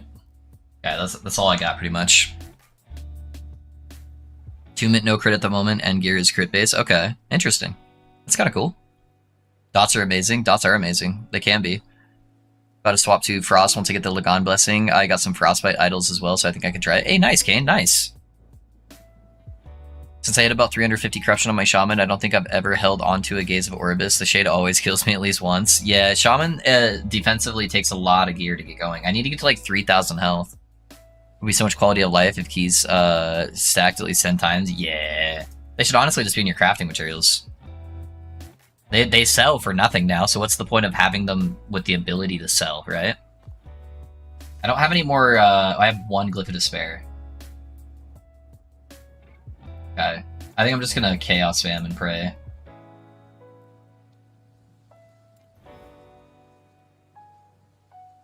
Ellie damage isn't terrible, I guess. Hold on, let me see what we get working with here. Oh, this thing's like everything's bad. Yeah, this one's literally just gonna be a prey.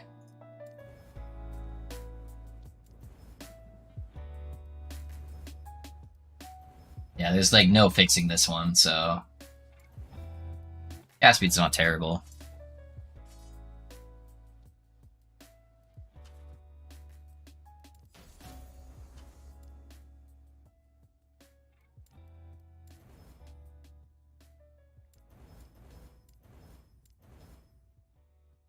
That's probably our best one. Do something like that. Yeah, let's do that one. We'll slam it. Let's go.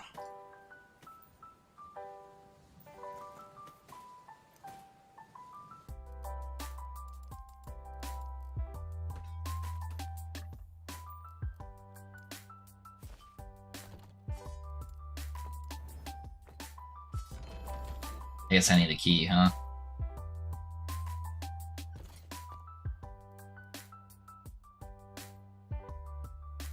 What are the ideal stats we'd want on a 4LP Scepter? Probably cold damage. You can't get elemental damage over time, so probably cold damage, cast speed, freeze rate multiplier, and shock chance. Because we convert the shock chance over to frostbite chance. So this is pretty close to being what you'd want. Chill chance isn't bad either, but I prefer to have shock on there. But you do get freeze rate multiplier per stack of chill off of the Snowblind Slam. But yeah, I'd prefer shock chance on there. And then just cast speed, but still not bad.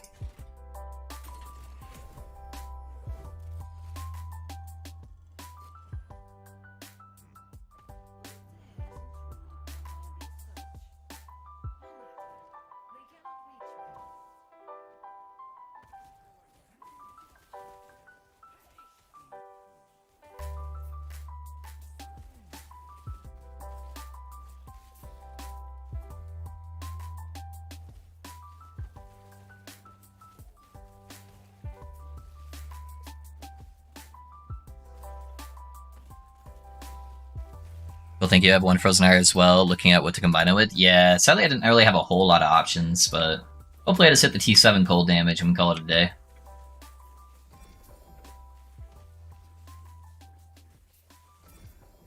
I think I have like 50% shock chance on mine right now, so it's 50% frostbite chance, basically. Not too bad. I think the cold damage would probably be better, unless I was able to get like exalted shock chance or something.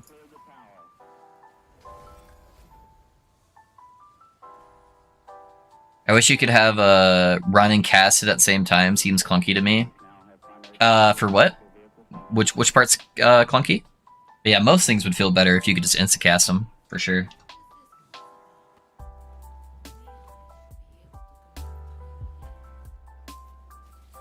I wish you could at least do the Maelstrom as an instant cast. Even if it made it cost more mana, that'd be so worth it.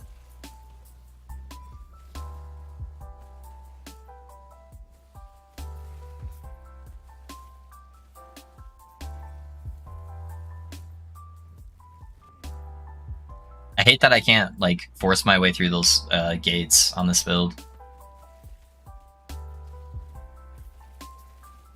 Maelstrom, yeah, Maelstrom would be so nice.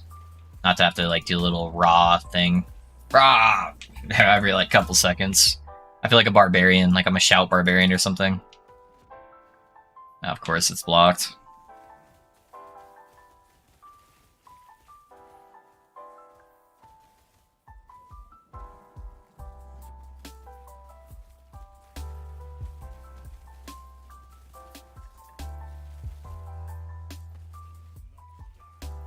Hey, Lorenzo, thanks for the follow, man. Appreciate you. How's it going?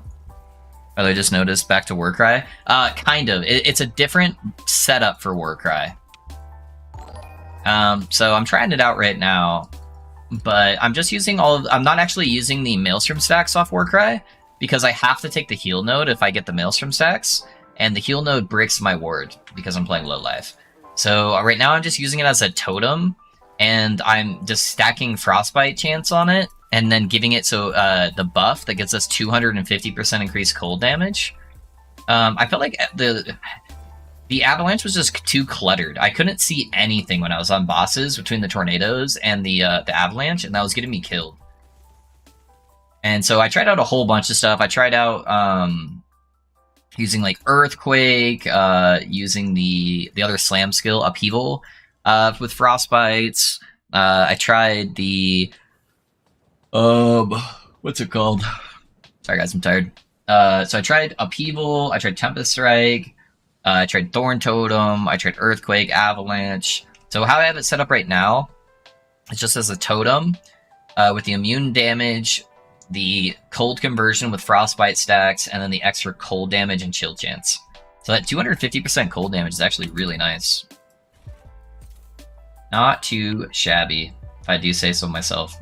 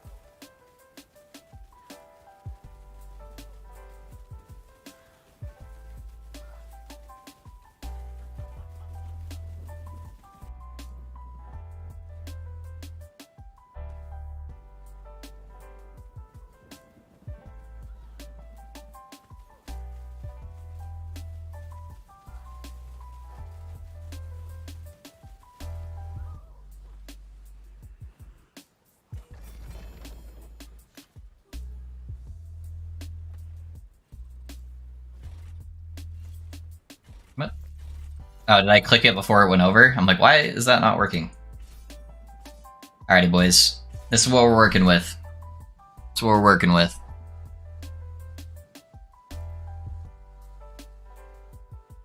Got the Gaze helmet with 1 LP. What's the crit chance on it, Narox? That's awesome, dude. The skill slot seems hard to fill. Yeah, just that one extra skill. I just want to make it something useful. But yeah, the Warcry is pretty nice, because even if it dies immediately, it still gives me that buff, which is pretty good. Lucky. Yeah, we're gonna get lucky. We're gonna get lucky. Cold damage preferably, then freeze rate, then probably chill, honestly, then elemental damage. That would be the ideal. Ugh. Come on, baby. Give me something good. Give me something good. Ah, we got chill. I don't know. So we get like 50% more freeze rate multiplier, and then we're trading 45% chance to apply Frostbite for 32% chill. So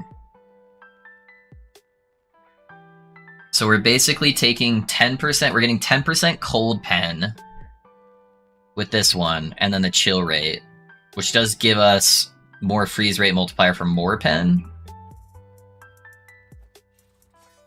I don't know, it's very close. It's very close. Let's see, where am I going? Silver upgrade, right? It probably. I have 6 LP 2 Frozen Ires. They're pretty common. Yeah, I was trying to... so my last prophecies I set up were for this guy. So I was trying to get a really good relic, but now I got the relic down. The relic's really solid. I love my relic. This one's probably pretty good. This one's good. So I think I could probably... I do want a better belt eventually. I guess I haven't rolled on this in forever, huh? I could potentially get some upgrades here. That potion slot is really bad. So let's just pray we hit something good here. Throwing damage, nice.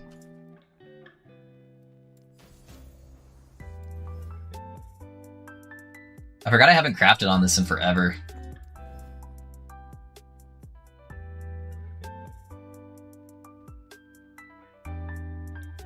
Not too bad.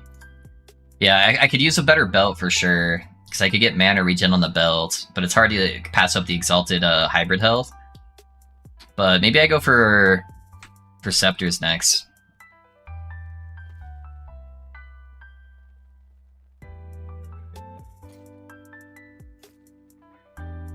Alright, I'm probably just gonna let the auto procs go and kind of see what I'm getting with that.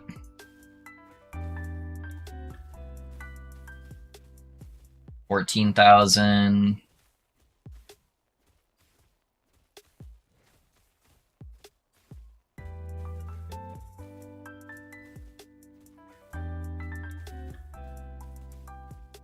Yeah, so I think the highest, I think maybe there was a 16 there. Yeah,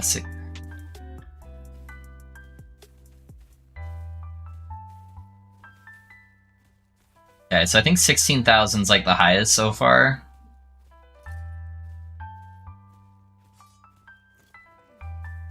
I just immediately got a 17,000, I think, there.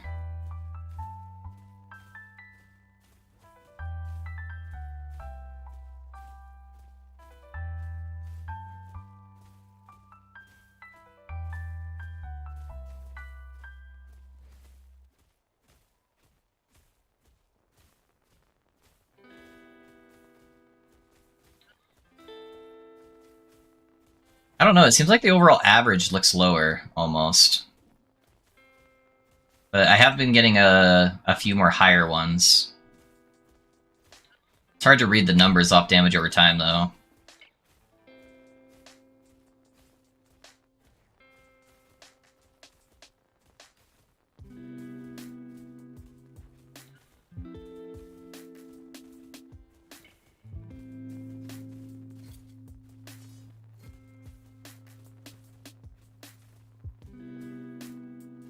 I guess it might be easier to be slightly out of the range to see less numbers.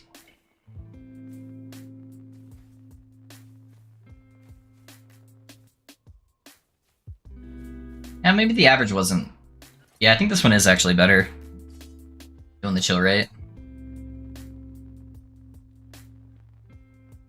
Would be great if we could see our progress on our prophecies, for example. Yeah, that would be nice for sure. 4% crit on the gaze? Oh, let's go, dude. That's good, Nerox. Yeah, hopefully you hit a good slam there. How much favor do I have? I only have 32,000 right now, so I'll wait. I'll wait to roll more favor. Probably just do it tomorrow, and then we can try to get a scepter for a big boy slam.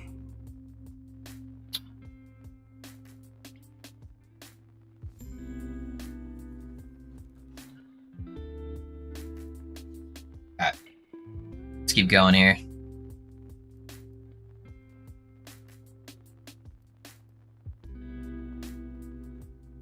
Void Horrors, I think they're bugged. I never get any prophecies done when it's them.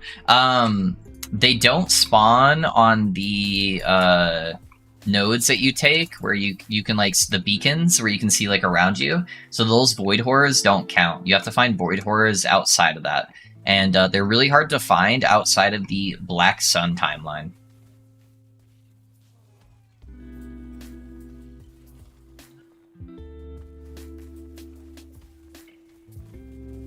So I'm guessing that probably is still a bug, that they don't count on the beacons.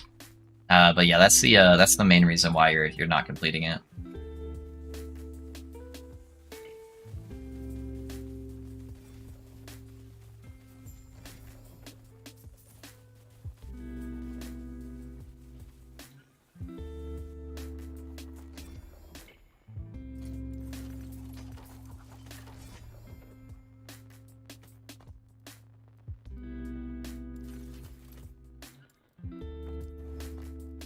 I'm gonna change up my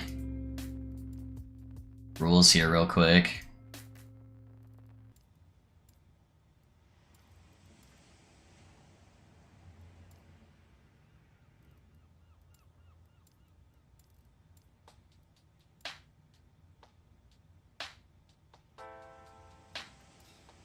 I only want that one base type on the relic. I'm getting way too much of everything else. So I'm at the point now where if it's not a spirit catcher, I don't want to see it. Hey, thanks for that sub on YouTube, guys. Appreciate that.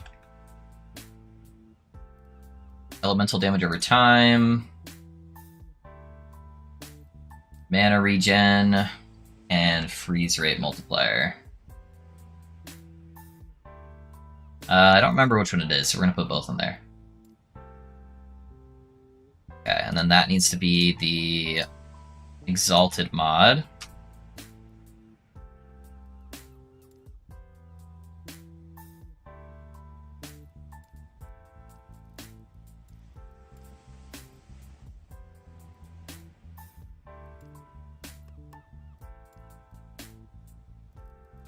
That should fix that. Now I end up just getting like an obsessive amount of relics. I put together a sample passive tree and skill setup for the build that's interesting as fuck. Autocast Rip Blood, Marrow Shards, and a feeble armor stacking. Int and Word even runs Fissure for you. Yeah? Okay, Maka. Yeah, man, you should post it in Discord. Maybe I'll take a look at it. I got 10 unique chests from killing Void Horrors. I thought the event counted. Fuck my life. Oh, yeah. Can this push 300 plus corruption? I'm already at past 300 corruption. Ask? Yeah, so yeah, I can. Yep, and I still have really bad gear. So I'm about 1,000 life shy of what I would like to be. But yes, it can push past 300 corruption.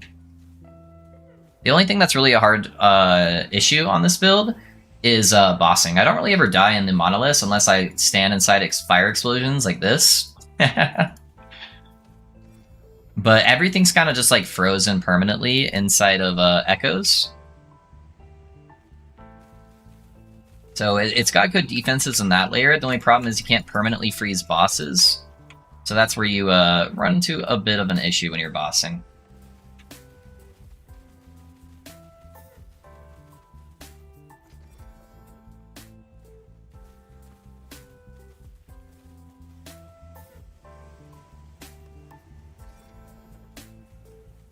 God, I hate these stupid on-death explosions, man. It's like the worst mechanic in an ARPG. It's like, oh, it's a narrow hallway. I don't have my movement skill up. I guess I'll just wait.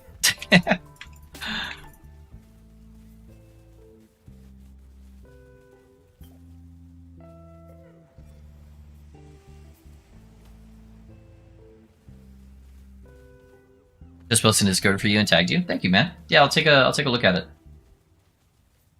It might just be after stream though. I don't know if I'm ready to start digging into theory crafting during the middle of the stream, but I'll definitely take a look at it. I'm sure you've got some good ideas in there. And then I can yoink your build and be like, hey guys, look at the new build I made. No, I'm just fucking with you. Just fucking with you. I think there is one mechanic that's worse, Reflect. Yeah, Reflect is a garbage mechanic too, for sure. You should never have a mechanic in a game that you always want to avoid, no matter the circumstances. Oh my god, go away, fire explosions.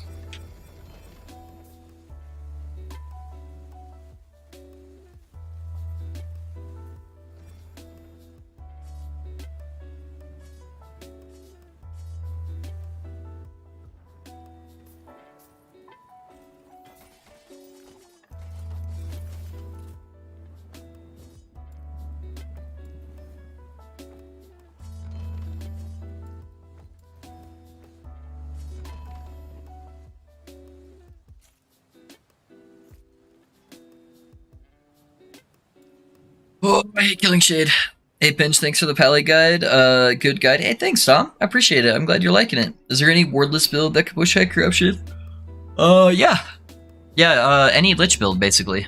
Yeah, look at any Lich build. They don't use ward. Feel free. I'm sure there is some improvements to be made. As I spent like 10 minutes doing it, didn't bother to look at the items to make it work, just have the base idea. Yeah, no worries, dude. Yeah, if I use one of your guys' stuff, I try to give credit if I can remember who recommended it to me. So, man, all right. I do hate bossing for this build though, very, very, very much. Maybe if I could just get like giga damage, it wouldn't matter. But all right, got a 1 LP ladle today. Oh, nice, dude. Congrats. That is big.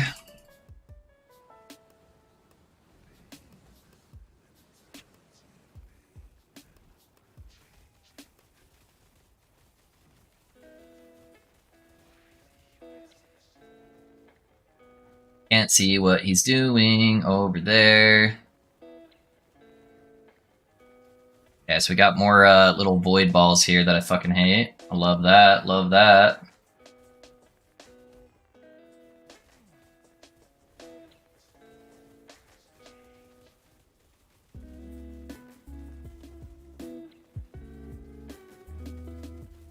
He tagged me. Okay. Void Meteor, can you go away now? Okay, thank you.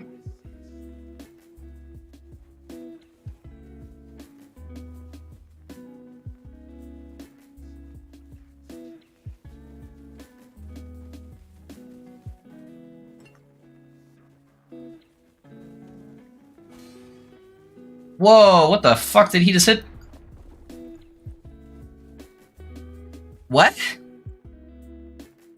He like shot this super fast void projectile on me and it just like one-shot me? Was there a void thing that on top of me? That exploded at the same time? Or was it just that small little projectile that he shot at me? What the fuck? Damn it, dude, I almost had him too. Tornadoes are a bit strange. They actually prevent you from seeing some mechanic. Yeah, they're definitely a lose mechanic for bossing, that's for sure. Using the Maelstrom Amulet? No, that's more for crit. So I'm actually Frostbite stacking, Tom. Yo, went to a new pizza place. Took a little longer, but was delicious. How's the Shaman doing as I die? Yeah, dude, I don't know. The bossing's so hard, man. I'm just too squishy to tank any of the mechanics. He just shot like a little void projectile at me that went super fast, hits me, and just instant kills. Yeah, I really need to get more health, because then I would have like double the amount of ward. Any build that doesn't abuse ward is straight up unplayable at higher corruptions. No, there's some, any lich build, literally. Any lich build. What's up, Pedro? How's it going? Man, that's stupid, man. I would have had him. I got him so low. Every fucking time he has those little void balls that are like impossible to dodge while also dodging other mechanics. If he has any kind of like zoning ability with that, like the void meteor too, it just makes it so hard. Alright, I need to literally fill up the entire screen with tornadoes as soon as he spawns in. I can just try to get as much damage on him at the start here that I can.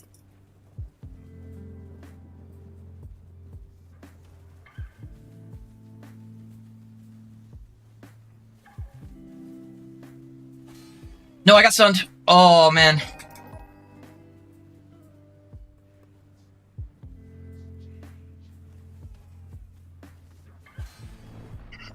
I hate Shade so much.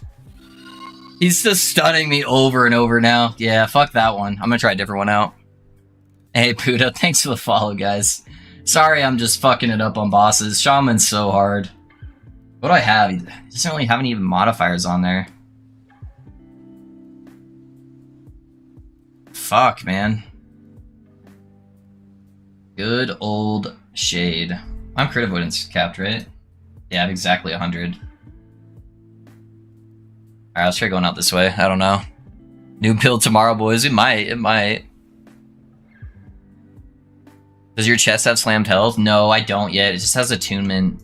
I really need to get a slammed health chest, and then I need to get the a drain shackles.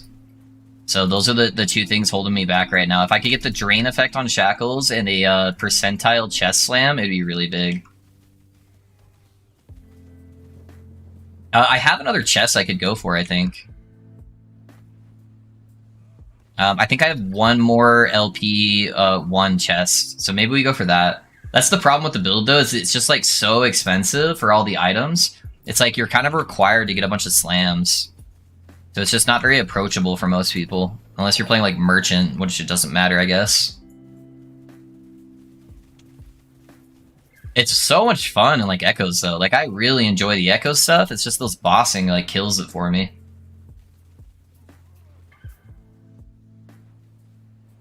I think so. Sub on YouTube, by the way, guys. I agree with you. He sucks. Are you talking about me? Oh no, Shade. I thought you were saying I suck. Yeah, Shade's annoying, man. There's not enough time to react, and it's such a small like arena for most of the shit. If he's got like a couple of the zone abilities, you just have nowhere to move. He has that one move, yeah. Those purple balls just take up so much of the arena where you're constantly trying to dodge, and then you end up getting hit by other shit because of it. But, oh well. Oh well. It's good DPS. Yeah, we're starting to get to the point where the DPS is actually not bad. As long as you have a little bit of ramp-up time for the bosses, and they let you cast for just like a second at least, I can get some pretty good damage. It doesn't look super crazy like when I'm in monos, because it is ramp up damage, it is a dot. So I kind of just let stuff die behind me. But if I can just sit there and like hold down tornadoes for a while, I can get pretty good damage output out on them.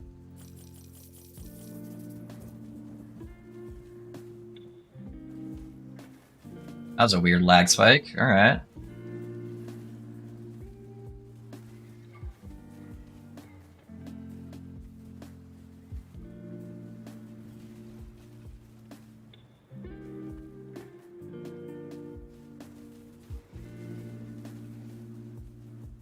What I really need is a Healing Hands support paladin to just keep me alive the entire time and just let me spam cast tornadoes. Easy. We figured it out, boys. 10k corruption, here I come.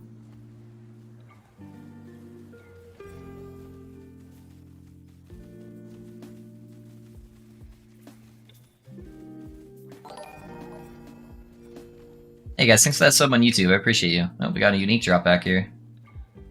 One-handed axe. Hey, it's 2 LP, nice.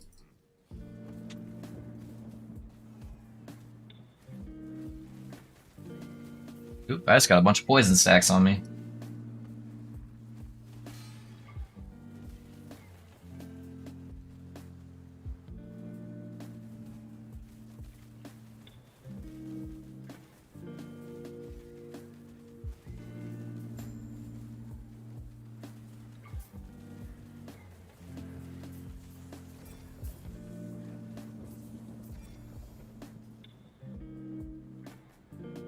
Alright, let's see if we can get some slams. Let me see if I have any more chess piece and at least have an option here. I do actually have, it's not a health chess piece. I did actually slam this when I was doing the video for the paladin. So that at least gives me a vitality. It's only T5 though. Let's see, what's our standstill ward at?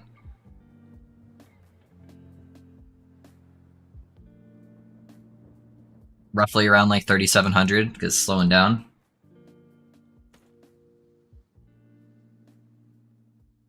That'd at least give me a little bit more.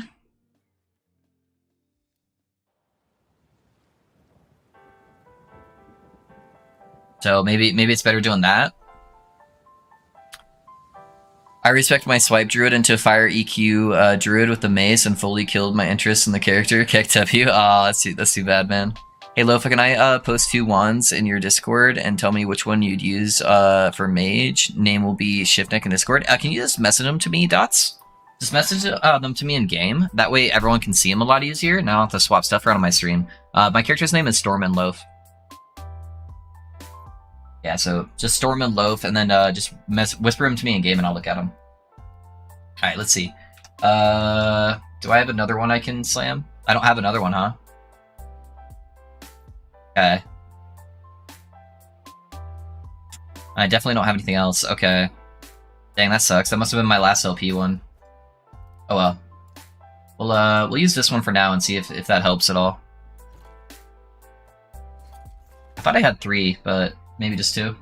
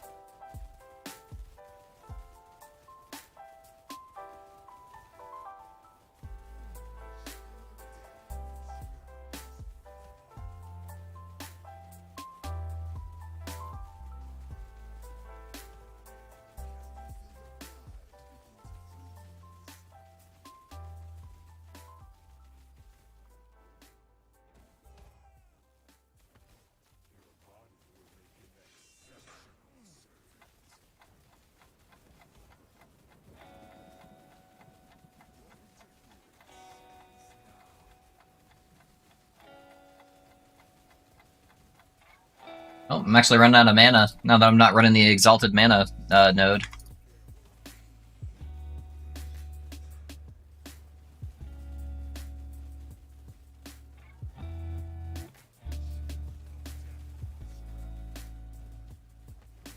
so many of these frostbite things around.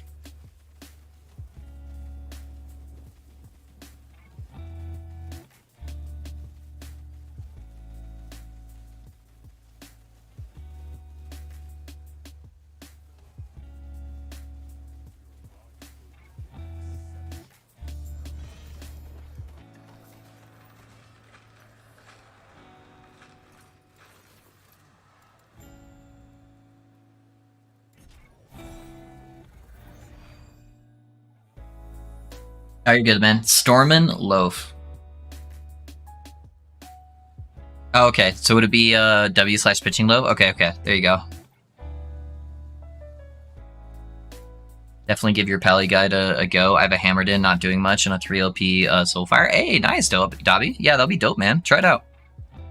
What are you trying to get, ideally, on your Sanguinus? Percentile Life here. If I can get Percentile Life, it will massively boost the amount of ward I can generate.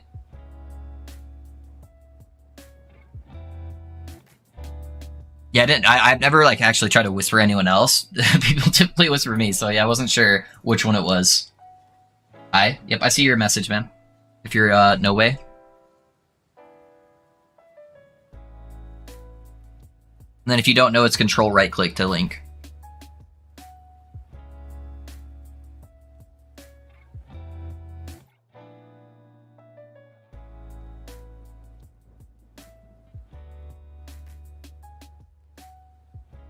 Did you guys see my post the other day with general chat? It was kind of funny.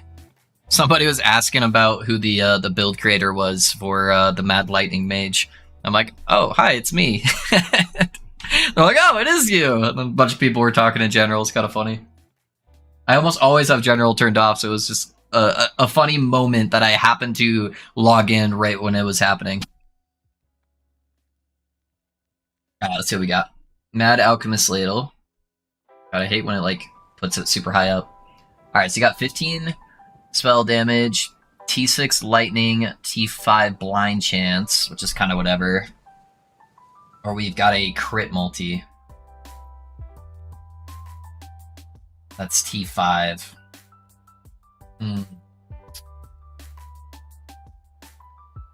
30% armor shred, 39.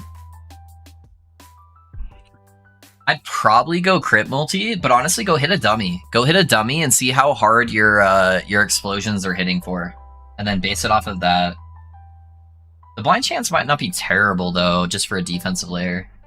They're both 15 flat spell damage too. But yeah, go hit a dummy and see what happens. Oh shit, dude! Is that T7 fire? That is T7 fire. T7 fire. T6 fizz. Can't seem to get healing affix. Stream as usual. Hey, no, that's pretty good, dude. That's pretty good. For high corruption, you're really gonna want stun avoidance, though. That's gonna be the big thing, honestly. Is yeah, the higher corruption you push, the more you desperately need stun avoidance.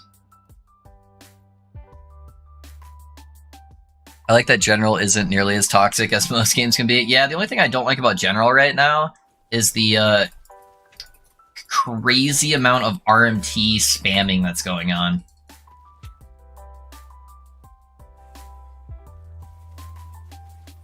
But that was my first time actually like really talking in general chat, and everyone was really nice. Yeah, afterwards I was saying, I was like, oh, I'm gonna go back into hiding now. Okay, thanks. And they're like, no, don't go into hiding. It's kind of funny.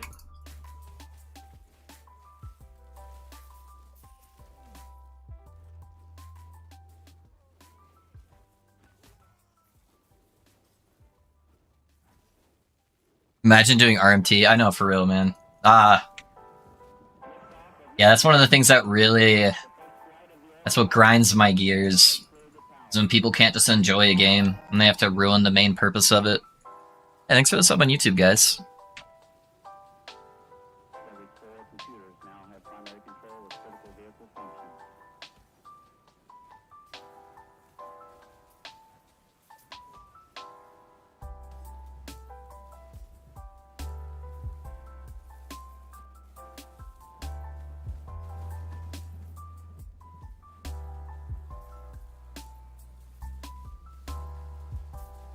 Famous loaf. I know. We're getting there, dude. We're getting there. People are starting to recognize me.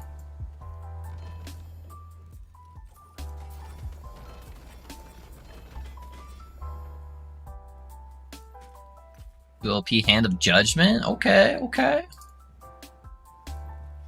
1 ward per second per 3% uncapped necrotic res. How does this work if I have 150 necrotic res? Is it giving me a 30 ward per second? So uncapped means everything past 75. So you take the 150 minus 75, and then you would divide it by 3. And then that's what it's giving you.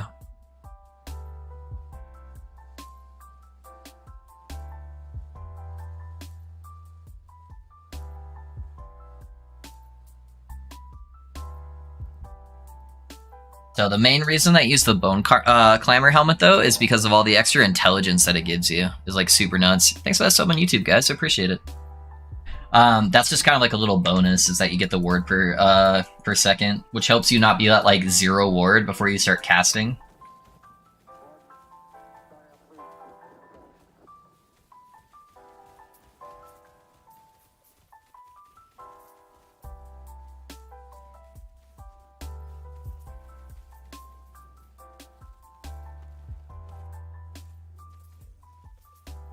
Yeah, so 75% is typically the cap for resistance. So that's why it says like uncapped. So it's everything past that normal 75 cap that you would have.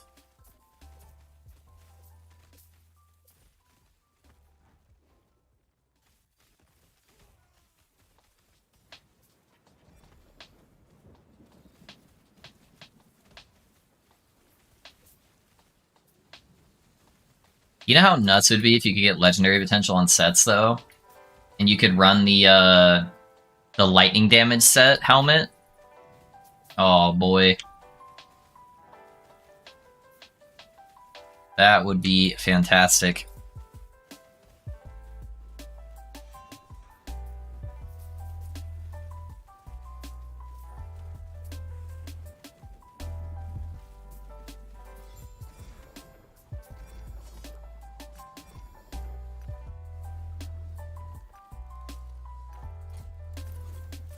I was looking for the Warlock passive tree. Will naturally give you 90 for 5% necrotic res, and it would be 150% with Bone Clamor on top of that. Yeah. Oh, yeah, that's right. I forgot, Maka, that you were talking about the Warlock. Yeah.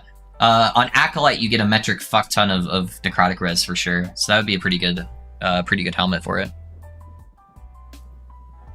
Arrive character or a Tempest Striker? Should I subject myself to Beastmaster Pain? Beastmaster's pretty good. Beastmaster's pretty good. Rive is probably stronger if you're playing Healing Hands with it. But Beastmaster is not nearly as bad as Shaman. That's for sure.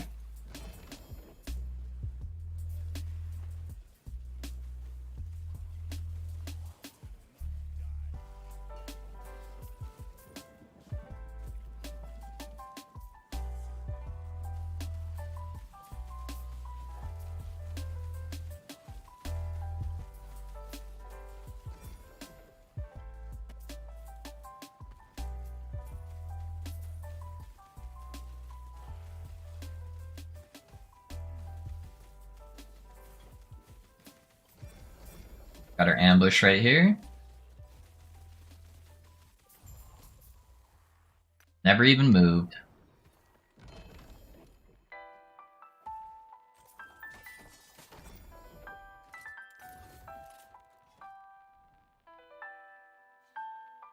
That's a lot of Twister. Yeah. A lot of tornadoes. Kind of just a tornado spam build. And it procs a lot of freeze. Then everything just stays frozen the entire time.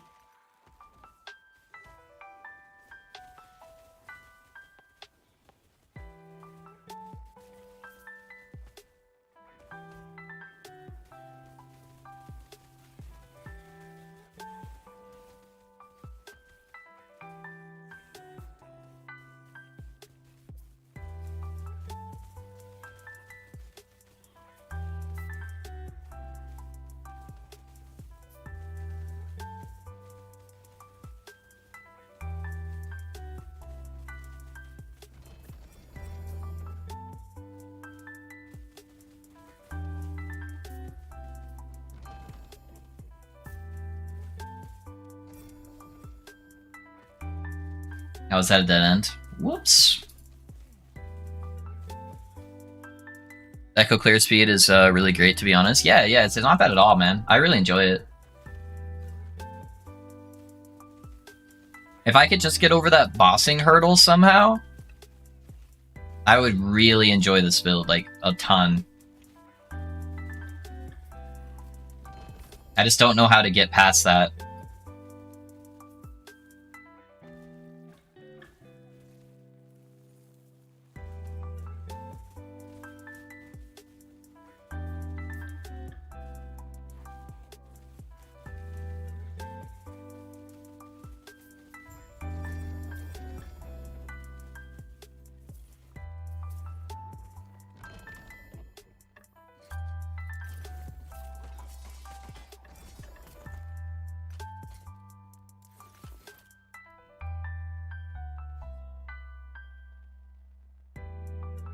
Word decay threshold plus 1 per 1% necrotic res and ward gain per second. And channeling on top of the bones is what I was looking at. Yeah, that's some good tech, Maka. It sounds good. Beastmaster is so good after level 30, was my impression. Yeah. Seems like a hard issue because my more damage is particularly restricted by mana, not sure. Yeah, if you, so I have Exalted Mana. I've got a whole bunch of, this one used to be Exalted Mana, but I dropped it, and actually I do notice the big difference on there from not running the Exalted Mana. I still need to get Mana Regen on my belt, though. If I could get these 3 with Exalted Mana on it, and this to be a Sapphire Ring instead of a Gold Ring, I think that would be completely fine for the mana gain. Or if you could get one of those to be a T7 mana, then you could probably drop another one of the mods.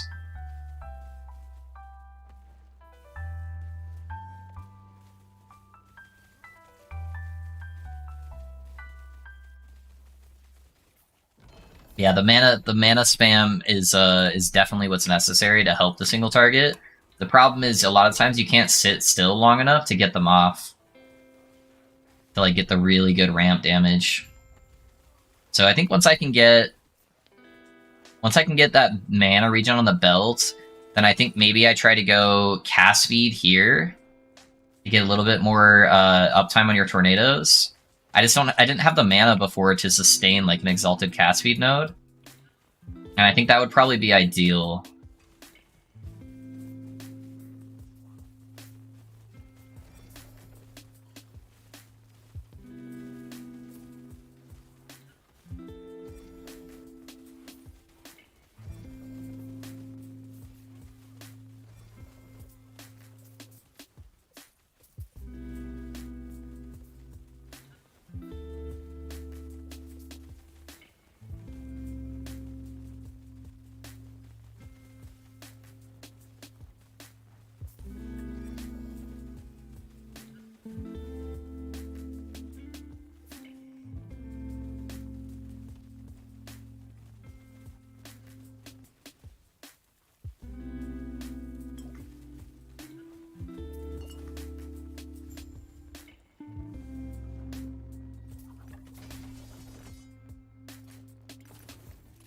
Maybe I roll for belts next, because my belt, other than the exalted health, isn't like particularly good. So I don't know. Yeah. Yep, I have it on rings and belt, not exalted and not sapphire rings. Not good enough. Just remember, if you're struggling in your climb, it's not the build. You just need to get good. True. Yeah, either exalted mana regen or at least sapphire rings. Yeah.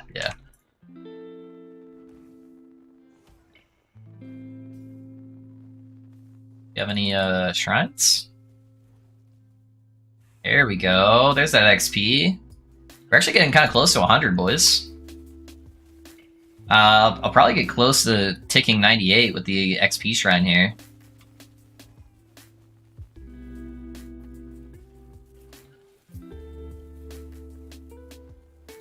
I think I do kind of like that T7 mana regen better than the freeze rate multiplier, though. I just lose so much cold res. I don't know.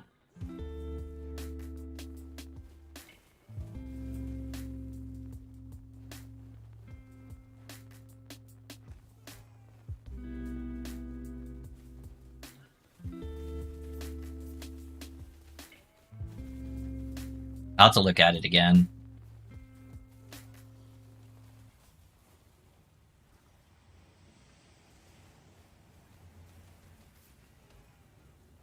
Especially with using Warcry. Warcry costs a lot of mana.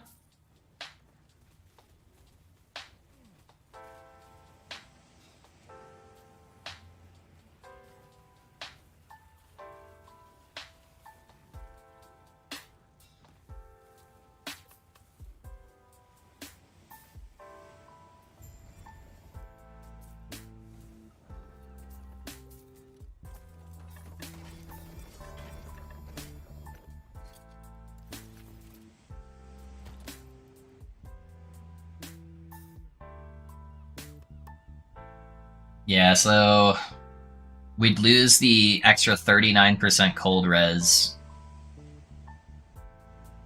using the T7 mana guy.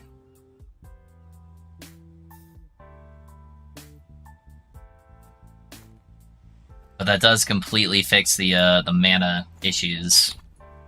Having that T7. Especially if I have a totem up to give me that extra mana regen.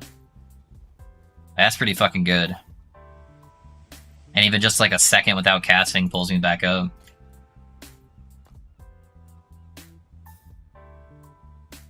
Yeah, that puts me at 23 mana. And I don't... that was without the totem. Yeah, 25 with the totem. Pretty good.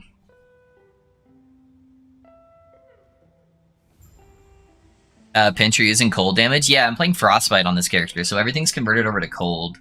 So I convert that over to cold.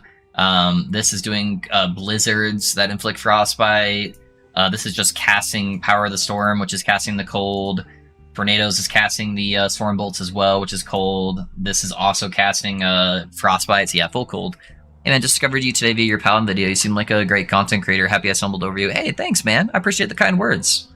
Hopefully you like the build. Thank you, kind sir. Boys, we did it. That's my first person that discovered me off the Paladin video. I'm no longer the Rune Master guy. Let's go! I'm a diverse content creator.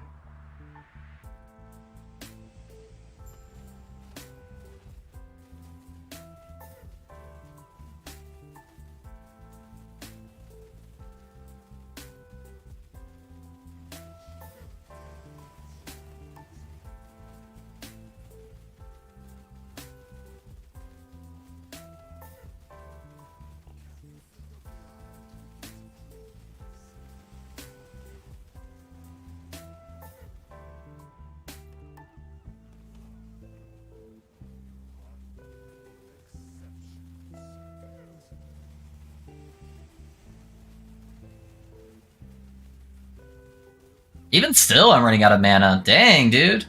This build is such a mana hog. Yeah, I really need to get that that mana regen on my belt. I think I'm gonna roll belts before I roll scepters. Problem is, it just has to be that cold res base belt.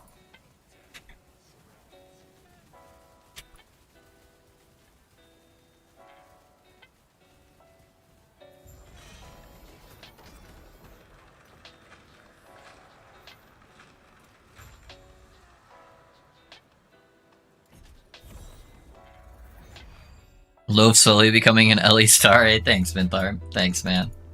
We're getting there. I haven't looked at any of the Paladin numbers yet because I'm scared to look. I hate watching stuff right as I post it because it gives me so much anxiety. So I was planning on just like leaving it, not looking at it at all until like I get off stream. But we'll see. We'll see.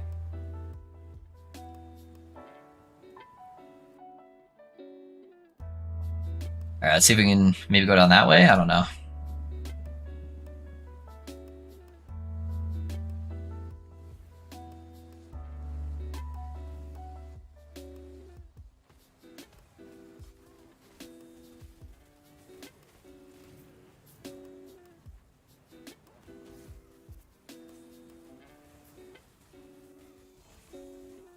Drop back here.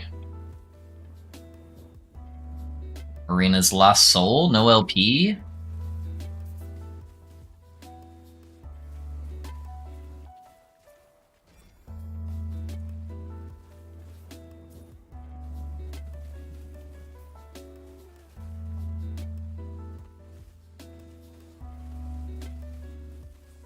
Alright, there's the ambush.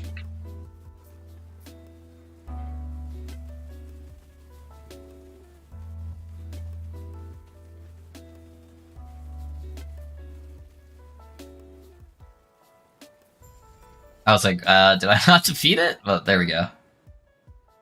Mine's significantly better.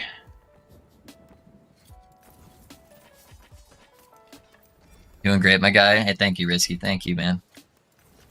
Appreciate you guys all being here.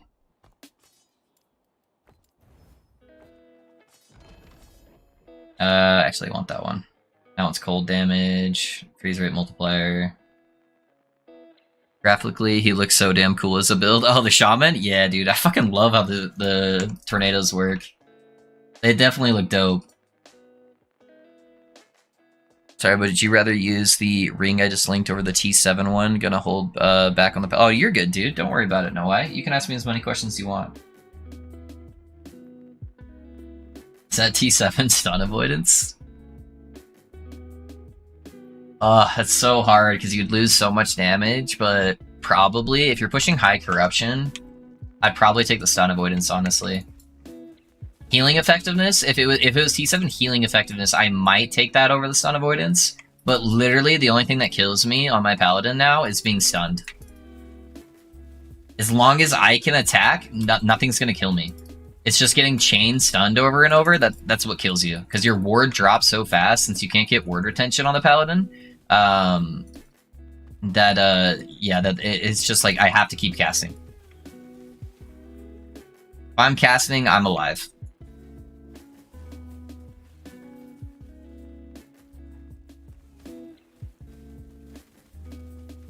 Yeah, ideally on the paladin, I wanted like stun avoidance on both rings, and I wanted the hybrid stun avoidance on the belt as a slam. That's what I was really trying to go for. I just didn't get very lucky on the belt. I don't even have an LP version on my build.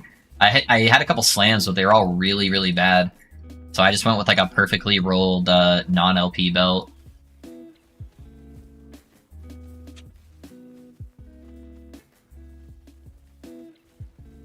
Oh, there's the ambush.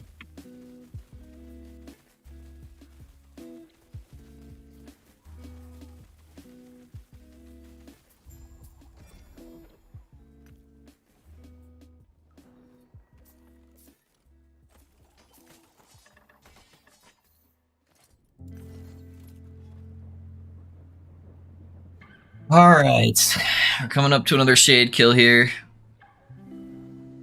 Gonna keep trying, thanks for the input, very helpful. Yeah, no worries, man. Yeah, dude, I went through like fucking, I don't know, 20 of those rings trying to get a good one. I just couldn't get a good one. So I ended up just rolling 2 ruby rings that I'm running.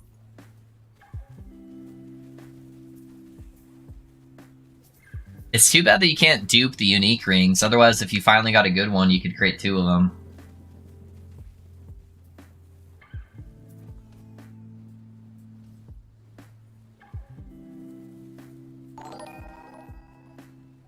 Hey guys, thanks for that sub on YouTube, I appreciate it.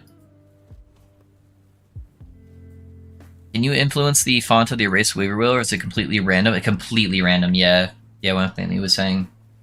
Yeah, Weaver's Will stuff is just you're in the RNG gods at that point. Just praying for the best.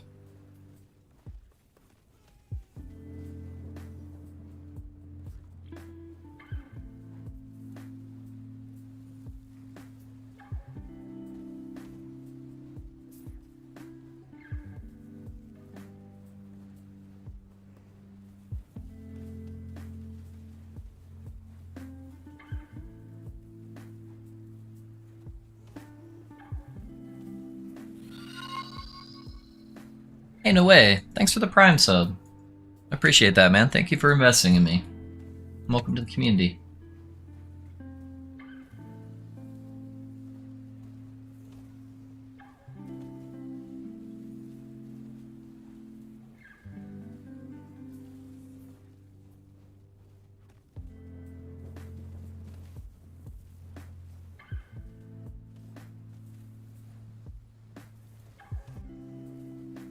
Man, I'm already fighting back yawns, and I'm not even done with my energy drink yet. Still actively drinking it. I was up way too late last night trying to prep everything. And then I also woke up extra early today to make sure I could get all the timestamps done.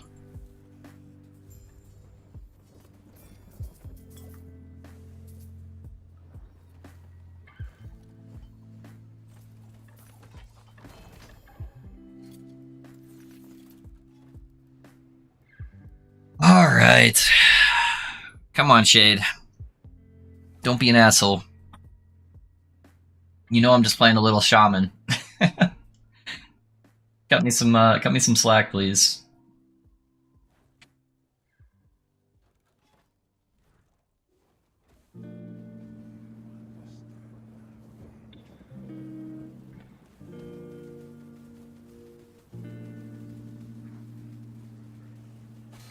Oh, I got hit. What are the moves you got?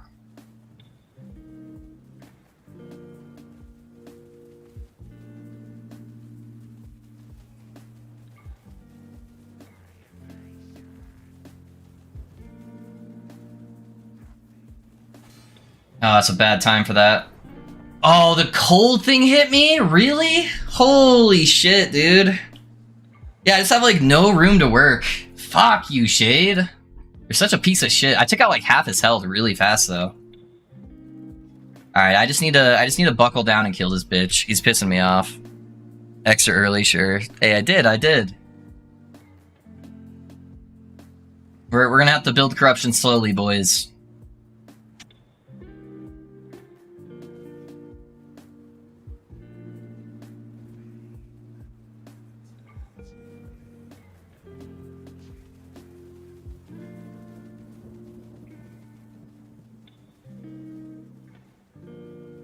Yes, I just have, like, no room to dodge right there.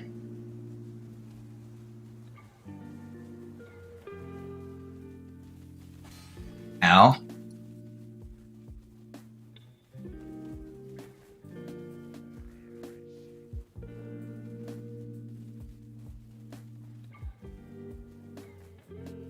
Okay, I've got at least a little room here.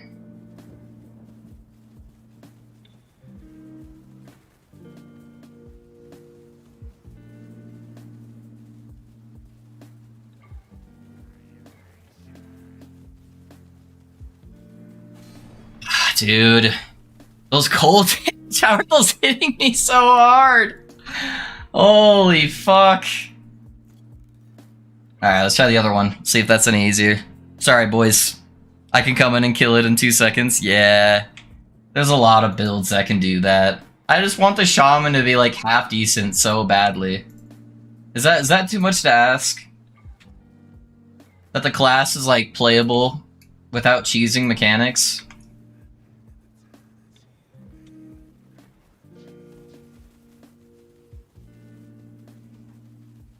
Oh, this one has purple balls on it, too.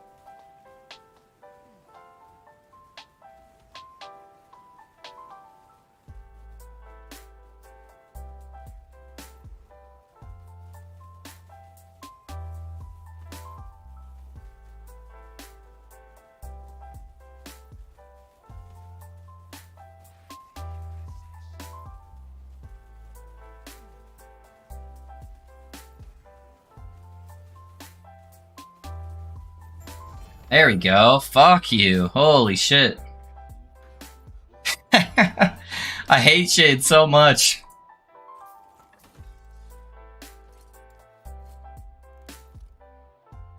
$354, baby. Let's go. Oh, so much work to try to kill him. It's a hard ass, brother. Yeah. What's the min skill points you need before swapping to Smite / Healing Planner? 25, level 25. That's all you need. You just need to get access to unlock Healing Hands. Once you get there, Anthony, then you're good to go. Minthar, yeah, GG. Damage is looking decent, though. We're getting there. We're getting there. I still have so much min-maxing to do. It's just the gear on this character is so rare and hard to get. It's like mostly legendary slams are what's carrying your build.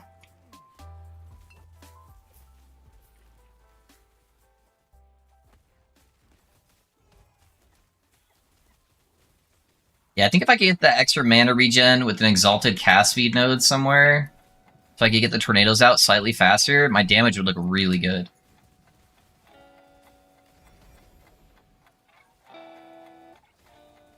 And then I just need to get those Hell Slams and the Drain effect on Shackles for the defenses.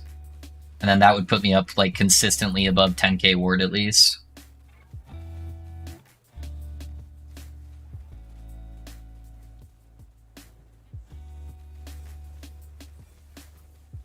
Oh, that's the ambush right there.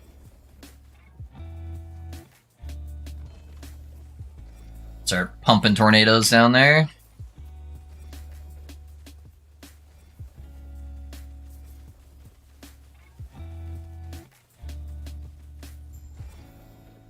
Hey, we got Snowdrift Boots. 1 LP on them.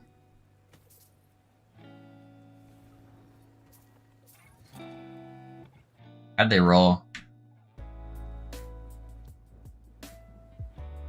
I guess the only stat that really matters is the Frostbite, which it rolled pretty well on. I don't know if there would be anything... I guess I could go for Hybrid Hybrid Life. If I could get a Hybrid Life Slam on there, that could be pretty decent.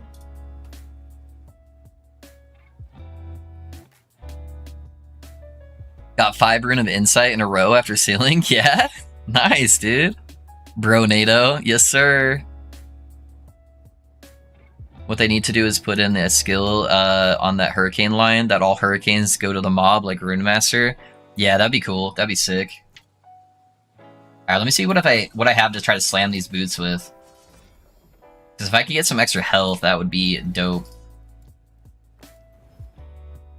Never lucky. Alright. Let me drop some of this shit off real quick.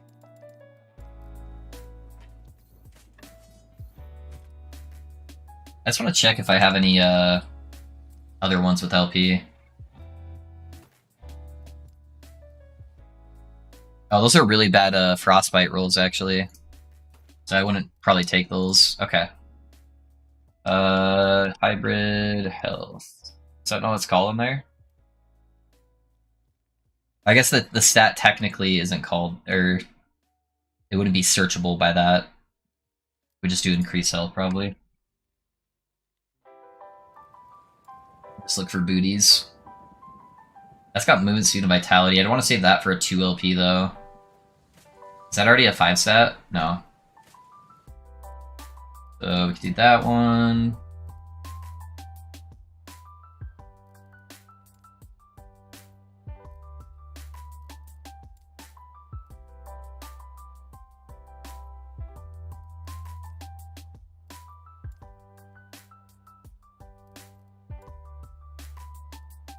I wish they had better search functionality.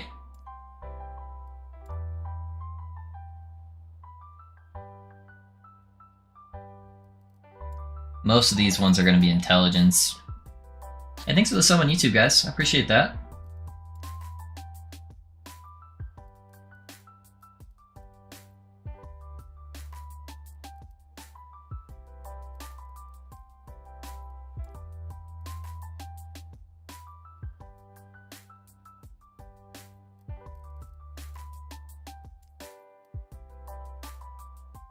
Regen.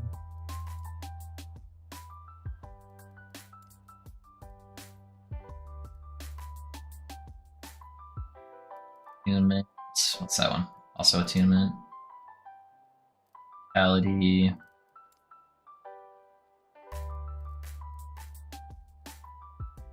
Alright, so we basically just have the one for right now.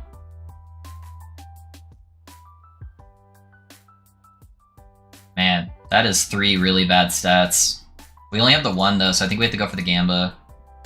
The hybrid life is really all. Ooh, it's the one that only. There's only one that really matters, anyways.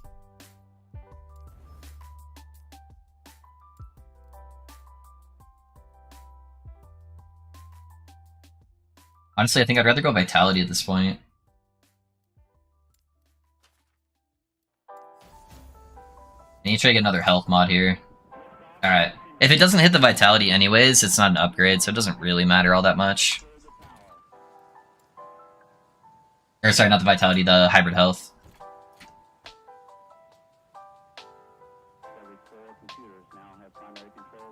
So in general, if I get an Exalted item with 4 affixes on it, a 1 is the one I want, the rest is meh. Is that item even worth to reroll? It's the Wand for the Paladin. Oh, it's critical strike chance and not spell crit. Never mind. Yeah, critical strike chance is still decent, but spell crit just rolls like 3 times, or no, it's like 2.5 or something like that times higher than what the crit chance can. So that's typically why you'd go for that. But you can craft an item to help get the stats that you're looking for, even though it doesn't have it on by default. Even if there's only like 1 good stat on there, it's still worth trying, right? You can get other mods on there by sealing off mods, by chaos spamming, by using runes of removal. There's lots of different ways that you can try to influence the mods that are on the item. So next time you get an item that has like a really good Exalted mod or something, yeah, just link it to me and I can kind of tell you what I would do to craft it to try to help get the mods you're looking for.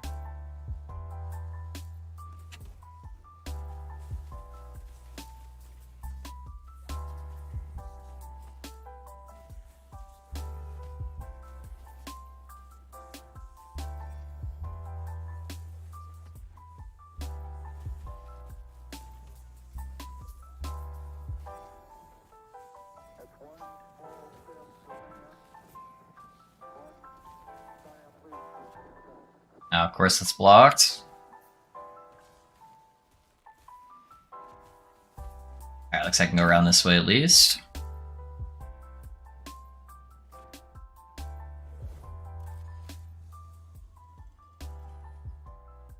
They need PoEs, regex for a search. Yeah, the regex would be really, really nice. Okay, gonna roll a chunky Beastmaster decided. Hey, let's go. What build are you doing, Minthar?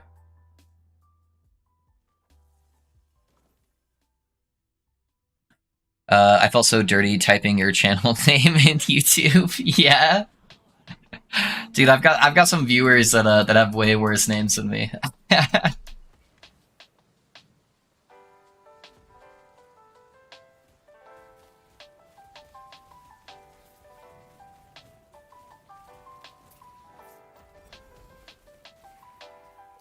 I wonder if that will hurt me in the future with sponsorships.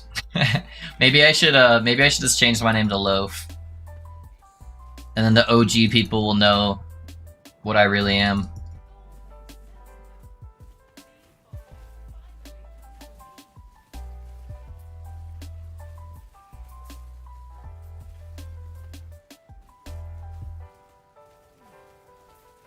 I guess I used the runes wrong in the past. I always try to ruin or remove the stats away. That can be good if it's like a pretty high chance that you can't fix the item. It just depends. So like the higher tier that the bad stats are on an item, it's much harder for you to salvage them. So in those cases, if you have like a bunch of T4 bad items on there, then you would want to try to rune of removal. But if it's like less than tier 3, you can typically salvage them by hitting either seals or having some chaos spams. But wait, we want freeze rate or cold damage from Lagan. I have cold damage right now, Kane, because I was able to get an almost max roll on the cold damage, and I never got a freeze rate. The freeze rate I think would technically be higher damage though, as long as you're using snowdrifts. So the snowdrifts will put that freeze rate over to cold pen, which I think will scale higher at the end game. So it just kind of depends what you get and what tier it is. Is Forge Guard the worst mastery for Sentinel? It is probably either tied or the worst mastery out of all the classes. The only one that gets it a run for its money is the Shaman here. So yeah. Holy fuck, can I link you a drop I just got? Yeah, of course, the box. Of course, man.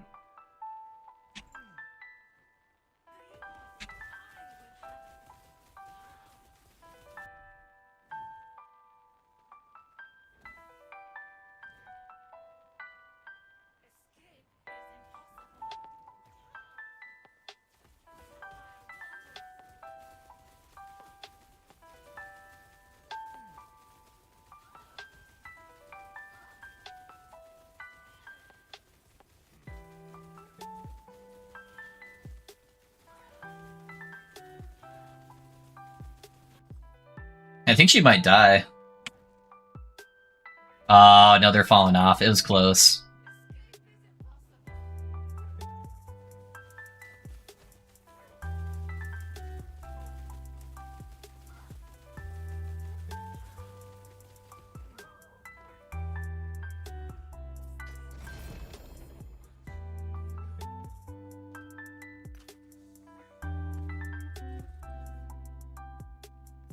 What's your IGN? Just /W pinching loaf. Okay, got a 290%, 10% off max freeze rate, but I don't want to keep spamming the shitty boss. Yeah, just stick with that one for sure, Kane. If you get all the quest passive points by level 20, you can do the switch. I just did the switch. Yeah, you can technically do it earlier. I just put 25 in case people didn't hit every quest to make it more new player friendly. It's normally easier if I fudge it a little bit and give it a little bit of wiggle room. That way there's no mistakes and then my comments don't get blown up with people having issues. But yeah, you can do a little bit earlier. Yeah, thank you, Charlie. Thank you.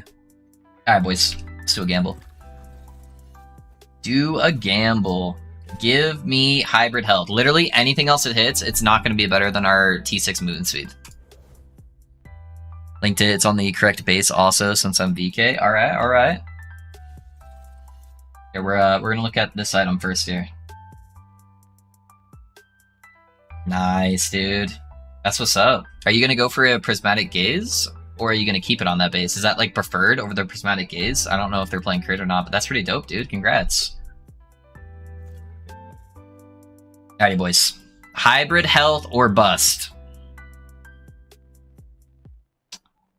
Sometimes, boys, it's just that easy. Sometimes it's just that easy. I guess I should have re-rolled the hybrid health, huh? It's actually alright. It's an alright roll. It's kind of like mid tier. Let's go. That puts me at 2,400, baby. Let's go. That's crazy. That's better than a prismatic gaze then for you, but yeah. Easy. We hit those, dude. Well, that's at least one of our health rolls. That puts us steadily over 4,000 now. Just while chilling here without getting any of the extra ward on freeze. We're getting there, boys. We're getting there. Yeah, I just need to get the drain mod instead of health on there, and then a percentile health on here, and we'll be in really good shape. All right, dude. Making progress. Just gave you over 200 ward. Yeah, should have given me quite a bit. Yeah, quite a bit.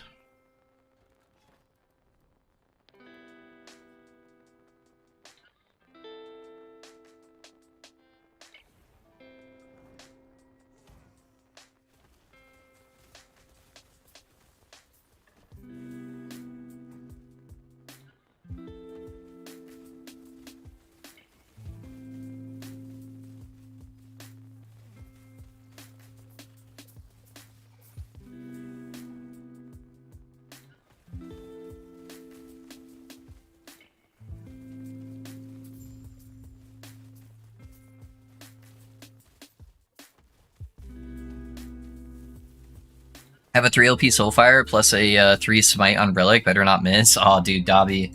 I missed my 3 LP, Dobby. Yeah, I did an Exalted Smite as well. And that was the only thing I didn't hit was the Smite, dude. So if you look at my Relic in the video, I literally have a T5 Smite with like Ellie Res or some shit on there. It's so bad. Just on like a 2 LP.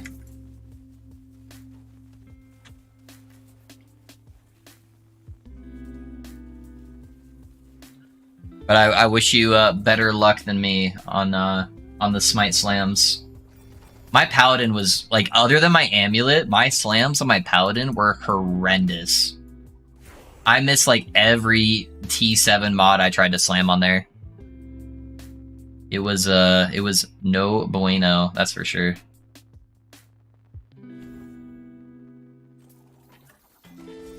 Well, you took the bad luck. You get it. Nice, dude. What else did you have on there? You can link it to me too if you want. Congrats though, dude. Congrats. Yeah, I missed both my tier 7 healing hand slams too.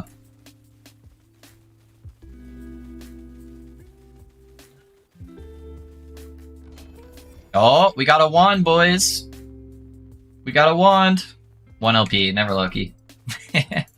I still haven't slammed my my 3 LP wand. I haven't seen the T7 cast speed since then.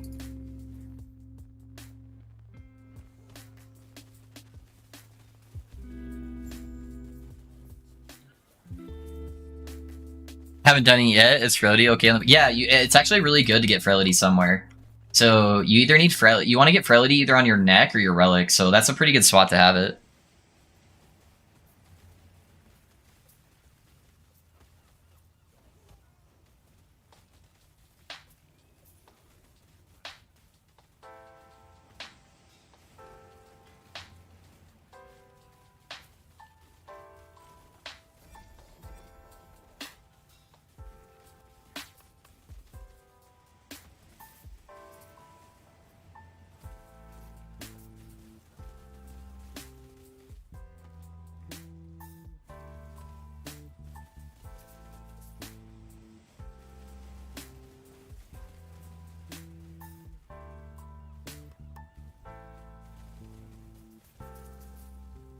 I'm stoked that I got that fucking slam on the booties though.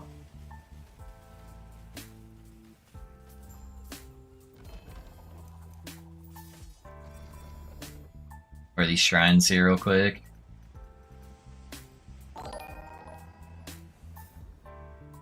Hey guys, thanks for the sub on YouTube. I appreciate that. Thank you.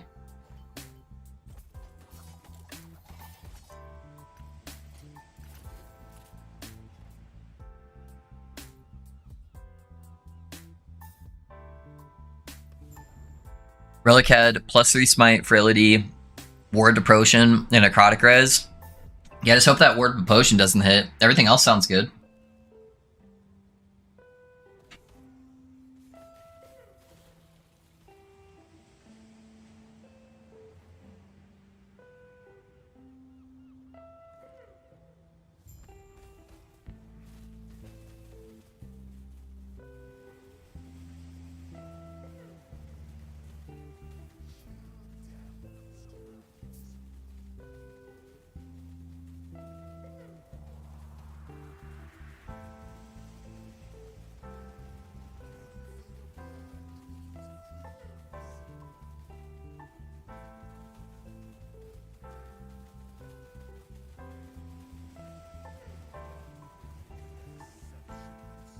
Oh, of course, he changed his direction because I froze him. Oop, I went too early.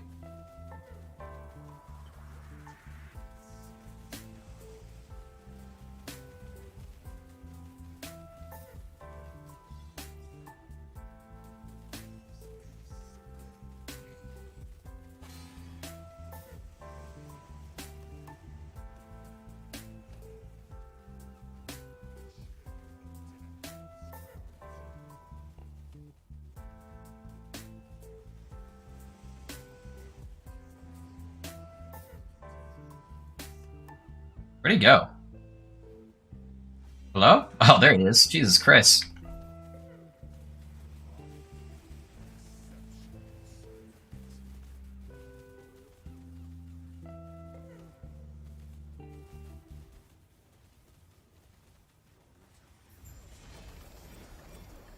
Got some booties.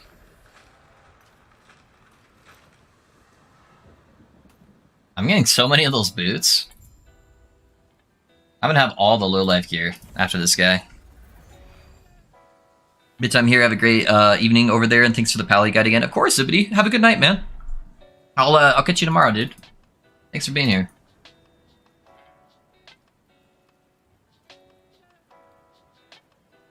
All right, let's get these exalted relics. What's my shit at? Am I back up to 52k? Okay.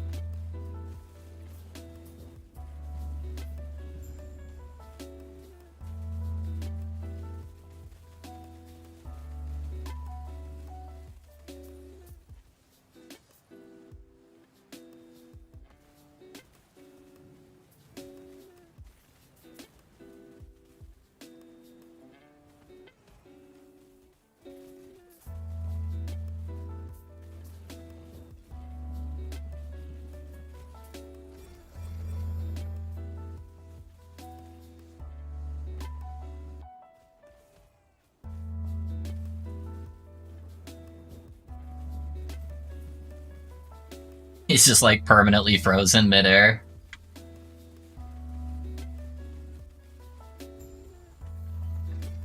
See you later.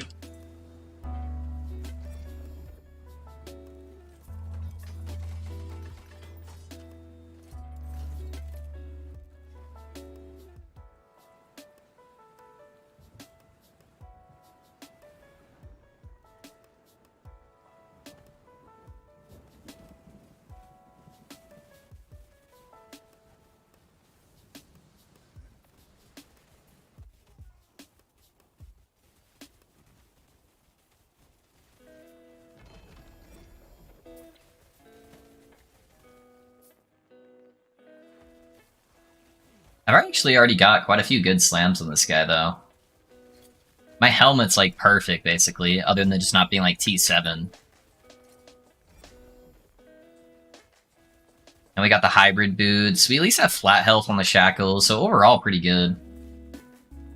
Definitely stuff I could use on other characters if I decided to play a low-life build.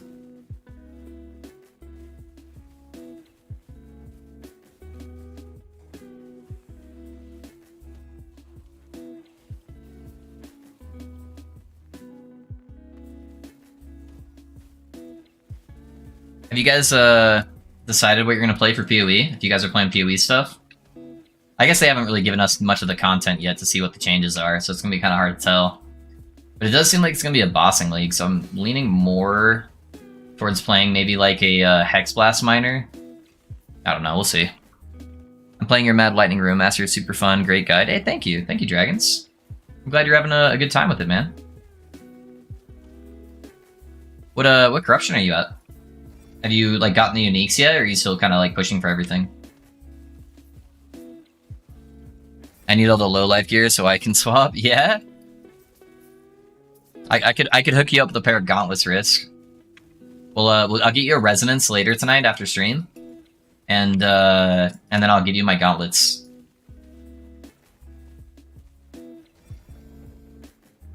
I guess you don't even really need to use the gauntlets for low-life. But I could give you the low-light boots. I've got a whole bunch of those. Way too hard for me. Maybe if you can make a guide, I'll try. Yeah, we'll see. We'll see. I'll definitely be streaming at least the first 1 to 2 days just to see how it does with the stream. You know, having a little Last Epoch streamer in the big pond. We'll see how well I do. I really enjoy PoE. I'm just not quite at the level of theory crafting that I am in, like, Last Epoch. My gear is pretty scuffed, not gonna lie. I have the basic uniques, missing the helm. Or the heart from the Frost Dragon. Oh, yeah, that's gonna be... Your defenses are going to metrically, like, just fuck once you get the heart. That is the big defensive piece there, where you just feel like a tank. So... like 200 corruption at the moment, lacking a bit of boss damage. Yeah, that'll come from They'll come from just stacking a crap ton of int. So just make sure you have int on all your gear. And then as you start getting exalted int and you start slamming some of your unique items to get legendary potential, that'll help the single target damage. It is a more AoE focused build though, so the single target will always be the lower side compared to like some of like the Giga bossing builds. But you can get it to a pretty respectable number. Like I was solo carrying 4-man Reign of Dragons at 1,000 corruption on the last day that I streamed the mage, so it can get the job done. It just takes a little bit longer. What corruption are you at? Like 350 something, Kaiser? Yeah, like 350 something, I think. Monoliths feels super easy. It's just the fucking shades that are impossible to kill on the Shaman.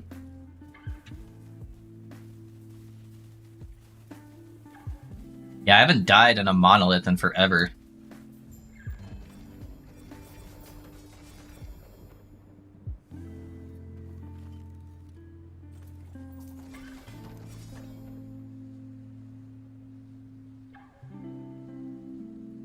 We're gonna craft them tonight. I thought. Oh yeah. You want the drain ones? That's right. We can get you the drain ones, or I could give you a pair of shackles that would also give you a bunch of ward retention. They'll both be pretty good. Damage bonus is off, pretty savage. Explosive trap of shrapnel trickster is what I am rolling unless patch changes my 9. Okay, all right. Some good old explosive trap bossing. I like it. Only missing Yulia's pass for the paladin. Oh, nice, dude. Those are pretty easy to get, honestly, Narax. So yeah, you should be able to get them pretty fast, and that'll give you a bunch of healing effectiveness. Hey, what's the best mono to find siege golems? Siege golems. I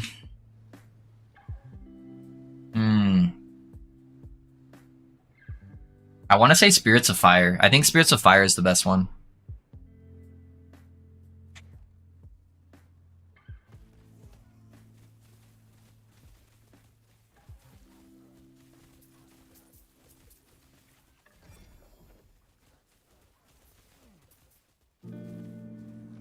Oh, dropped a unique back there. Stormbreaker. Stormbreaker is probably what I would have ended up using if I went like a full life build with crit on this character. Because you can convert a bunch of the flat damage off of it into into spell damage, and then it gives you a metric crap ton of leech.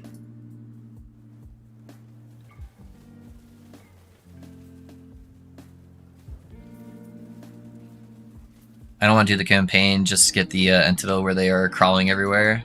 Oh, okay, yeah. Yeah, I'd probably do Spirits of Fire. We'd probably fight them there.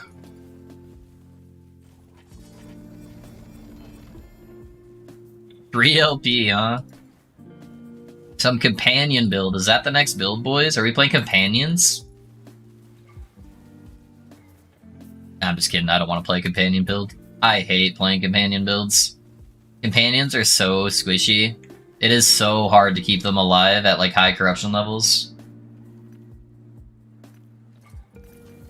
I wish they had better defensive values like the minions from Necro. Ooh.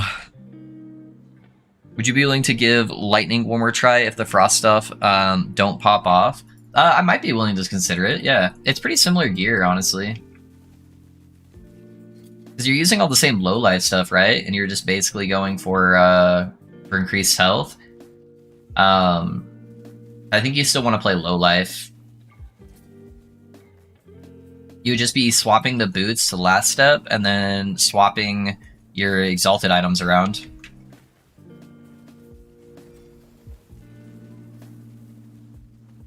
But it's definitely something I could try at some point, once I, maybe I can start collecting the gear in the background or something like that.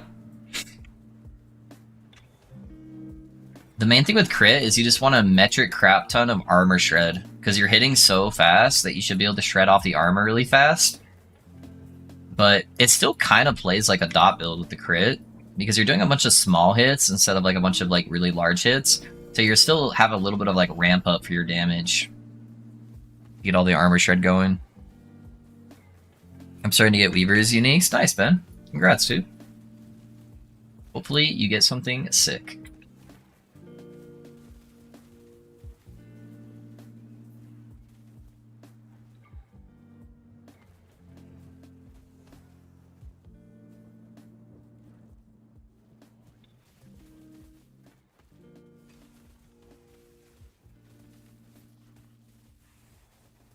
Nice. XP shrine. Let's go.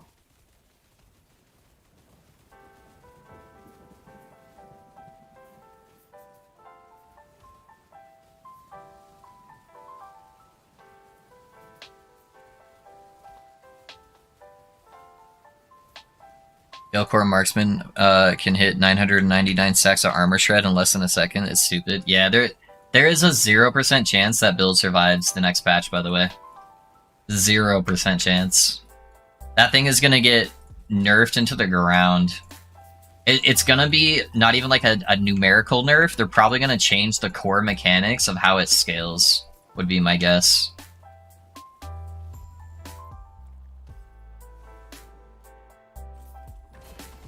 Ugh.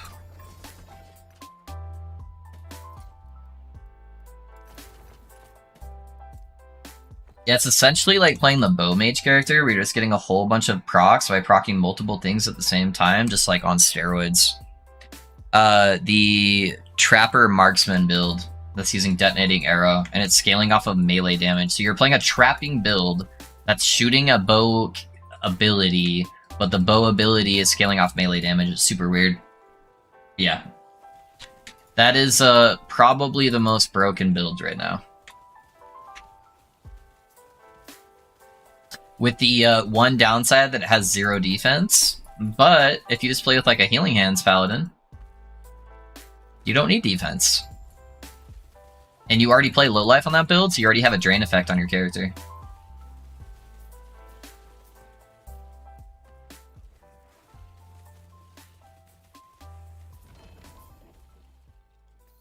As we drop one of the uniques they use. Nice. Am I playing Marksman?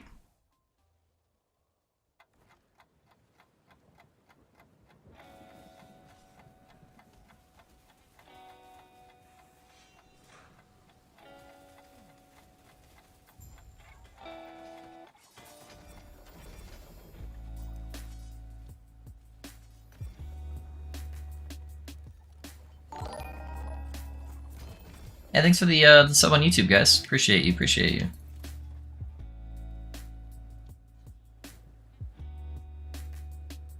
Are rogues in every ARPG busted? Typically. You can only have armor shred on gloves and amulet, right? You can also get it on weapons, depending on what character you're talking about. And which weapon that you're using. So if you're playing like a melee build, you can get melee armor shred chance on your weapon. But I didn't know if you're asking for a particular build. Or some unique items will have it. You can also get it on like idols with certain classes, like the Paladin. Almost all of my armor shred comes from my idol.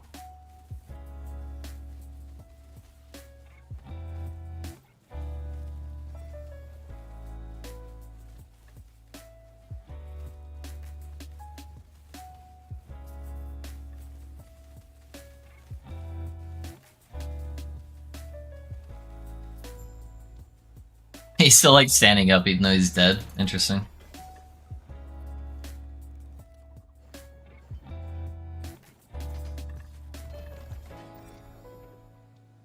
Are you off work already, Risk, or are you still working?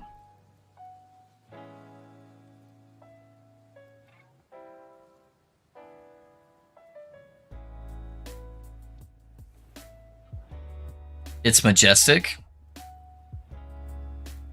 What about him?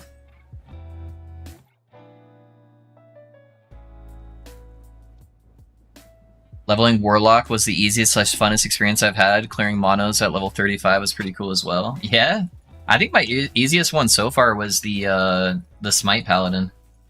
I was one-shotting everything throughout the campaign without twink gear. I literally bought gear off a vendor and slapped spell damage on it, and I was one-shotting everything.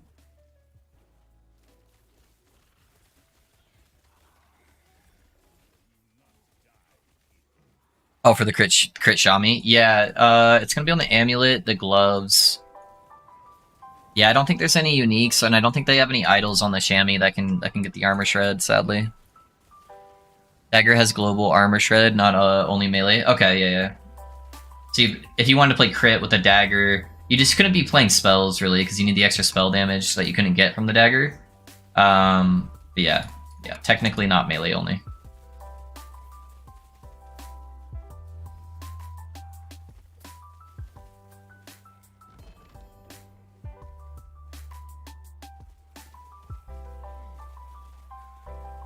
Out for today, see you loaf in chat. Hey, and I appreciate you being here, man.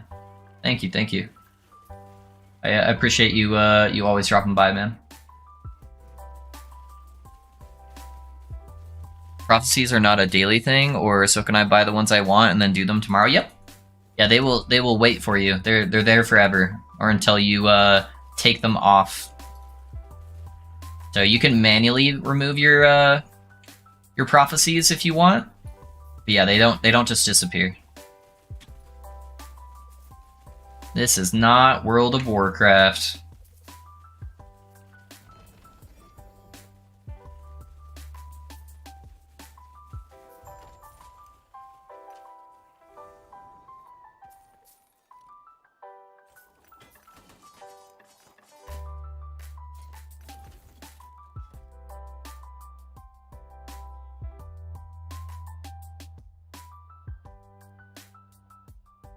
Subas.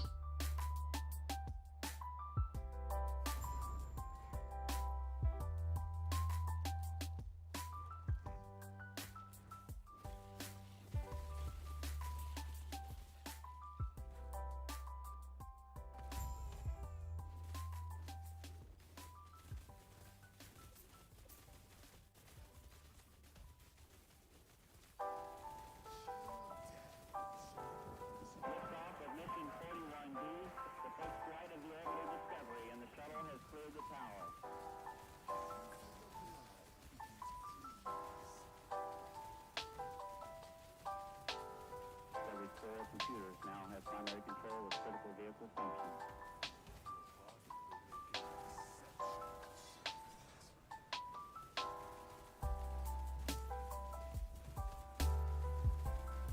God damn it, dude. I hate when I freeze him when he starts his channel ability and then he turns and nukes my totems. He's over here.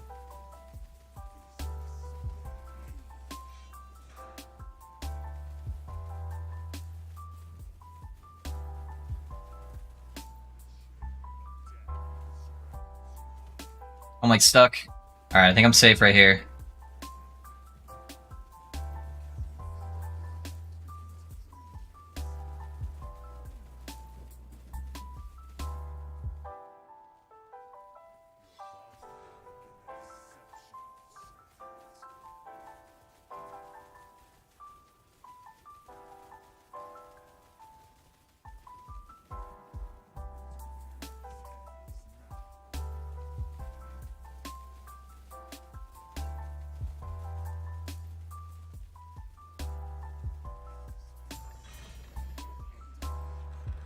Oh, we got some gloves, boys. We got some gloves. Ah, no LP. Never lucky. One of these days, I'll get some goated gloves, and then I can get my drain effect on them. Hey, Pinching, great work once again on your Pally build. Amazing guy, just like RM. Only have one question. I plan on trying hardcore for the first time. Can the build be used exactly like it for hardcore? Yes. Kintsugi, the only thing I would recommend if you are playing hardcore is try to prioritize getting your drain gloves as fast as possible. So you need a modifier that's kind of similar to this chest piece. I'm sure you saw it on the build guide, but just make sure you have some kind of drain effect, and then take the node that makes Healing Hands cast directly on you sooner. You'll have worse area of effect damage. You'll have to kind of be like standing on the monsters for the area of effect, but it will give you access to that like insane amount of ward super early, and you should be like near unkillable all the way to like a couple hundred corruption, basically. Just with doing that, with having 0 gear on, basically. Wonder if EHE has thought about adding a weekly raid boss that has its own monolith, and that could be cool. As long as they don't do it like D4 does, where it's like pointless and really lame. But yeah, if they have like some insane stuff you could get off of it, that'd be super dope. Maybe have like different levels of difficulty so other characters can still engage in it too. I see, thanks, man. Yeah, of course, man. What's your goal for this build? Probably like 500 corruption, honestly, Kaiser. I think it'd be too much of an investment of gear to really go past that. And honestly, like, you really don't need to be going past that for most characters. People get caught up on like 1,000 corruption, so I normally do that in most of my build guides just to like check that box. But it's really not needed. This is more of a fun character that I just wanted to mess around with because a lot of people were asking for a shaman build that wasn't using druid transformations. Yeah, probably just like 500 corruption. I'd be happy with that. I'm excited to play a strong class again.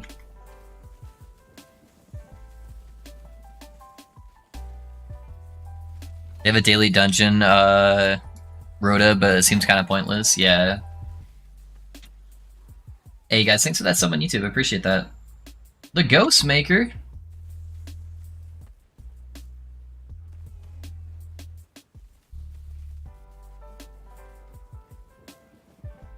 Poison Warlock. We'll see. We'll see. I need a deep dive. That's literally what I'm gonna do. Like the entire time I'm off stream today until I go to bed, is I'm just gonna be theory crafting. I need to get the juices flowing now. So as I come across stuff in game, it helps like give me a little idea proc where I'm like, oh shit, I could use that.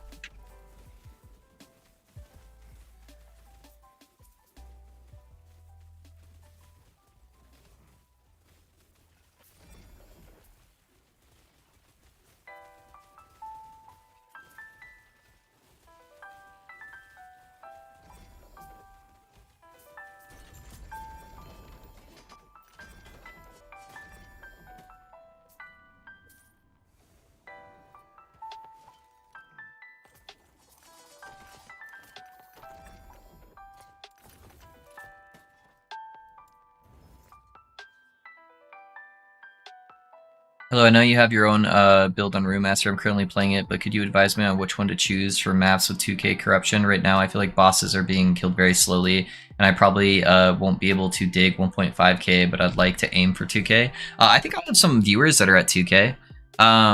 They're just getting like obscene amounts of intelligence and like really good uniques. It's gonna be hard playing it on COF.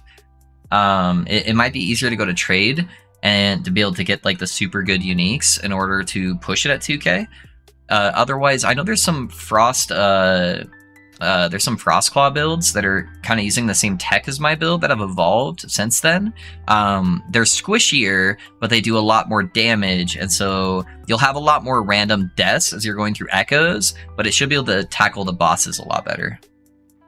So those are kind of the two options I would look into. Do you think there's a lot more builds that haven't been created yet? Thought could compete with the top ones as the game stands at the moment? Yeah, Logan. There's definitely more stuff that hasn't been discovered yet. This isn't Path of Exile or like D4 where 99% of the builds have already been established. There's so many other different interactions that could definitely come up, and every patch is going to change that too. So yeah, I think there's a lot of good shit still to be discovered. We're already still seeing like new tech being evolved as time goes on.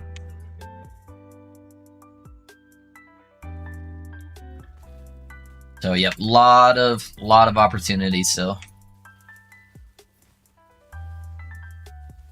Like the marksman build, man. That didn't exist before this patch. The trapper, that was not a thing.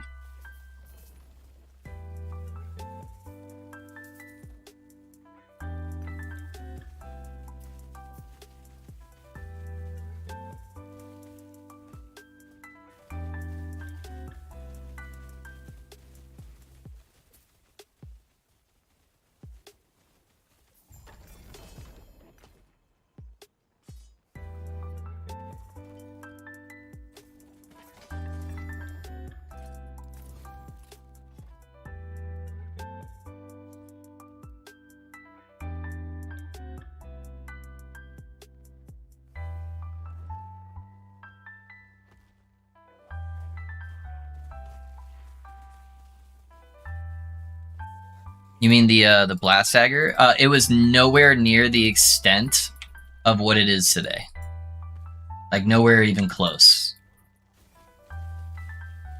So there was some tech still using it. Yeah, maybe it wasn't like publicly available, Tom, but yeah. It It was nowhere close to that level prior to this patch, I feel like. Or at least wasn't publicly being shown anywhere, really, at that extent. That I know of, at least. But maybe it's just because it was a really small creator that was playing it, and nobody really saw it, I don't know. But I didn't see anything about that build until just recently. And now everybody's playing it. I really want to try to make a build with Rune Master that uses the movement node that triggers all 3 runic invocations at once. I did this, managed to get 300 corruption, and it wasn't even close to having ideal skills. No, yeah, there's a lot of stuff with Rune Master that could be really good. Honestly, if they could do some tweaks to a lot of the runic invocations, because there's only like 3 or 4 runic invocations that are really ever used, so there's a lot of potential for them to adjust those around and make stuff like way better. Rune Master has so much untapped potential in it, I feel like. Hey guys, thanks for the sub on YouTube. I appreciate it. Welcome, welcome. Another Dragon Claw here. Let's see. Oh, that's pretty good on the cast rate. Really bad on the ward gain, but everything else is pretty juiced. It's is Mad Ladle drop rate bugged at higher corruption? I haven't seen one in days. Corruption scaling doesn't actually affect it. Oh, did I typed that in wrong. I forgot that we fixed the spelling on that. There you go. That's how you increase the drop chances of the Ladle. I'm also making a new Warlock build as we speak and make a Javelin Paladin a few days ago that didn't exist. Yeah, there's lots of stuff, especially stuff that just like goes to like 500 corruption. There's so many builds that haven't been done yet that go to like 500 corruption. Since I started monos, yeah, they can be kind of rare for sure. They are definitely on the rarer side.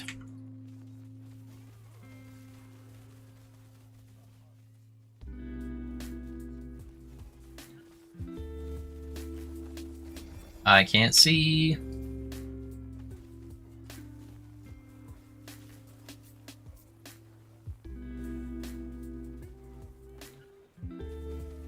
Every single poison warlock I've seen uses fissure and chaos bolts. Yeah, it's a good combo, man. It just gets a lot of hits off really fast. So typically your dot builds are centered around crocking stuff because you want to get as many hits as you can. It doesn't really matter how hard the hit's hitting for, just that you're getting a whole bunch of procs. It's like this build, like I'm playing Frostbite, and I'm basically, every single one of my skills is just proccing a bunch of stuff.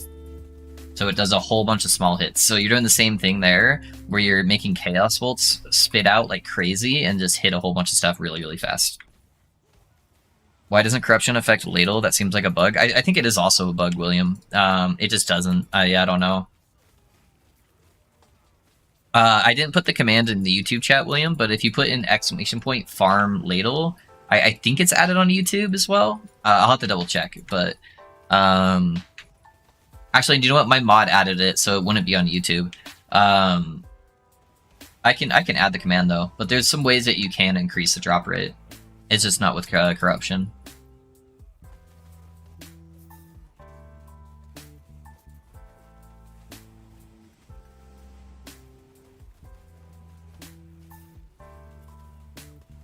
I'm including Fissure in my build, but it's only to stack bleeds. Yeah, Fissure is really good at stacking dots for sure.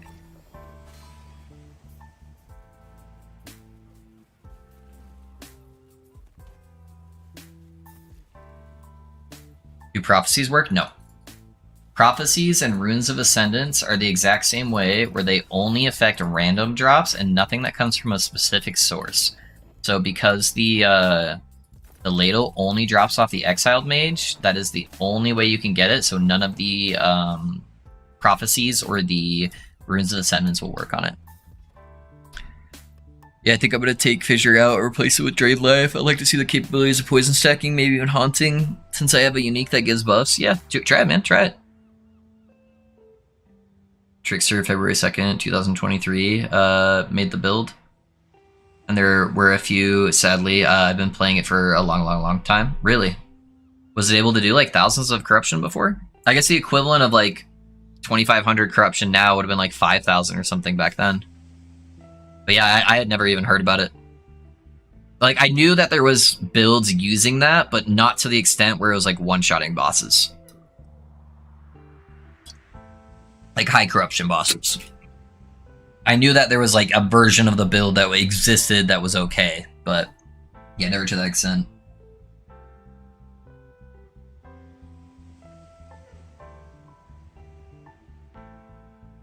Sorry guys, 1 second. Alrighty guys, those of you guys that have been around for a while, you guys know the drill. I have to go get my son really quick. So his school's just down the street, so it should only take me about 5 to 10 minutes. So I'm just gonna go grab him real fast, and then I'll be right back. If you guys haven't taken a break, sorry for the alarm, guys. If you guys haven't taken a break in a little while, I'd recommend just get up, stretch a little bit, grab something to drink, grab a snack, and then we'll be back to blasting when we get back. So I appreciate you guys being here, and then we'll go from there. So yeah, 10 minutes, boys, and then we'll get back to it.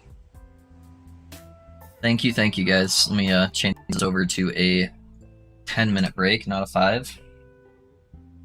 There we go. I guess, BRB.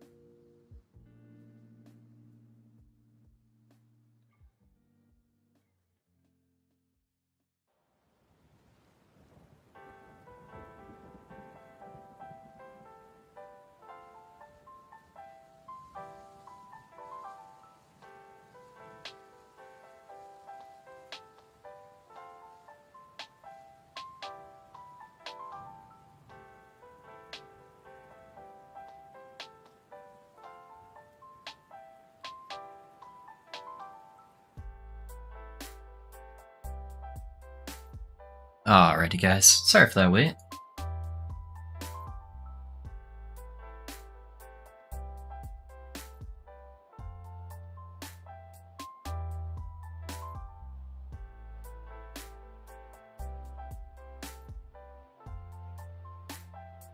Sorry about that, guys. Alright, I'm back. No worries, a few 4LPs I've gotten are crap. Yeah, same. Every 4LP I've gotten has been pretty bad. Hey, Prumik. Thanks for the follow, man. How's it going, Prumik? What build you playing? Welcome back, sir. Hey, what's up, T-Bone? Welcome. How's your day been, man?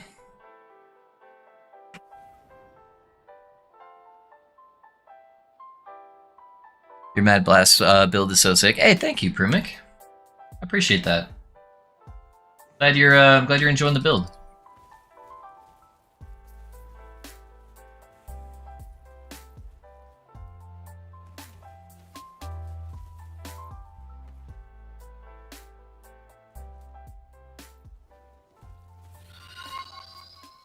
Oh, Prumik, thanks for the sub as well. Thank you, man. I appreciate that. Thanks for investing in the community.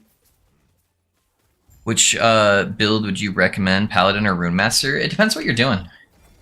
Do you normally play with friends, Hollow, or do you play solo?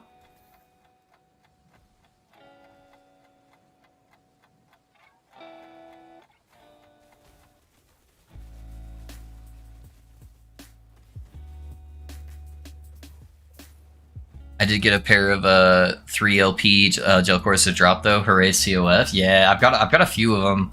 I'm playing. We're playing solo. So the Paladin is like amazing for group play because it can make all of your friends like immortal gods at the same time. Solo wise, I kind of would prefer playing the Rune Master just because it's going to clear content much faster because of the whoa, that's a huge lag spike. Holy crap.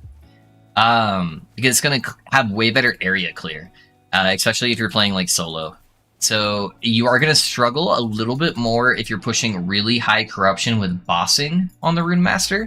So the Paladin is a much better bosser, but it's going to suffer on area clear a lot more than the Rune Master will. The Rune Master can kind of just clear the entire screen all at once. So those are kind of the pros and cons. One's way better at single target, one's way better area effect, and one's really good at multiplayer. Holy crap, what are these lag spikes? It says I have good ping. Jesus.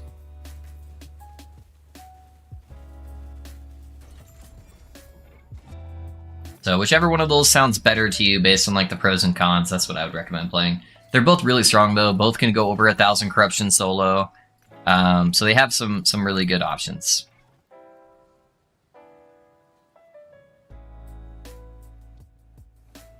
I do play solo because Loaf won't team with me. True, Viovis, true. I've hardly played any multiplayer on the game since multiplayer has been a thing. I typically just like don't enjoy ARPGs as much playing multiplayer. It also tends to make the content too trivial. Like if you play with two Holy Fire Paladins, the game, you just steamroll the game. You can literally do like 1,000+ corruption shade bosses without moving at all and not even get close to dying. Like it's very silly.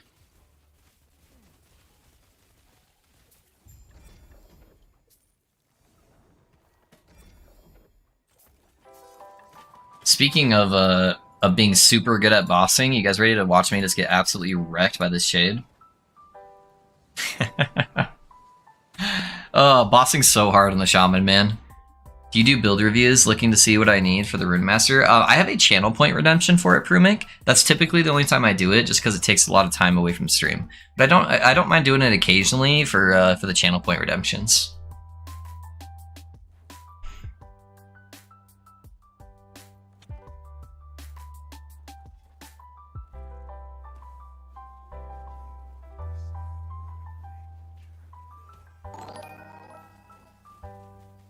Alright, what does he got? Got lightning, meteor, tentacles, and slam. And he's got the blood dude. Oh, and the void balls. Why does he have like 5 abilities? What the hell?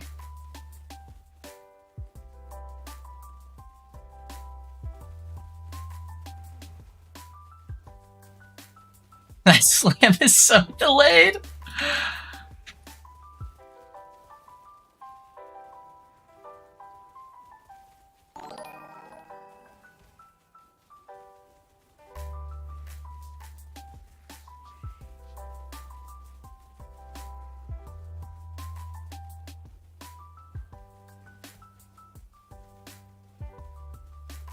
Can't really see what he's doing with that meteor down there.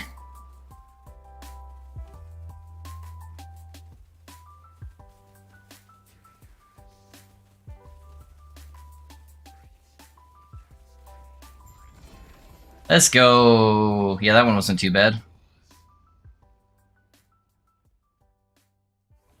Let's go, baby. We got it with both of our gazes intact.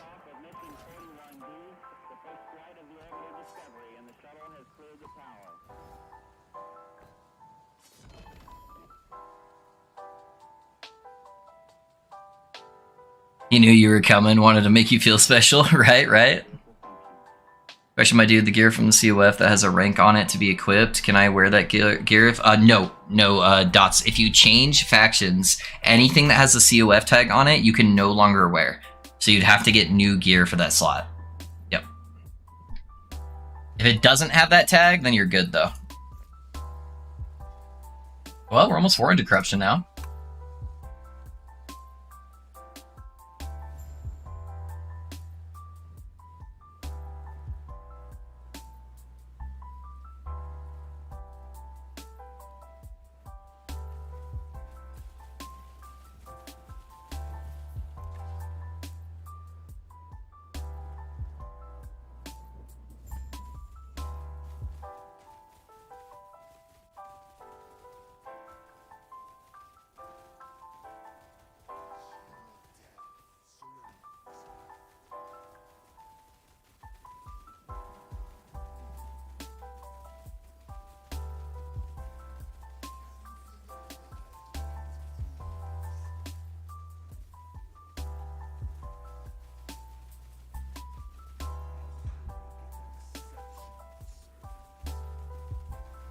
Oop, I didn't see the frostbite thing there.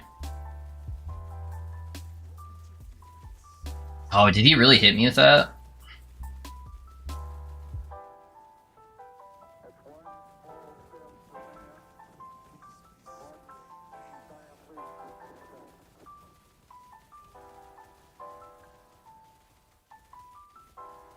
I need more mana!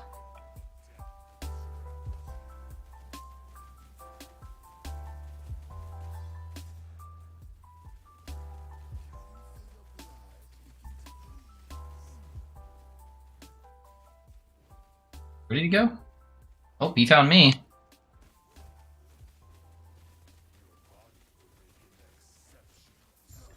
There we go. Easy.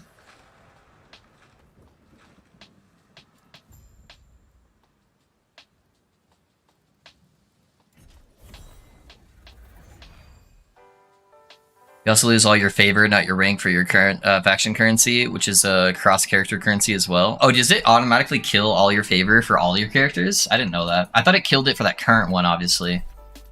I didn't know it killed it from for all your favor. So yeah, maybe roll some prophecies on your other characters real quick, if you have any alts. Hey guys, thanks for the sub on YouTube. Appreciate you.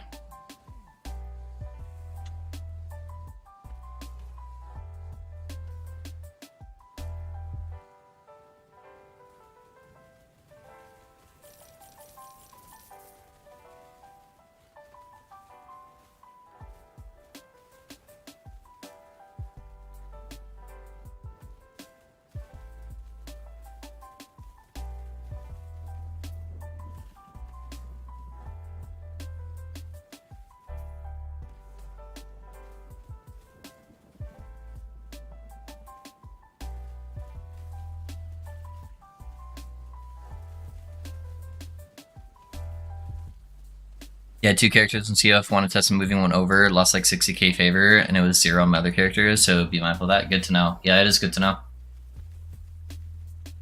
Yep, I would invest in some prophecies before you do that.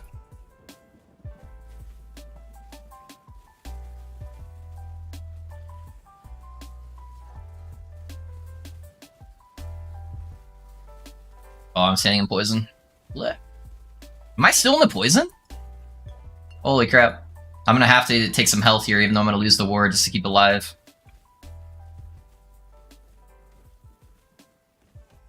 That was fucking nuts. Thought I was out of it, but apparently not. I can't believe I survived that. Holy shit.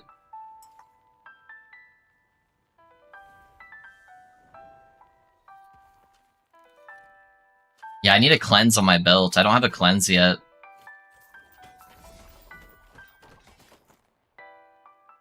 Switching character also loses their prophecies. Yeah, that makes sense.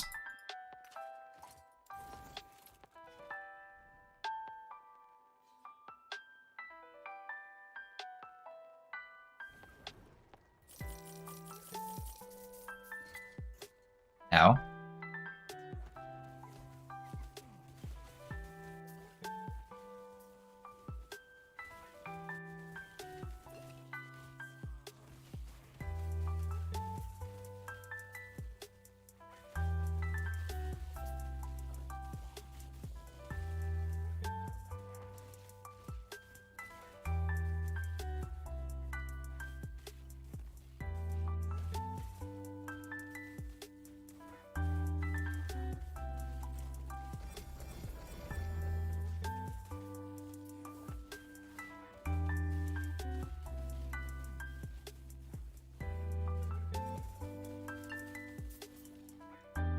Should wrap around this way.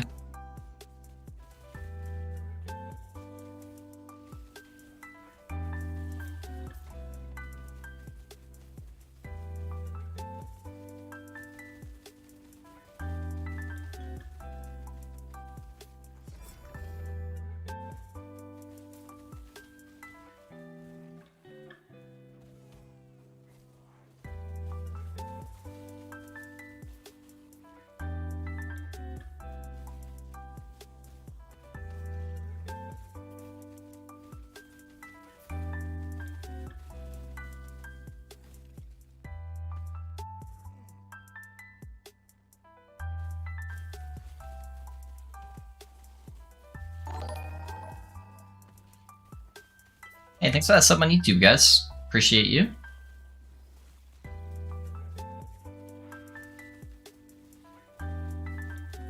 Hey, El Peligroso. Thanks for the follow on Twitch, man. How's it going? What build you playing, my guy?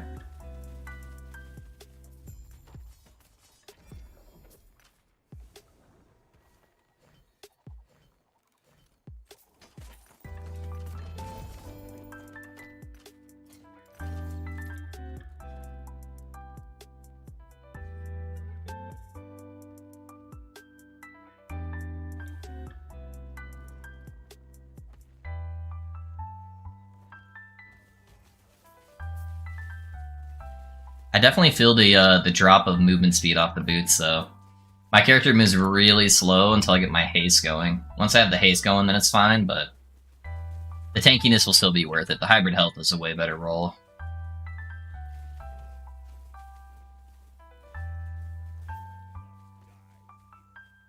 Luckily, I get a whole bunch of movement speed from other shit.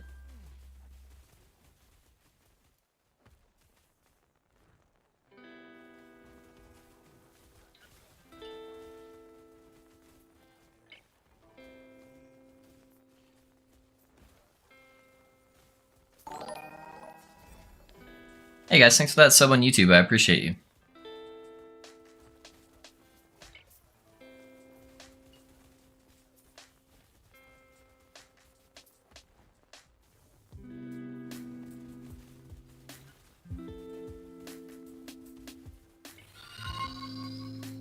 Hey, Breadwolf. Thanks for the follow as well, man. How's it going? What build you playing, Breadwolf?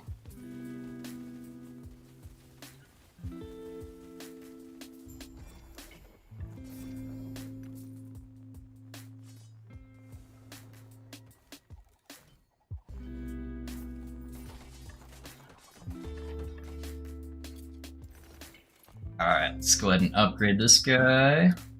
Never lucky. I've got those unique chest piece up there.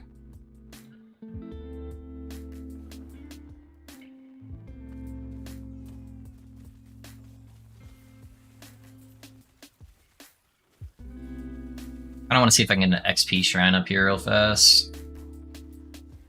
No. Oh, that activated res. I went through it. Luckily, that didn't one-tap me.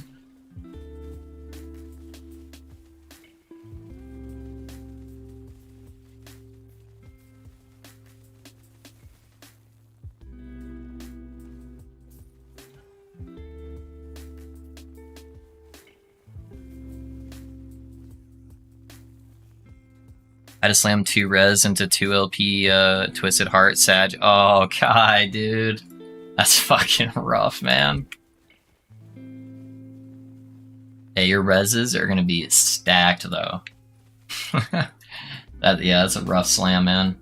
I never even got to see a 2 LP Twisted Heart, and I farmed him so much at high corruption. I literally did nothing but Reign of Dragons for an entire day at 1000 corruption. Dropped tons of hearts, not a single 2 LP.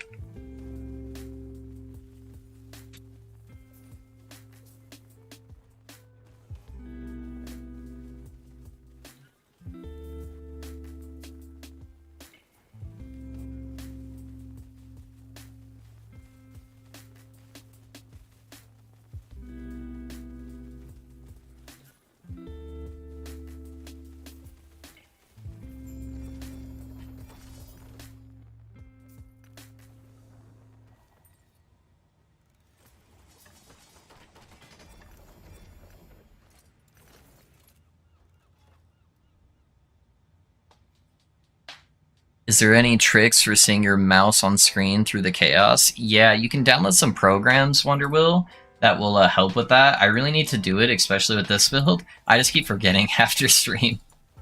But yeah, there's some various like Steam programs and other programs that you can use that will help you see your mouse. Some of them are a little too obnoxious, though. I don't know. Yeah, I definitely need to get that while playing this build.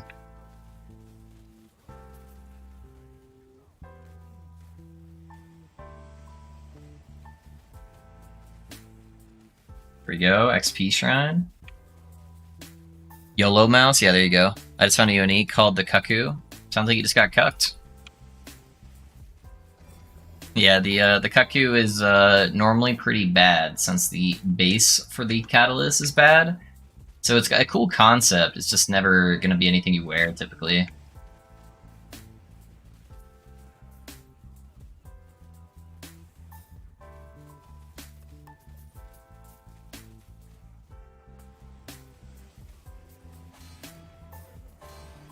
Holy, I'm getting stunned. There are so many of these throwing guys, holy shit. I feel like some echoes have 0 mobs, and then some of them are just littered with mobs. See if I can tag that guy. There we go. Hey guys, thanks for that sub on YouTube. And more lag spikes. I might need to restart my game. It was fine for the first few hours, and now I'm just lagging all over the place.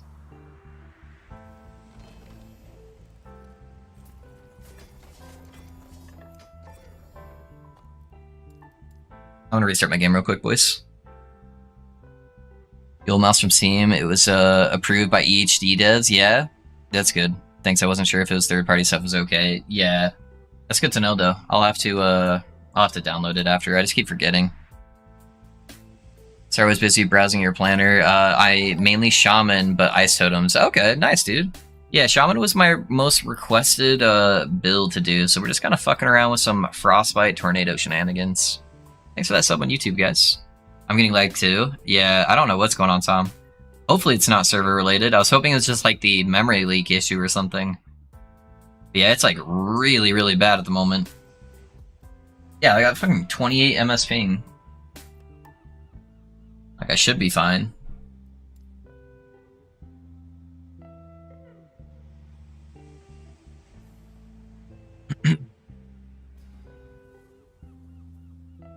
Yeah, I changed some stuff since that planner, so I need to update it. I've been messing around a lot with one of the skill slots that I just haven't really found the like perfect synergy for. Because I originally was using the Warcry for the Maelstrom, but the extra heal procs I was getting with being low life was really fucking me. So now I just swapped it over to give me the cold stuff on there. But I've literally tried everything. I've tried like Summon Thorn Totem, I've tried Upheaval, Tempest Strike Totems, Avalanche, Earthquake, Warcry, everything that could synergize other than minions, because I hate minions. I've tried on it. I just nothing feels like perfect for that extra slot. I really like the Storm Totem stuff, but great job on the Pally guide. Only feedback is don't have sympathetic pregnancy vibes on the brain while recording. You called the belt the emulator's ovulation several times, did I? Dude, I was so tired when I was doing the recordings. Oh man, that's funny. Hey dude, if I'm not slurring my words, that's not a good build guide, alright? Ah yes, finally home. Welcome home vibes. Ooh, turn this shit off. Alright. Welcome home vibes, how's it going? How was work? Hopefully not too bad.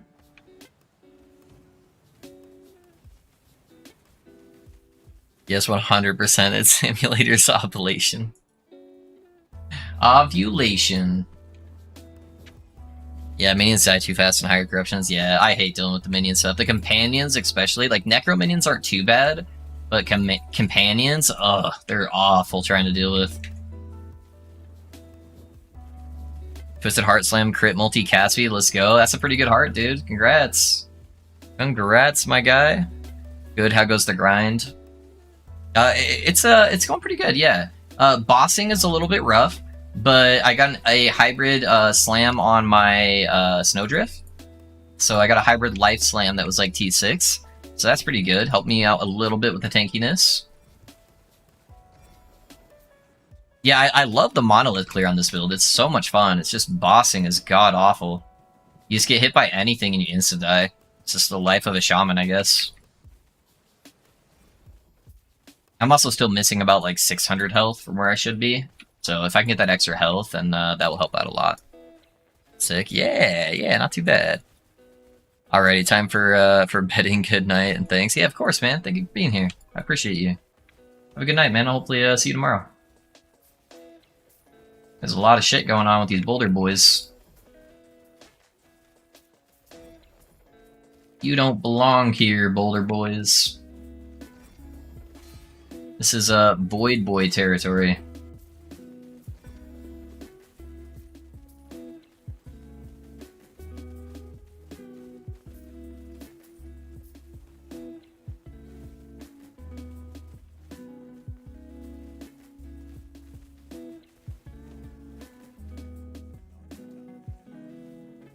I'm wondering if damage scaling with T7 spell damage is better than T6 crit multi.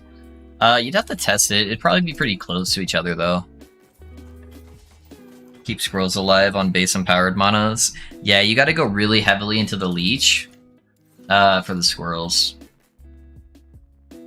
Yeah, squirrels can be a little bit rough. Hey, patrons up, bro. How's it feel so far? Dirt, it's going good, man. Other than me being just like overall really tired today, build's good. Build's good, man. Bossing's a little rough, but it's a shaman. That's kind of what I expected. But monolith clear feels really strong. I love just being able to chain freeze everything.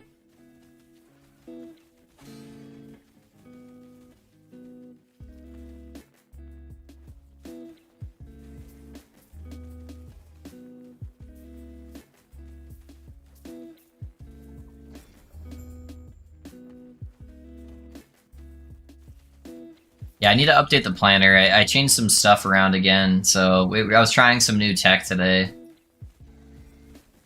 So I'm pretty sure the planner still has Avalanche on there, and then I swapped back to using Warcry just as a different setup. I'm not using the Maelstrom stacks from Warcry. I'm just using the totems with casting Frostbite and giving me that 250% cold damage, because that feels real good.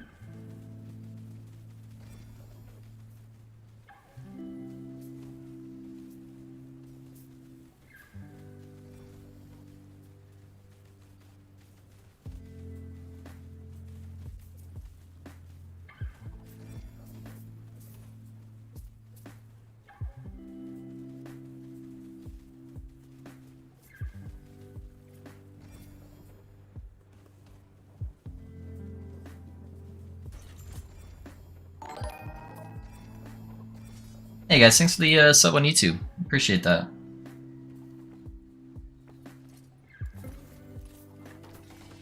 Looking forward to an update one then. Thanks, bro. Yeah, yeah. So I just swapped back to this. That's the only thing I really changed. So I just avoid this node because of that healing. But just a bunch of frostbite chance, and then getting that 250% cold damage here is really big. And then the immunity that you can get after Warcry for 1 second is kind of dope. So that's what I've been doing.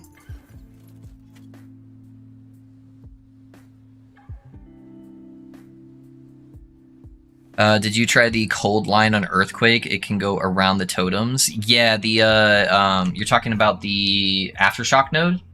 I didn't try the totem node specifically, but I did try Earthquake, and it just felt really weird. I don't know. It felt kind of out of place, and I like the totem setups, because the totem setups I can drop and forget, and then I can be spamming tornadoes. Because if I'm not spamming tornadoes, then I'm not getting like as many frostbite stacks. And so being able to drop those really fast is pretty nice, and then I can just keep spamming. Whereas if I'm doing Earthquake, I'm stopping my spam, I'm slamming, and then I'm not getting more spams out. So I don't know, it just felt a little bit off.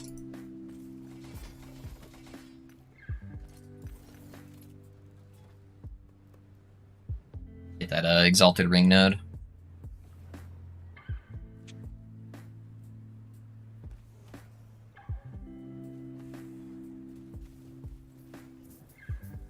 I see we got an XP shrine maybe around the side here. Hello, game? There we go. That was weird. It was like I was clicking an invisible wall. I've been getting that a lot lately.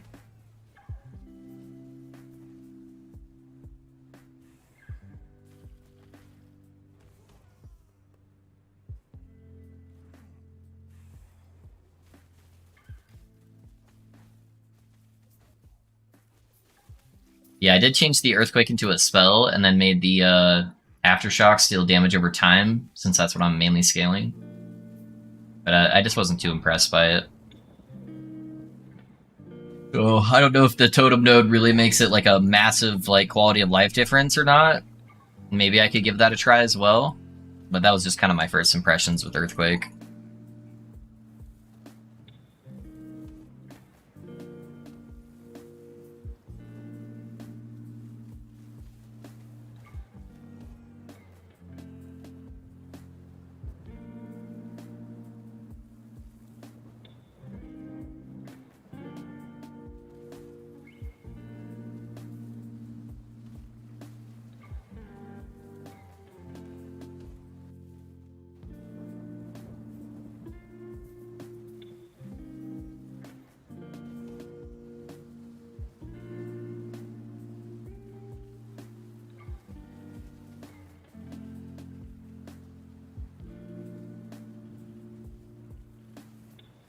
Ooh.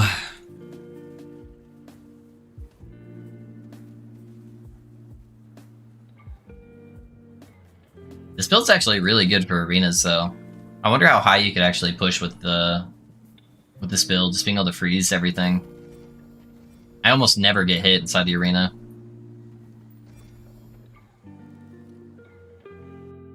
Interesting. I think that's T5 health regen, though. T4.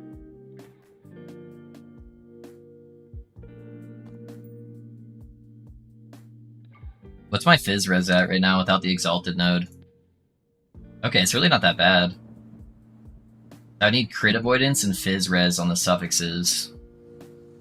I feel like I'd have to get one of these pulled off. Preferably the health regen to make it worth it. Well, that settles that. Yeah, I get the clunky part. Was wondering if you could take the cooldown line and just use it when it's up, so you don't have to stop like casting your tornadoes. Let's see. Earthquake's initial hit occurs 3 times. Radius. Oh, this one.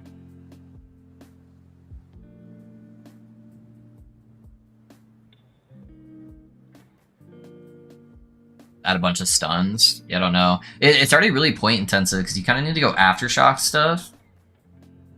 And there's so many aftershock nodes, especially if you're going for the totem node. I could try it out again though. But let's try it with the totem node. We'll see. Let's give it a fair shot.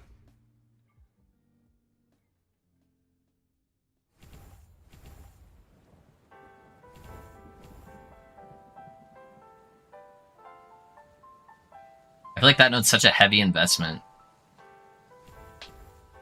Okay, so that turns it into damage over time.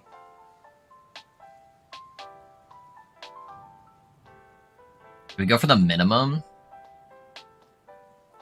And then like area of effect maybe? Let me try that setup. We'll see. Alright, we'll level it first before I really like mess around with it too much, but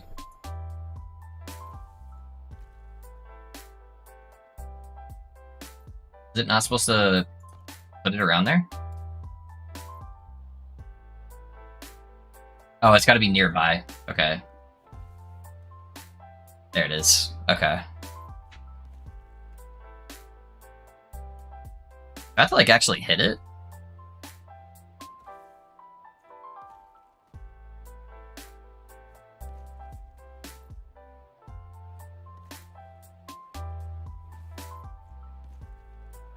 Seems like I have to have like a direct hit with it for it to go right there.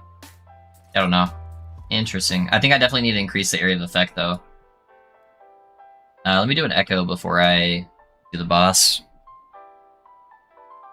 Have you considered that this music might be what is making you tired? This sounds like the lo-fi playlist that I fall asleep to every night. No, that couldn't be. No, it might be, man. I need to find some more DMCA free music. I hate playing games when it's like completely silent.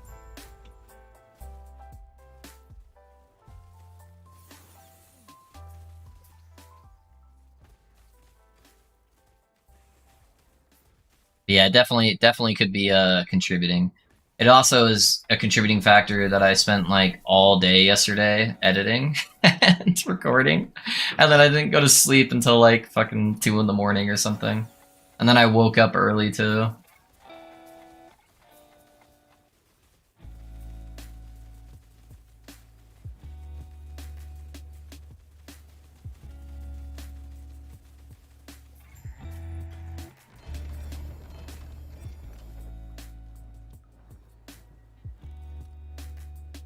Damn, I have to have some music right now. I'm listening to yours though. Yeah.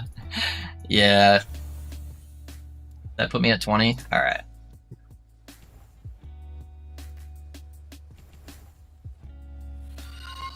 Yeah, that area hopefully will help out a lot. Hey Grizzin, thanks for the follow, man. How's it going?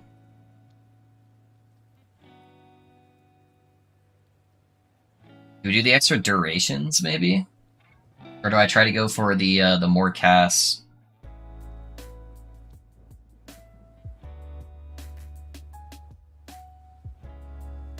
I could get extra area there. I think the area is honestly going to be a big part of it. What the fuck, Blizzard? Go away. Let's grab that, and then we'll grab these.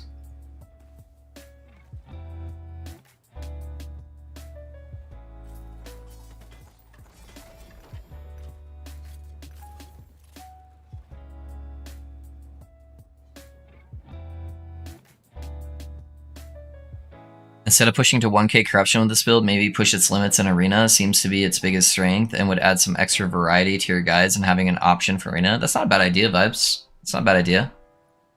The one that does extra damage from cold damage, you want also right down from the blue. The graphics isn't worthing. Shatterquake.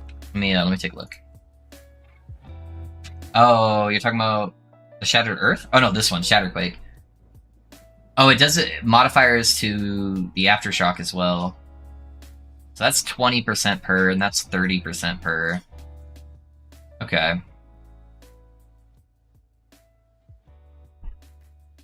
Let me see how hard it's hitting right now, and then I can respec and try again.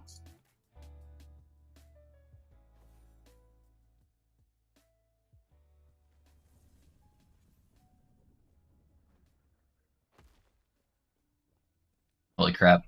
Throw down a totem for some movement speed here.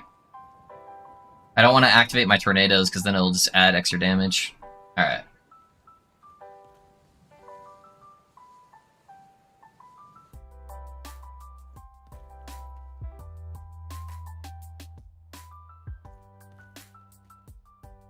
Like 4,000.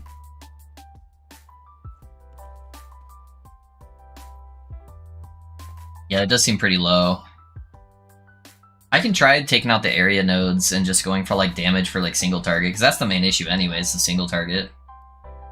So that might not be bad. That's 25%. Yeah, so that's the highest multiplicative damage.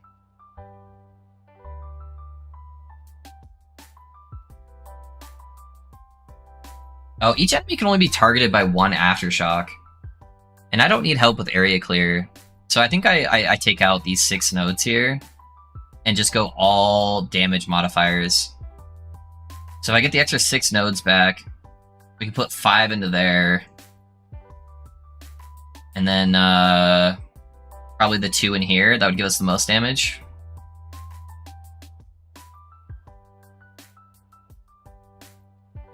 And then the rest in there, that's fine. Yeah, let's try that out.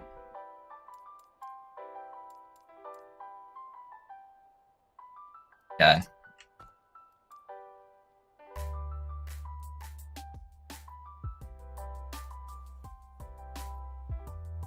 Yeah, we'll try it out, Tom. I keep thinking that I just want, like, insane area quality of life from it, but I really don't need the help with that, right? I'm doing just fine on the area clear.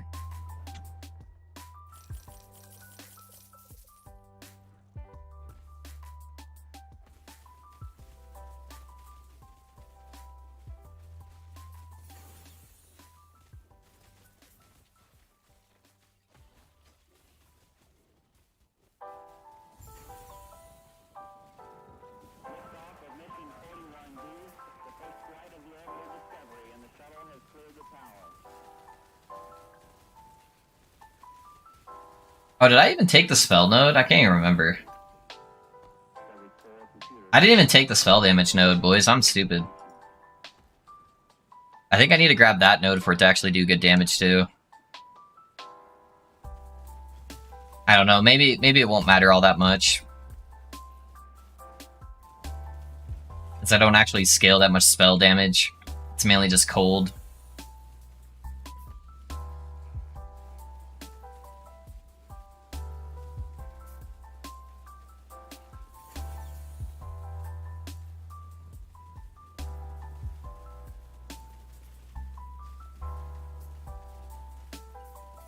That's yourself the shade, yeah. Yep, just need more single target damage.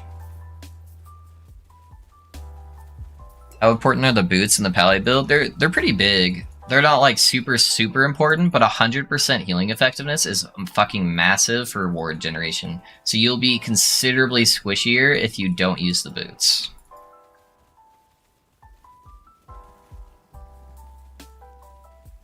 It also gives you a bunch of damage with your healing hands, so massive damage, massive ward generation. Do I bother going for that? Oh, it gives you plus aftershock damage too. Too bad that doesn't just cast Stormbolt, it only does expending. Alright, let's see how hard we get it to hit without that for right now.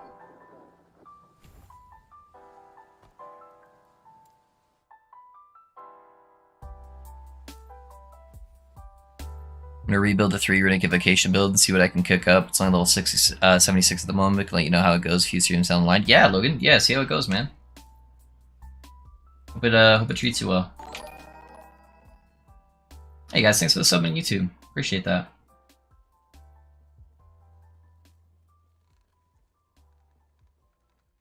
Let's see. Honestly, it's still hitting about the same. 4,000. Oh, that one was 7. Oh, there we go. 24,000. That's pretty good.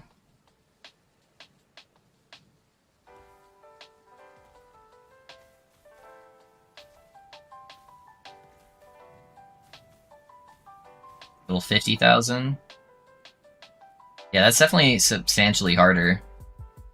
How much do I get just from the tornadoes?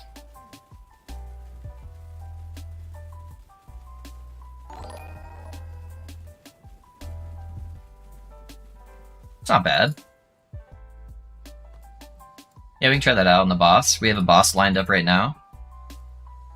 Thanks for that sub on YouTube, guys.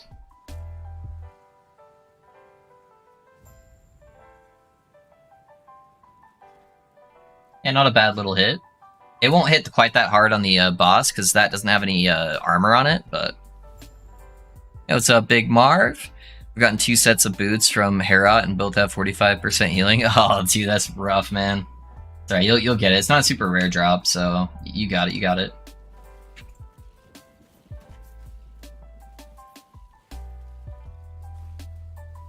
I still wonder if it's going to be a DPS gain from me just spamming tornadoes, though.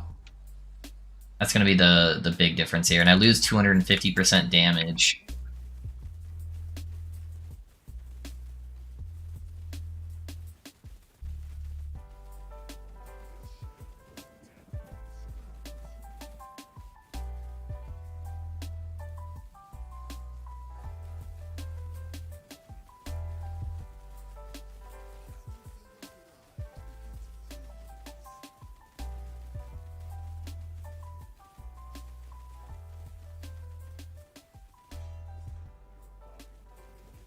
I'd have to get like a timed T4 Jewelra kill if I really wanted to see the difference.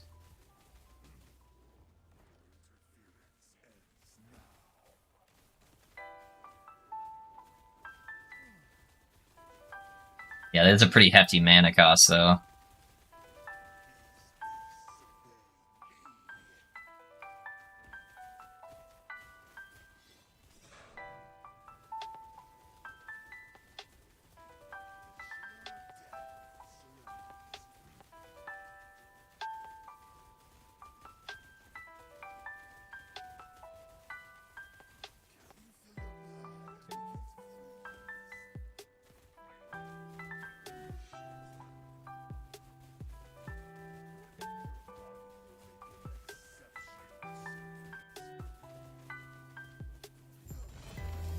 I don't know, I didn't feel like necessarily like crazy fast by any means.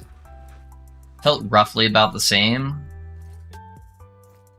I feel like I'd have to time in on a T4 Jewelra. Dude, your guys are the best in the whole ARPG genre. Amazing quality and depth. Keep up the good work. Hey, thank you, man. I appreciate the kind words. Thank you, thank you. How's it going, good sir? It'd be better if Big Marv would be playing some Last Epoch, but you know, we're doing what we can. Hey, pal, thanks for the follow, man. Starting character recommendation. What kind of archetype do you typically like to play? When you play like RPGs or ARPGs in general, do you like playing like a mage, like a bow character, some kind of like tanky sword and board? Do you like playing like a fast like dagger type character? Do you like having minions? Give me a general archetype that you typically enjoy, and then I'll give you a good recommendation. Yeah, based off what I was seeing, it isn't working. Yeah, it's a little bit clunky trying to work with it too. If there was a totem that would summon it for you, that'd be fucking dope.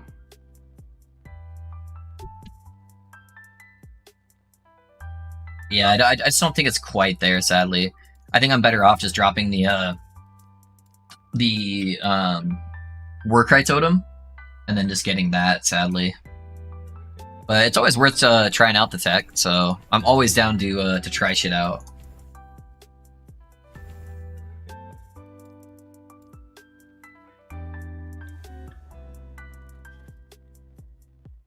Okay, I did swap that. And it only takes me like 1 echo to like level up the skill again, so it's whatever. Yes, maybe. Do it, man. Give Risky someone to play with them. Hey Marv, will you do me a favor? Will you let me know when Risky goes live? Hey, New Bizzles. Thanks for the follow, man. I like your name. Thank you, man. How's it going? What build you playing, New Bizzles? Fully deserved, mate. Thank you, guys. Oh, what the hell? My tired self just realized I'm on YouTube, flipping over to Twitch. Yeah, you gotta bounce around between them, so I didn't really think anything of it. I just found an Aurora Time Glass 0 LP. Is it worth using on the Room Master, or am I way better off using a good Exalt? Aurora Time Glass is really strong if you can get it with LP. But yeah, you're better off just using an Exalted Amulet, because it would kill your resistances trying to use your Aurora Time Glass, and you wouldn't be able to get like Shock Chance and Armor Shred on your suffixes from using the amulet. So yeah, I think you're just better off unless you can get like at least 1 to 2 LP on the Aurora Time Glass. But that would be like a really ideal amulet with LP on it.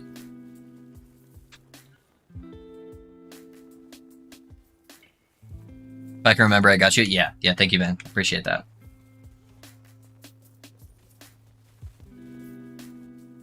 All 3 good affixes hit on the relic. Yeah, Dobby? Oh, let's go, dude. Congrats. I guess the sacrifice of my relic helped others succeed. Yeah, I usually use YouTube, but all the big streamers that are on both say they make way more money on Twitch, so I'm just trying to give the channel support here. Oh, no worries, man. I appreciate you. Yeah, the big thing right now is I'm just trying to keep my viewership up on Twitch so I can apply for partner. It probably won't happen until next cycle, though. Because the first week of the patch, I didn't have consistently high numbers, and so that kind of is holding down the average. So I'll probably have to wait until the next cycle, but that's all good. It's all good. Yeah, Totem is back set up. Thanks. Yeah, of course, man. How about Frenzy Totem? I can't get access to it. Otherwise, I would. So you have to be a actual Beastmaster in order to get access to summon Frenzy Totem. So I can't get to that line. Otherwise, Frenzy Totem would absolutely be the play. Frenzy Totem is goated. Yeah, I wish.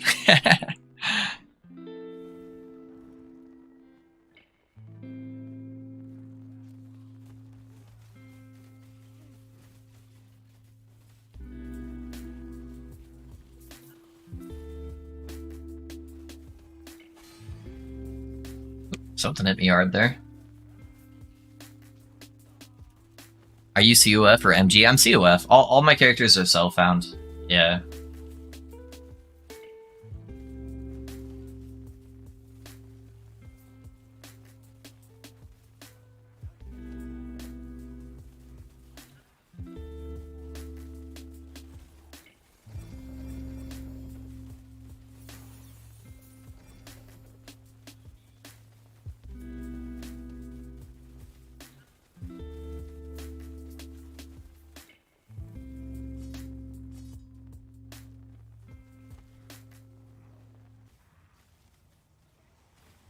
Yeah, maybe next cycle I'll try out MG.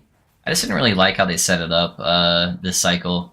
It just felt way too tailored to the 1%, and even though I would be the 1% with having more game knowledge than most on the beginning of the cycle and being able to put in the time investment, I just didn't really like what it represented. It would definitely help me make builds faster though. But I'm trying not to sell out.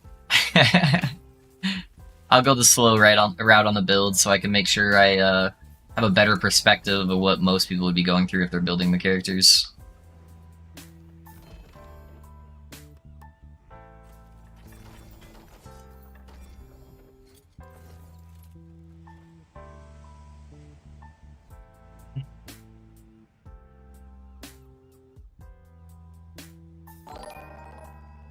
I feel like I have an extra node than what I had last time. I think so. That's sub on YouTube, guys.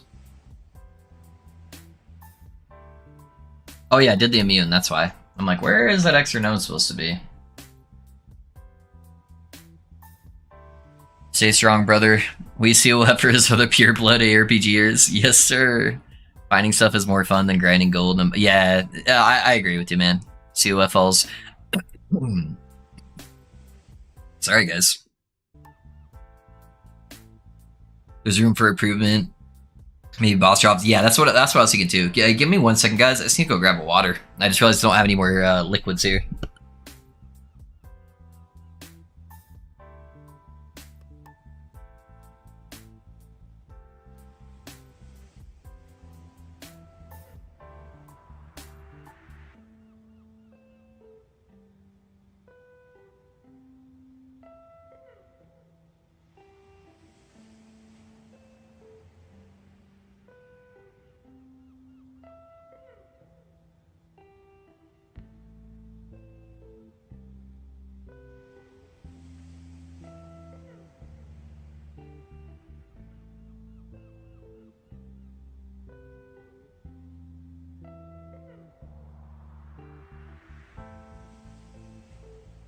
But yeah, I agree with you. Um, the only complaint I was talking about it earlier, actually. The only complaint I have with COF is I wish they would add something boss related. I don't think you can argue that would be too OP either, just because of how OP being able to buy everything is. So yeah, I don't know. I think they should. Even if it's not at the same capacity that we have at finding like other uniques. What the hell is stunning me? I think they need a little bit of love on the bossing department.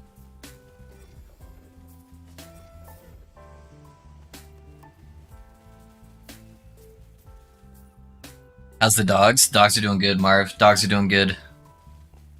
They got their haircuts the other day. They're extra floofy. So, yeah, thanks for that sub on YouTube, guys. Thorn totems have a complete cold line. Yeah, the problem with thorn totems, Tom, is you have to summon a whole bunch of them, and so whenever I'm summoning those, that means I'm not summoning tornadoes, which means I'm kind of dropping off my DPS, and then I'm just a full totem build at that point too. So I would just like completely respec my tree at that point. So I think I would prefer the tornado playstyle. I typically don't like going like full totem builds, and I already have 2 totems. But they're both totems I can just drop and forget. I don't leave after that. What am I doing? I did try that out briefly though. They just don't do enough damage unless you have like all 6 of them stacked.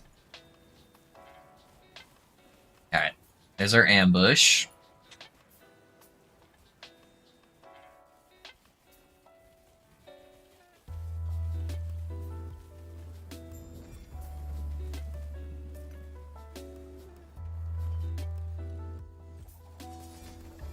Yeah, I remember playing Thorn. It was a build at one point. Yeah, I know somebody else in the stream was playing that setup too. They're doing like full Frostbite Thorn totem. But yeah, I think that would just take away a little bit of the identity of the build. I'm hearing the word totem 20 times per minute. I'm not feeling well. Sorry, Kate. Sorry, man. Hey, we're still mostly tornadoes, okay? So mostly tornadoes. And look at that. Warcry doesn't even look like a totem. That's definitely a spell.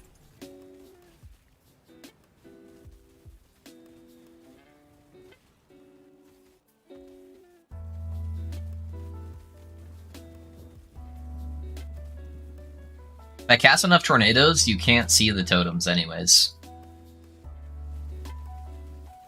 And all my time at RPGs, I never understood it. Surely I could swipe my debit card just a few PAS items. Yeah.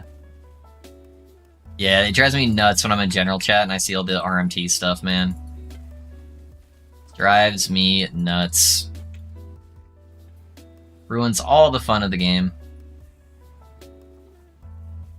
I don't blame the people who are on the other side of RMT that are like selling stuff, because a lot of those people are in like poverty situations and stuff like that. And I get it. You gotta do what you gotta do to survive, but buying that kind of stuff, it's just, yeah. Can't relate. I should probably drop shit off real quick.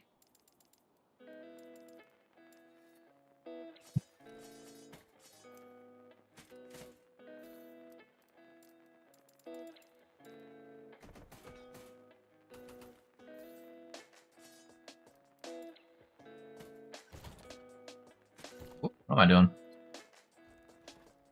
Haven't seen much of it today. That's good. Hopefully they're banning them. It sucks I can't report them. I tried to report them, but it only gives you the option to block them. But don't you want to buy 1,000k gold for 29 cents? Yeah, right? It's a pretty good deal. Pretty good deal.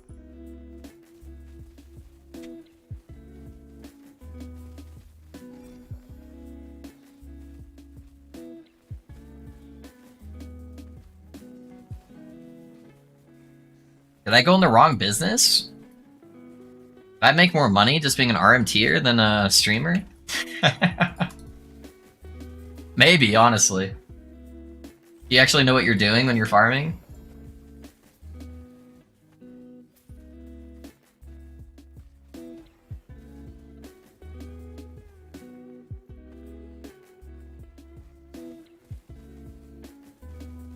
Are you going to revisit Lich at some point? Do you think it lacks diversity? I feel like all the yeah. Lich definitely lacks diversity.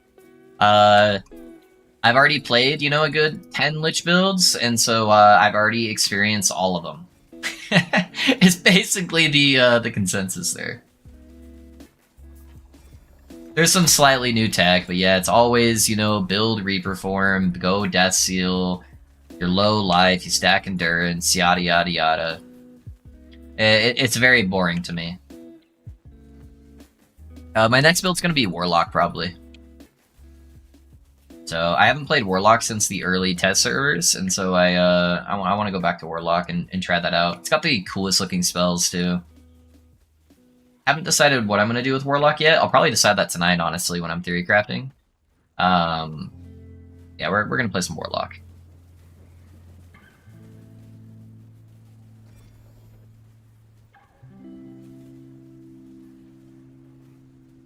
Can't complain, no Lightning Totem is quite nice with its Frost Whirlies and movement speed. Yeah, dude, the movement speed is so goated. Even if the totem didn't do anything, just the 40% movement speed is fucking sick. And then being able to get all that extra mana regen for free, just as long as you have a totem down.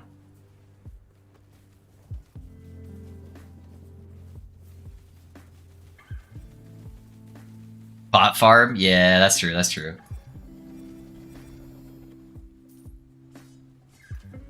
What if I'm just really bad at the game? Would I still be considered a bot who's farming? Huh? Same thing, right? They're chill on this map. I feel like I'm moving slower than normal. Maybe I'm just doing a bit bad at keeping my stacks up and my totem.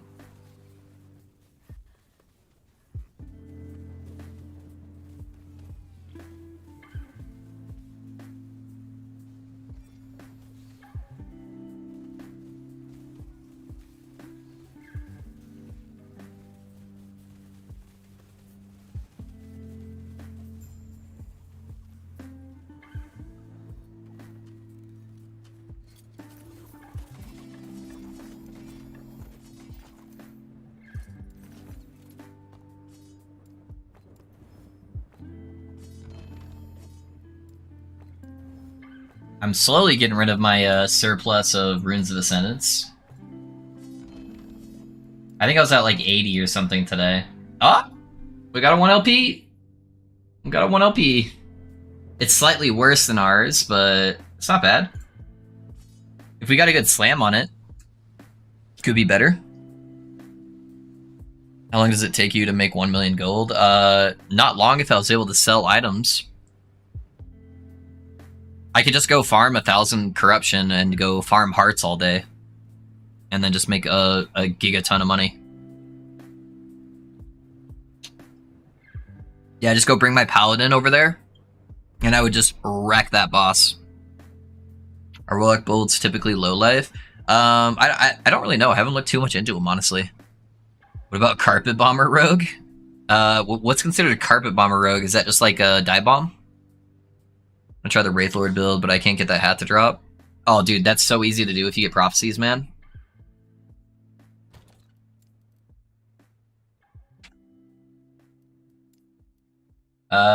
One LP.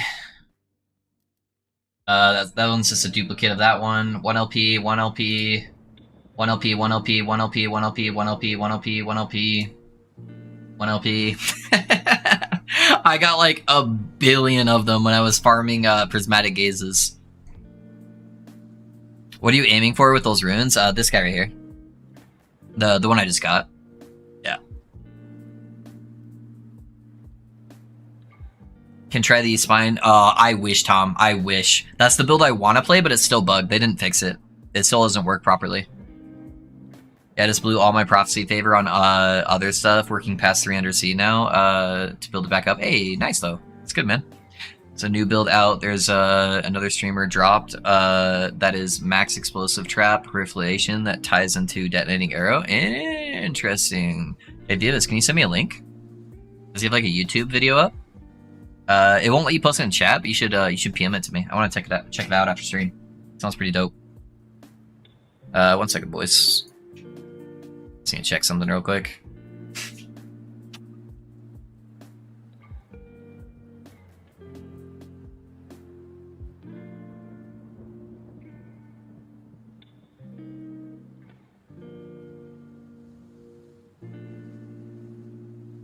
You need to be dropping 2 OP hearts to make anything. Yeah? I don't know. I could do some other farms too, I'm sure. I wouldn't be too worried about it. I could make pretty good money on MG, I wouldn't be concerned. Yeah, I can send you the video. Yeah, I'd be curious to check it out, man. I want to see the new tech. Maybe the new tech will help inspire me to do some other new tech. And I'm VIP, I can post links, but since it's another streamer's content, oh, yeah, I don't really care that much. As long as they're not a shitty content creator that just, like, steals other people's builds constantly, I don't care. They can get recognition, too. 2, 3, boom, boom, boom.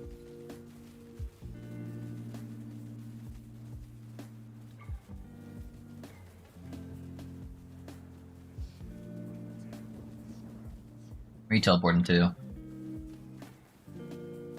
Alright. Somehow that killed both the totems, huh? Alright, I should be able to get some pretty good uptime here on him. Oh, he teleported super far away.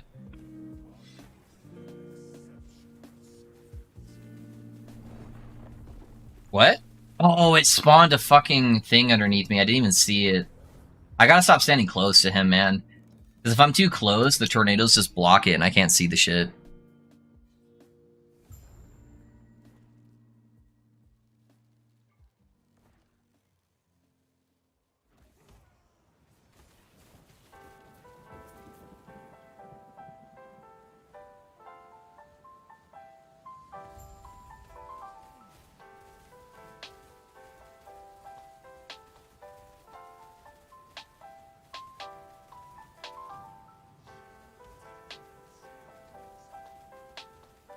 Yeah, I gotta stand at like a pretty fair distance here, so I can see when he drops shit on me.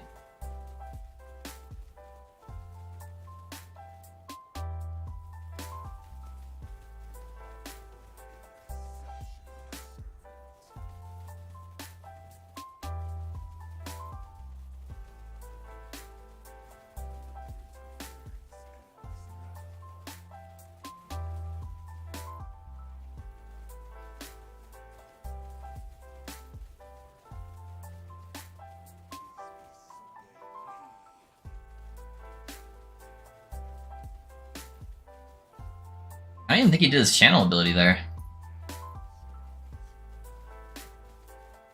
Oh, it's gonna hit my totem.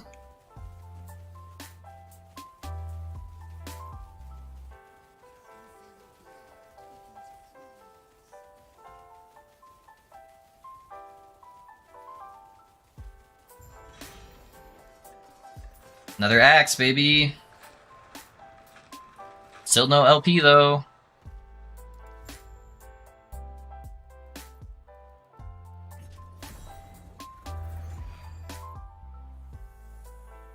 Yeah, my biggest hill is 40 million so far for a +4 blast helm. Yeah, it's not bad. It's not bad.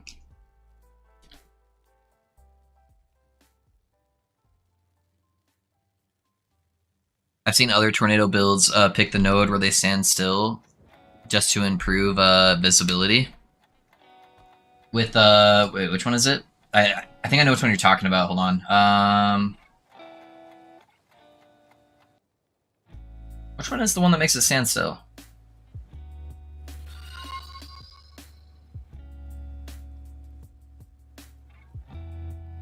Hey Bunzip, thanks for the follow, man. Maybe I don't know which one you're talking about. You're talking about the one that just attaches to you? The downside of that one is it makes it so so you can only have one tornado out at a time, which would definitely kill this build. Oh, this one right here. Yeah, that'd be way too many nodes. Just to get that. I would kill my damage out so bad if I did that one. Yeah, not even the -20%. The -20% damage doesn't matter because I'm only using it to apply the Charged Storm node. But yeah, that would be another 2, 5, 6 points that I'd have to invest just for that quality of life. So I just don't think that would be worth it, honestly. Matt's build is a turret bomber. Is it Matt's build though? Alright, I'll stop. I'll stop. I'm being toxic. I'm sorry. I'm sorry. I'll leave him alone.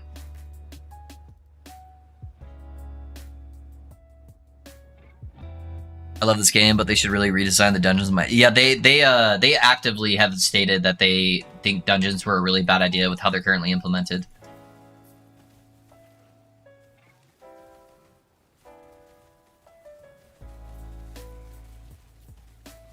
Yeah, if it wasn't so many points to get it, I would definitely take that. See, Love changed the build to be more tanky. It would have plenty of damage to take out if there was a way to fix it. Yeah, man. I'll take a look at the build and see. I get him. Yeah. I'll play nice. I'll play nice. I don't like being too negative on the stream and talking shit, so. There's definitely certain content creators I like more than others, so. Honestly, he states it's not his build right off the bat, so I'm good with doing that. Okay, alright. As long as he's saying it, I think he's been getting better at that, because he was yoinking people's builds like crazy in all the other games he plays, so I have a hard time liking him, but... At least he's improving his behavior, even though it was probably due to backlash. You know, at least he's doing it. It's fine as long as he does. Yeah, he had a problem with doing that before, and that's when I really was like, I don't know if I want to support this guy. Especially in the Diablo days. About the shackles, I guess we want to craft the experimental fix on it. Yeah, the experimental fix is the go-to one, the one that does the drain effect. And then if you the secondary stat you would want would be the hybrid health. Yeah, that is correct. Sometimes the recrafters aren't as good as Loaf is about explaining to showcasing their builds. Yeah, I'm definitely not the smartest theory crafter, but I think I do. That's probably my strong point, is just being able to explain why things are a certain way. Yeah, if we're talking like master theory crafters, Amaranthe's probably top tier for me. That guy's a fucking genius. If you guys want to see him with some like crazy shit, yeah, look at his builds. The guy's literally like some kind of like math engineer dude for a living. He's got like a fucking big boy degree. He's got all the spreadsheets out and everything.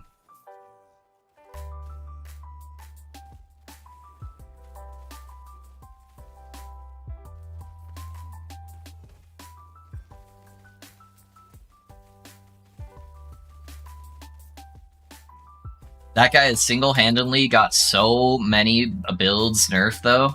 That guy breaks, like, every fucking character.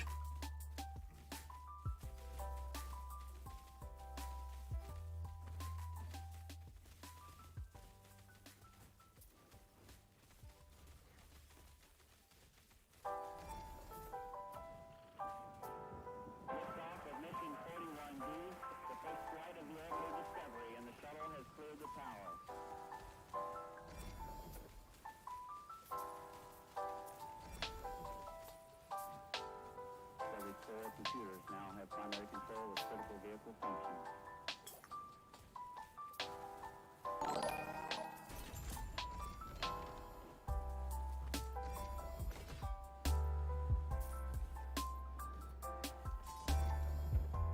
Risk it on, is he? Okay.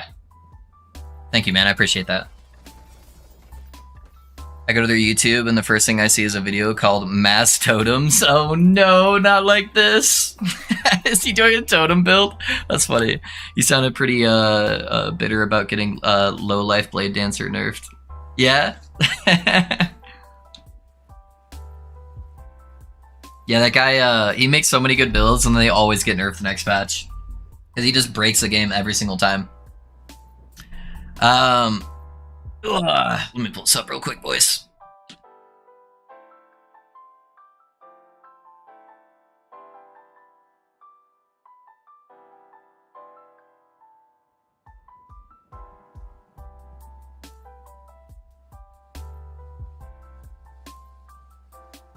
Alrighty, guys. Guys, I'm gonna end this stream a little bit early today. I've got an errand I need to go run for my wife. So we got her a gun, which is pretty sick. So we're gonna go pick up her gun. But I would really appreciate if you guys could do me a favor today. So my IRL buddy has recently done two things. He started doing two things at the same time. He started streaming and he started playing Last Epoch. So he's brand new to the game. He's doing pretty good, actually. He's making kind of his own build, just like looking at stuff. He didn't really want a build guide or anything like that. So I would really appreciate it, guys, if I'm going to raid him. If you guys could stick around for a little bit, give him 5 minutes of your time at least, and make him feel loved. I would greatly appreciate that. I know it would mean the world to him just to get a little bit more interaction there.